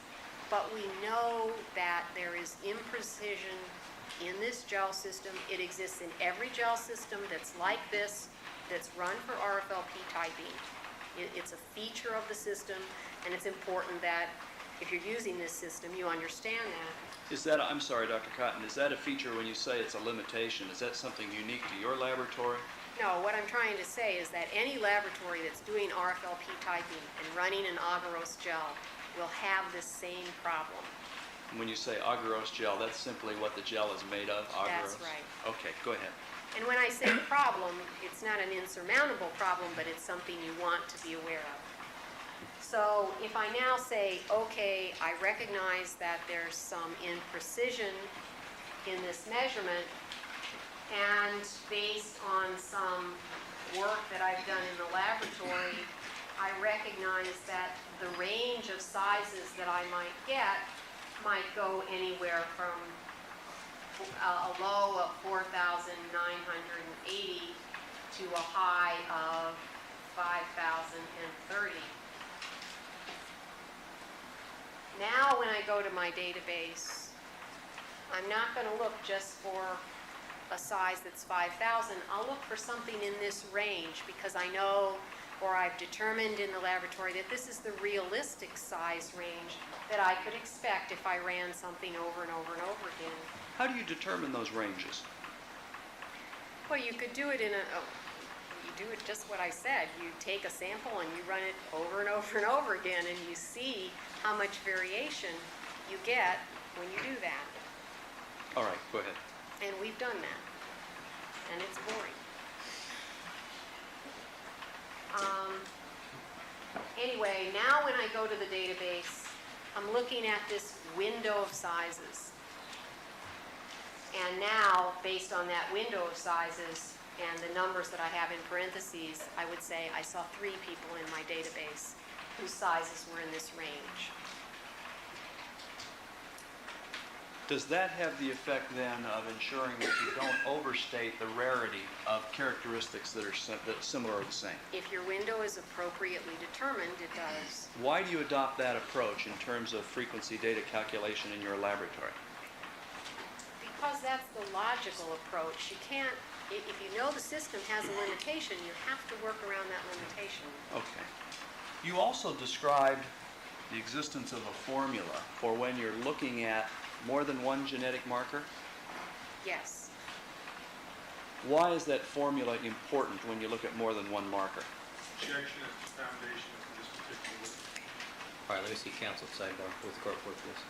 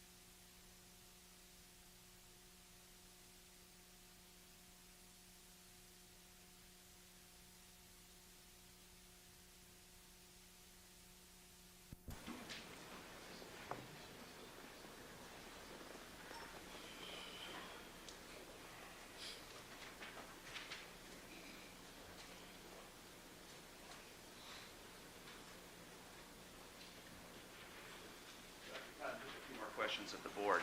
You have described the basic method by which frequencies are calculated for a single marker. Is that right? That's right. What happens when you encounter more than one marker? You calculate the frequency for the bands in the first marker, that pair of bands. You calculate the frequency for the pair of bands in the second marker, and to determine the overall frequency for that combination of bands from the first marker and the second marker, you multiply those frequencies together.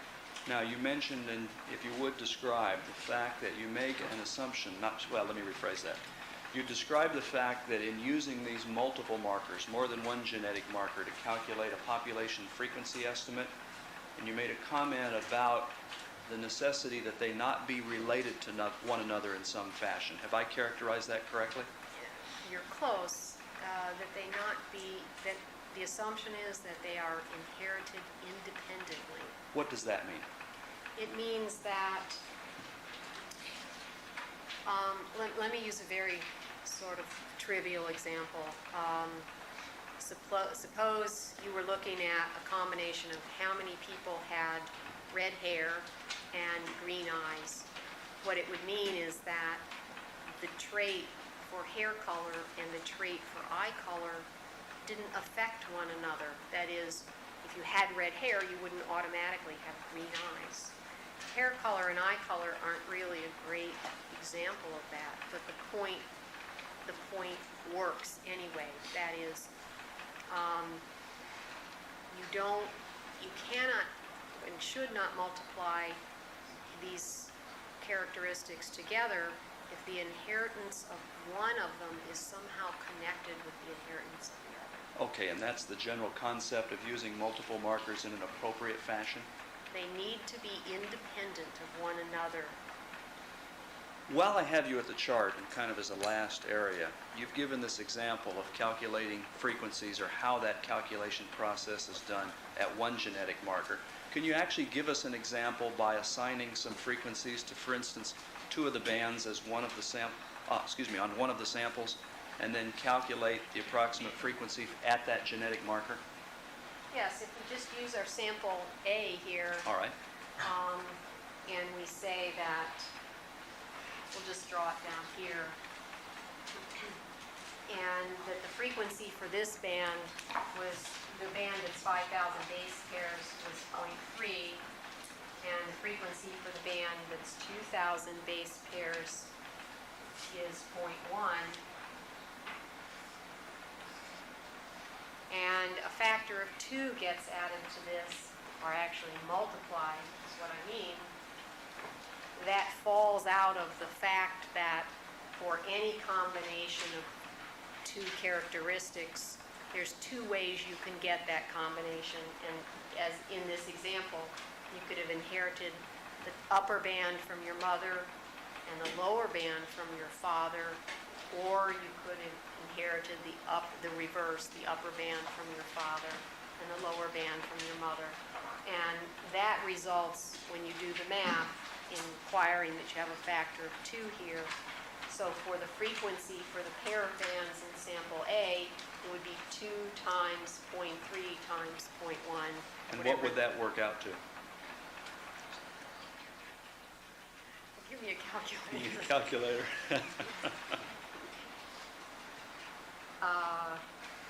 If I give you a calculator. 0.03 times 2 would be 0.06, I guess. And would that mean that that's the approximate frequency in your example of having those 2 characteristics in various populations or in a single population in this example? That's right. Based on our little tiny database here, and assuming I did that in my head correctly, it would be 0.06. Okay, very good. All right, if you could then, Your Honor, I'm finished with the chart at this point. And if you could retake the witness stand, Dr. Cotton. Okay.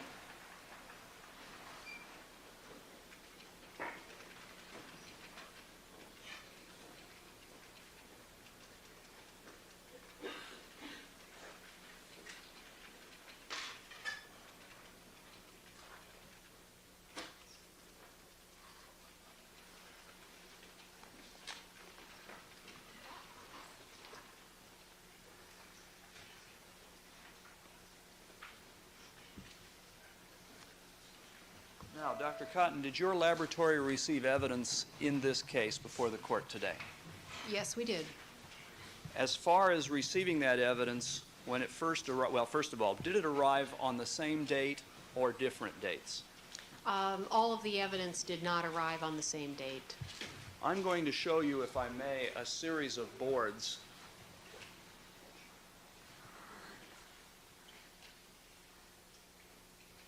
that appear to depict or appear to include photographs of various containers of evidence. Have you had an opportunity to look at some boards that I just described before today? Yes, I have. And did you have the opportunity to look closely at those photographs, to compare the items shown in those photographs, as well as the dates found on those boards, and compare those to your own records from the laboratory as to the dates various items of evidence were received at your laboratory? Yes, I did that. All right.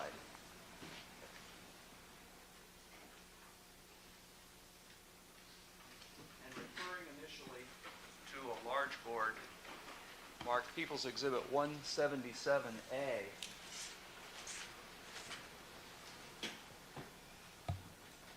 and in particular with respect to what appear to be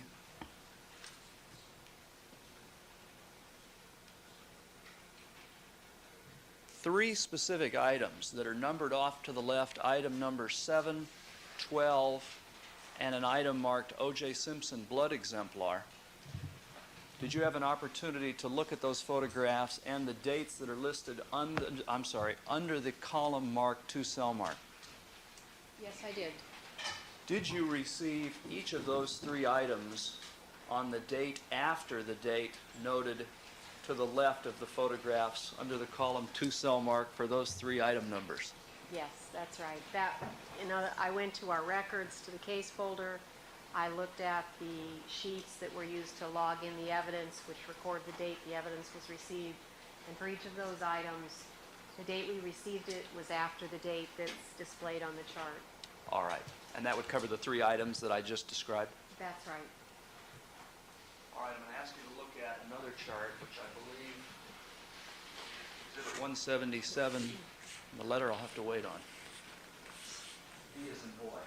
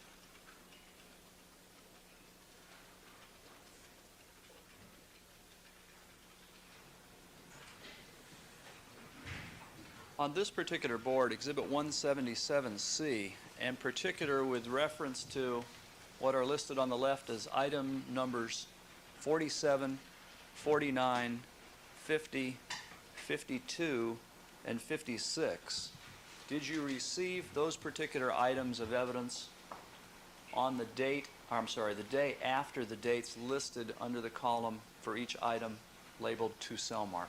That's correct. All right. Then if we could move to the next board. Which I believe is 177D, as in David.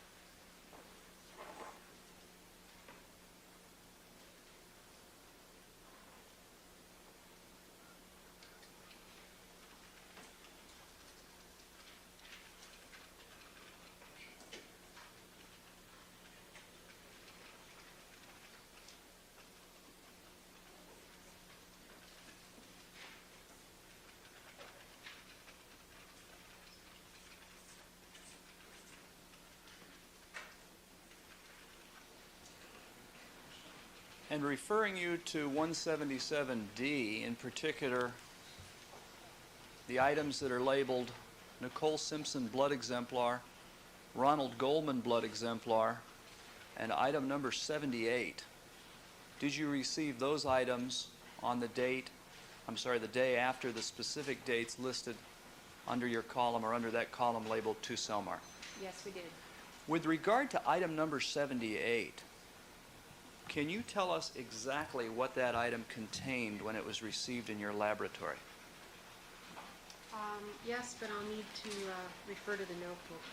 And that's the two notebooks you earlier Yes. used?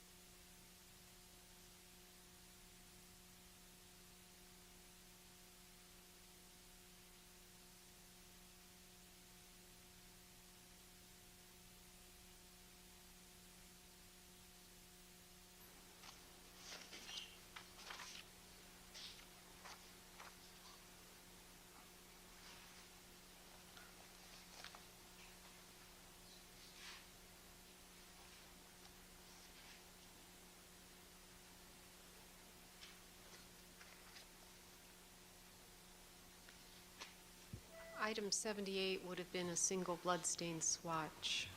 As far as this term, well, strike that.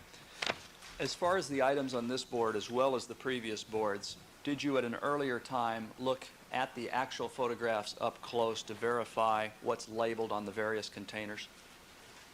Yes, when I looked at the boards earlier, I checked for the initials of our analyst and the written dates on the envelopes as they're depicted, and I could read them off the photographs, and then I could check them against our records. That was what I was going to ask. Did you then compare them to your own laboratory records of the various items as they were identified to your laboratory, as well as the days they were received? Yes, I did.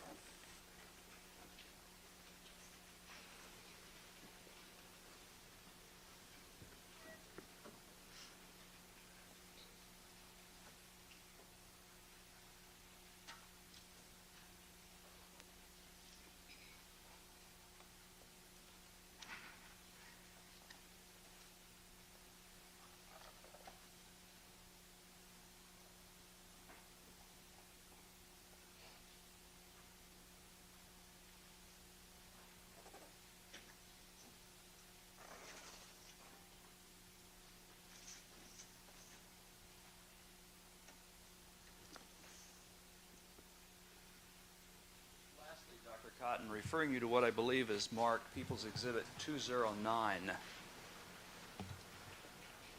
which lists in particular, off to the far right, what appear to be 4 photographs of items that, according to the chart, were directed to your laboratory on April 3rd, 1995.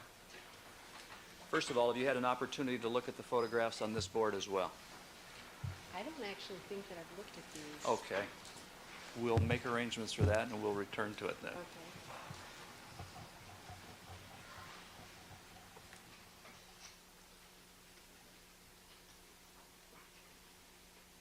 Now, as far as the evidence that you received, and these various items, with the exception of what's listed on this latest board, 209, were received in your laboratory, and you were requested to test those various items? That's right. First of all, what was the type of evidence that was contained in most of these envelopes? Most of them were blood-stained swatches. Is that a common means of transmitting evidence from one location to another for typing? Yes, it is.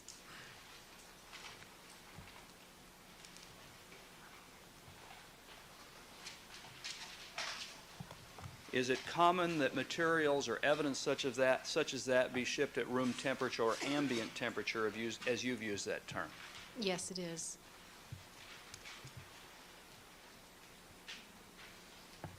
Once those items were received in the laboratory, were they identified in the manner that you described earlier, that evidence is identified when it's received in the lab? Yes. Now, I'd like to return, if I could, to your description of the earlier visit that included that by Dr. Blake and Dr. Lee. Okay. You described the fact that there was evidence actually cut by Dr. Blake. Is that right? That's right.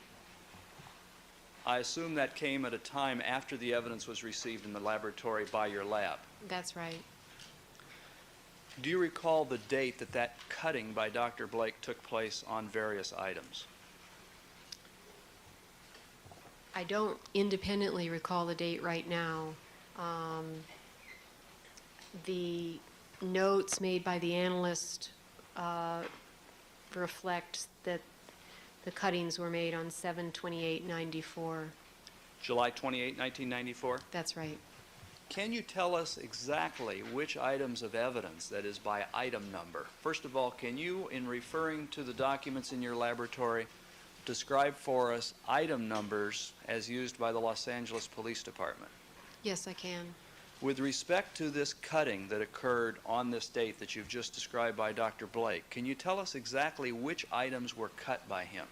Yes. Okay, could you do that then, Okay. please? Now let me just pull out from the binder the right pages so I don't have to keep moving back and forth. All right.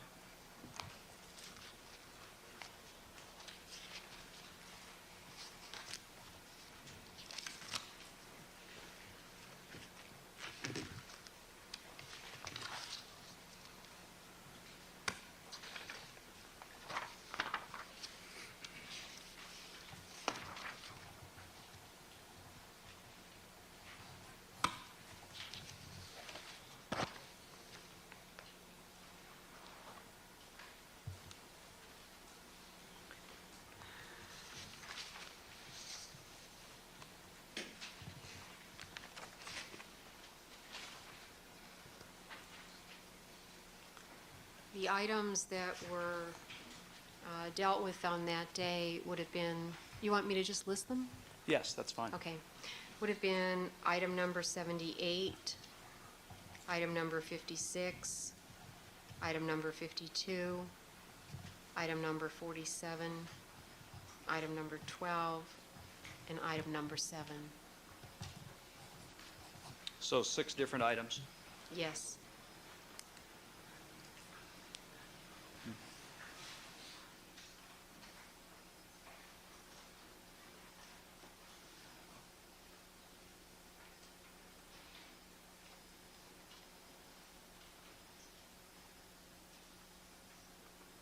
With regard to these specific items, are you aware that item number 78 was blood-stained material taken from the bottom of Mr. Goldman's boot? Yes, I am. With respect to item number 56, are you aware that that's blood staining removed from a shoe print found at the Bundy residence? Yes, I am. With regard to item number 52, are you aware that that was a blood stain recovered from the walkway or actually driveway of that same Bundy residence? Objection, Your Honor. I disbelieve the truth of the matter asserted. Sustain.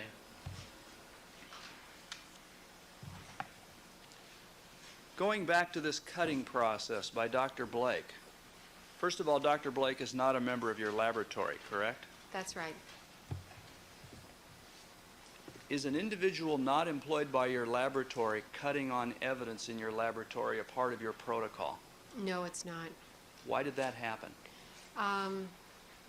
We were asked specifically, Nope. Proceed. It was done by court order, correct? Is that correct, Dr. Cotton? that's right. And you followed that court order? Yes, we did. As far as a cutting, and first of all, can you tell us approximately how much was cut off by Dr. Blake of these items of evidence? He cut approximately 10% from each stained swatch. Now, without going into the actual number of swatches for the other 5 items, that is, other than item number 78, first of all, did the number of swatches for each item vary? Yes, it did. Did Dr. Blake cut off 10% of each and every swatch amongst this group of 6 evidence items? Yes, he did. And as you, I believe, testified earlier, those 10% portions were maintained in the custody of your laboratory? That's correct. This 10% portion, is there anything unique about 10%? In other words, is that a number that was just kind of picked out of thin air, or what? As part of our routine procedure, we normally set aside 10% of every sample whenever possible for future testing. So we made the prosecution aware that we intended to do that, and some things followed, and following that was the court order that Dr. Blake would take the 10% cutting, so I have assumed that the 10% arose from our initial information that that's what we would normally take. Okay, when you say you would normally take 10% of a sample, is that in any other case? You'd do that yourselves? In every case, whenever the size of the sample allows, we will save 10% of the sample for future testing. Do you have a term that you use to describe that 10% that you save when you're able to? In the notes, it's just referred as an FTS sample, FTS just standing for future testing sample. Are there circumstances in which you're unable to keep 10% for future testing purposes? Yes. Under what circumstances? Basically, there's 2. One would be that the sample was simply so small that there was no way to physically remove 10% and still have enough left to test. Another thing, for example, if you had a single hair, you can't cut off 10% of the root of the hair. It's just too small to deal with. And the other circumstance would be we might take a 10% cutting, have trouble with the original 90%, and then go back and ask our client permission to use the remaining 10%, and if given permission, then we would go ahead and do that. As far as the keeping of this future test sample, or 10% cutting, is it kept for any purposes other than simply your ability to go back and use it if necessary? The future testing sample, this 10%, is just available for whatever future testing might be done. I'm not saying that it's just for our Cellmark's own future testing, and if we have a problem, the 10% is set aside. Should that 10% that 10% could be given to another laboratory working for either side to be tested later on. Can that future test sample be tested by the defense in criminal cases? Of course.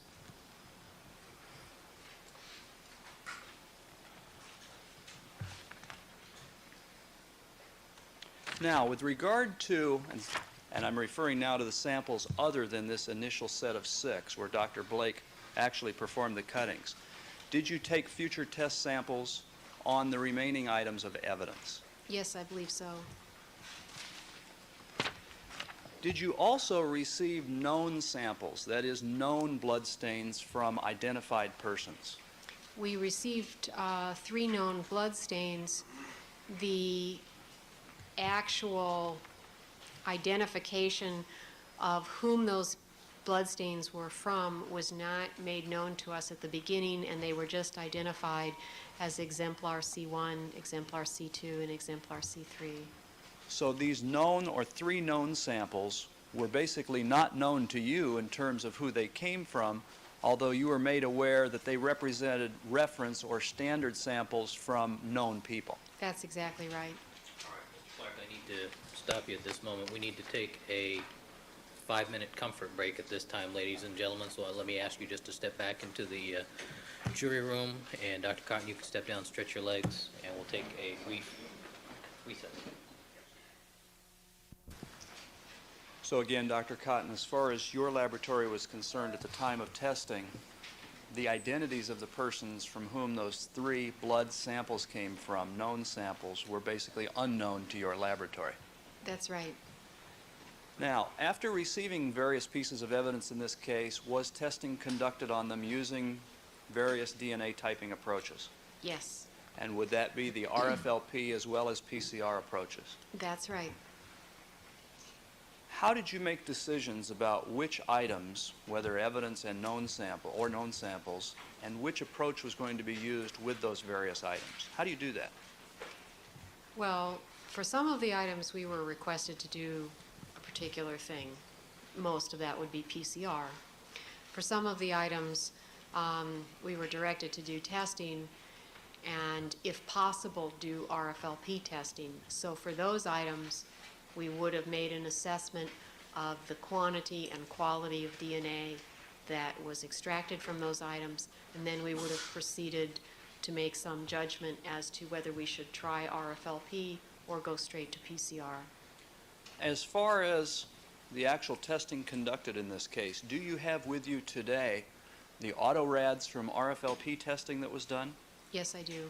Do you also have photographs from the various typing strips that were interpreted or results were obtained from after PCR amplification? Yes, I do. As far as the testing itself, and I'm referring to all of the testing conducted in your laboratory, did the controls work properly? The controls work properly for all of the testing, with one exception, and we had a very faint dots in one reagent blank for one of the PCR tests. All right, we'll return to that later. Was that, to your knowledge, the only instance in which that occurred? Yes. Incidentally, does the fact that you weren't informed of who these reference samples play any role in the testing itself? No, it doesn't. Why didn't you know who they were from? I'm not sure who made that determination. I've been assuming that it was... Sustain. Was it a determination made by you? No, Was it a determination made by anyone in your laboratory? no.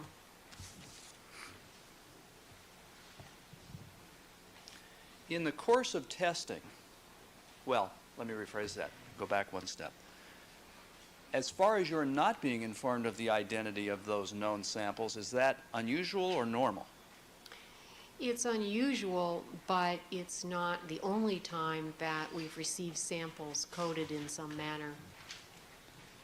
As far as the results that were ultimately obtained, did they include indications to you of mixtures of DNA?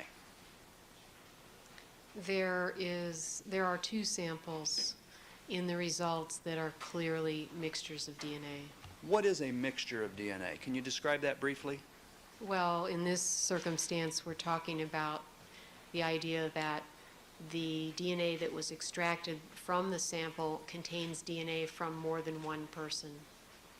How are you able to determine that a sample has DNA from more than one person? For an RFLP test, well, actually, it's the same for both. Anytime that you look at a single genetic location and you see more than two types for an RFLP test, that would be instead of just seeing two bands, you saw three. Or for a PCR test, would be instead of seeing just two types, like an A and a B, you would see an A, a B, and a C. Under those circumstances, you know immediately that you have DNA from more than one person. As you've used the term earlier, is that contamination as you've used the term? If you view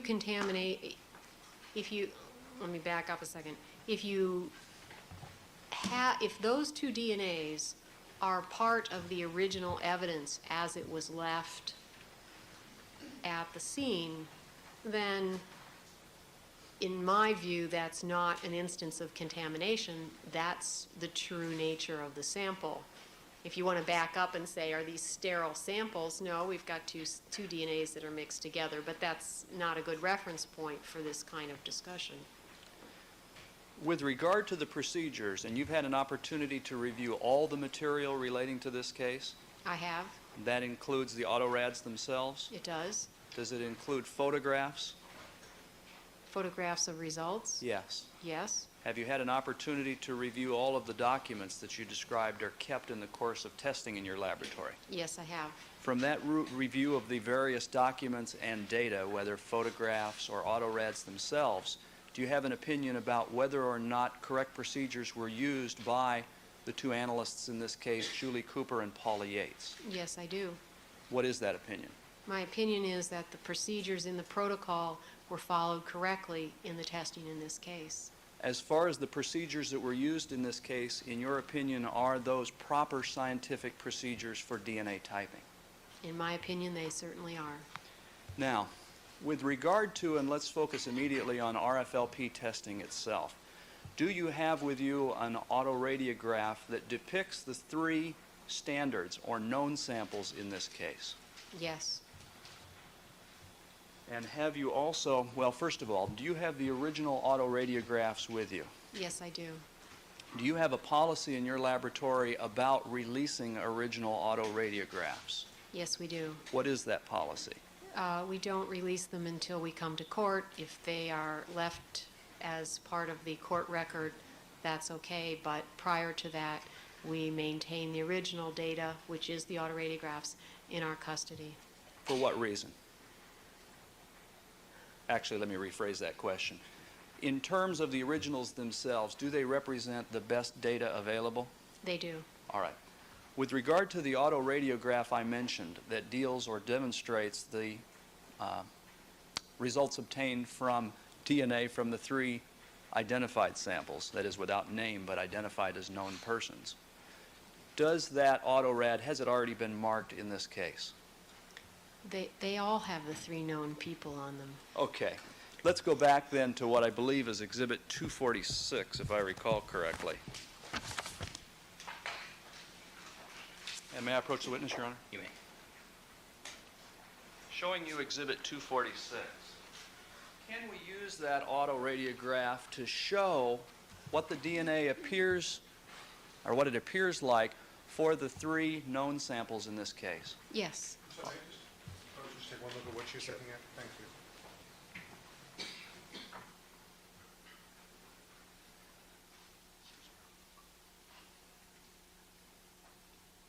Page 246.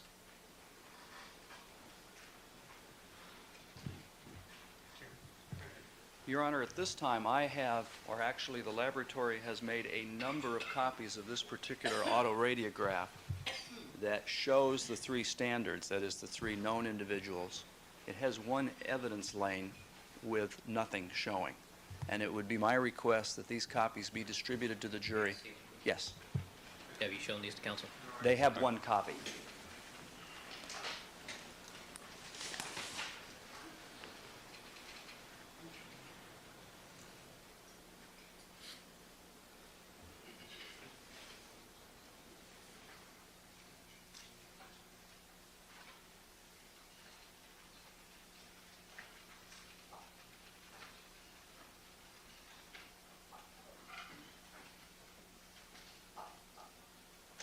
All right, Mr. Clark, may I see one of those, please? Yes. I take it these are all duplicates of the same? Yes.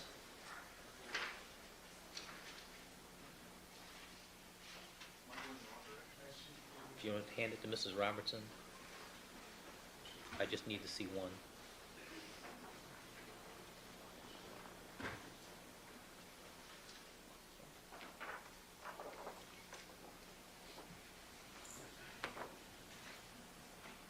All right, and Mr. Clark, these are exact duplicates of 246. Yes.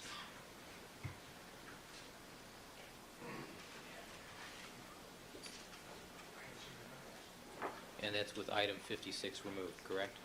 I'm sorry? That's with item 56 removed. Never mind.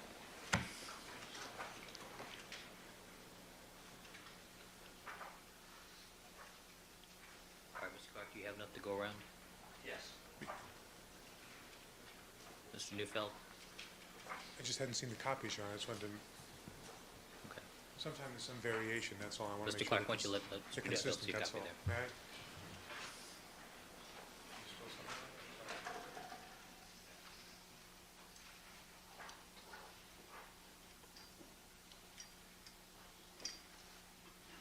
I'm going to compare it.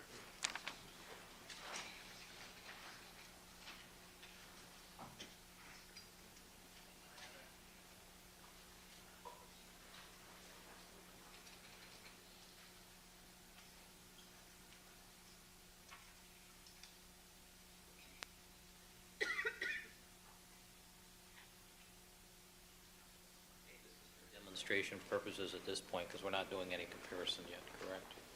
Only amongst the three knowns.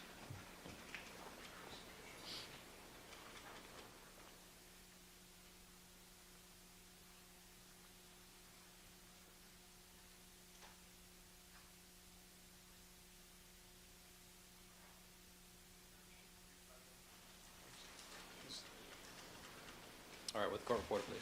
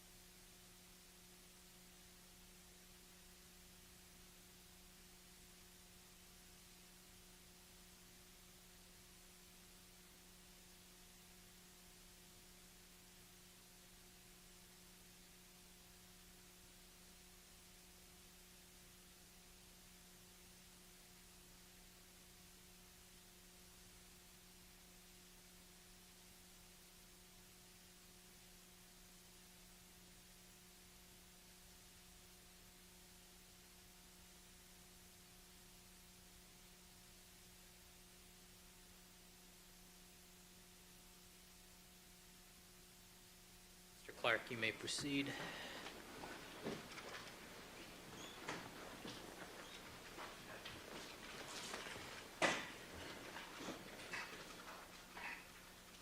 One auto rad, Your Honor. That's an acceptable place for it. I have 17 in my hand, and I actually have one if the court would keep that. Well, thank you. I will have one.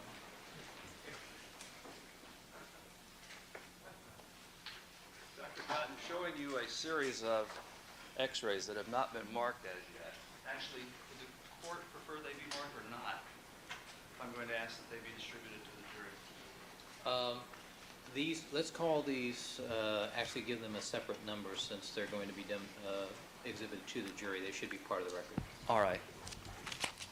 Would that be 256 then? 256. Collectively, 17 copied auto rads. Dr. Cotton, have you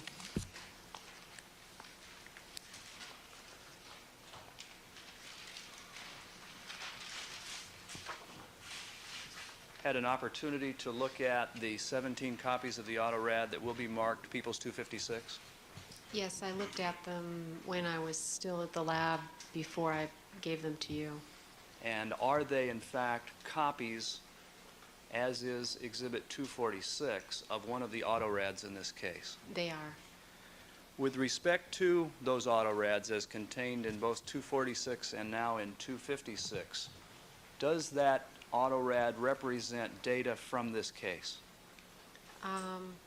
Yes, it does. And what does it depict, just in general terms, as far as samples? The samples that are on here, besides the control samples, are the known blood from Mr. Simpson, the known blood from Nicole Brown, and the known blood from Ronald Goldman. And also on this film, had there been anything to see, would have been analyzed item number 56.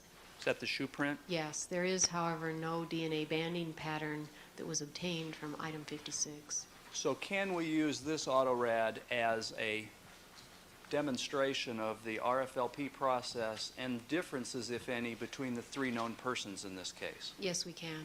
As far as this autorad itself, is it labeled with names for each of these three individuals, Mr. Simpson, Nicole Brown, and Ronald Goldman? Yes, it is. Were those labels put on at some later date after the autorad was initially produced? Yes, they were. In other words, during the testing, you didn't know who the individuals were, correct? That's right. That is, the identities of these known samples. That's right. Were the labels then put on after your results were reported? Yes, they were. All right. Your Honor, I was going to ask that those be distributed to the jury and then utilize the original on the Elmo so that the witness can describe what's shown on this autoradiograph. Well, given the hour, I would suggest that we distribute them, since we've held it up and shown them. Let's let the jury see what an autorad looks like, then we'll start with that tomorrow morning. Very good. All right, let's let the jury see what an autorad looks like. May I hand it to the jury? You may. Wait.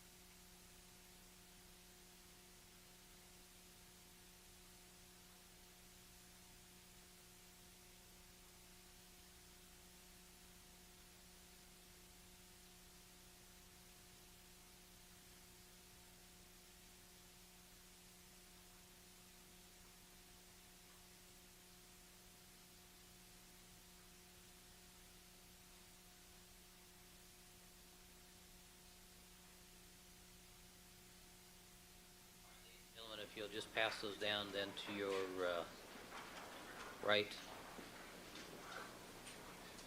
And Mr. Clark, would you collect those from the bailiff, please?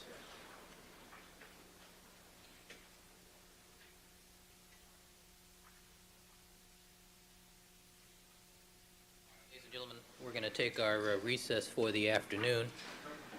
Please remember all my admonitions to you. Do not discuss this case amongst yourselves. Do not form any opinions about the case. Don't conduct any deliberations till the matter has been submitted to you. Don't allow anybody to communicate with you with regard to the case, and we'll see you here tomorrow morning, 9 o'clock. And Dr. Cotton tomorrow morning, 8:45, and I'll see counsel in 10 minutes. All right, we'll stand in recess.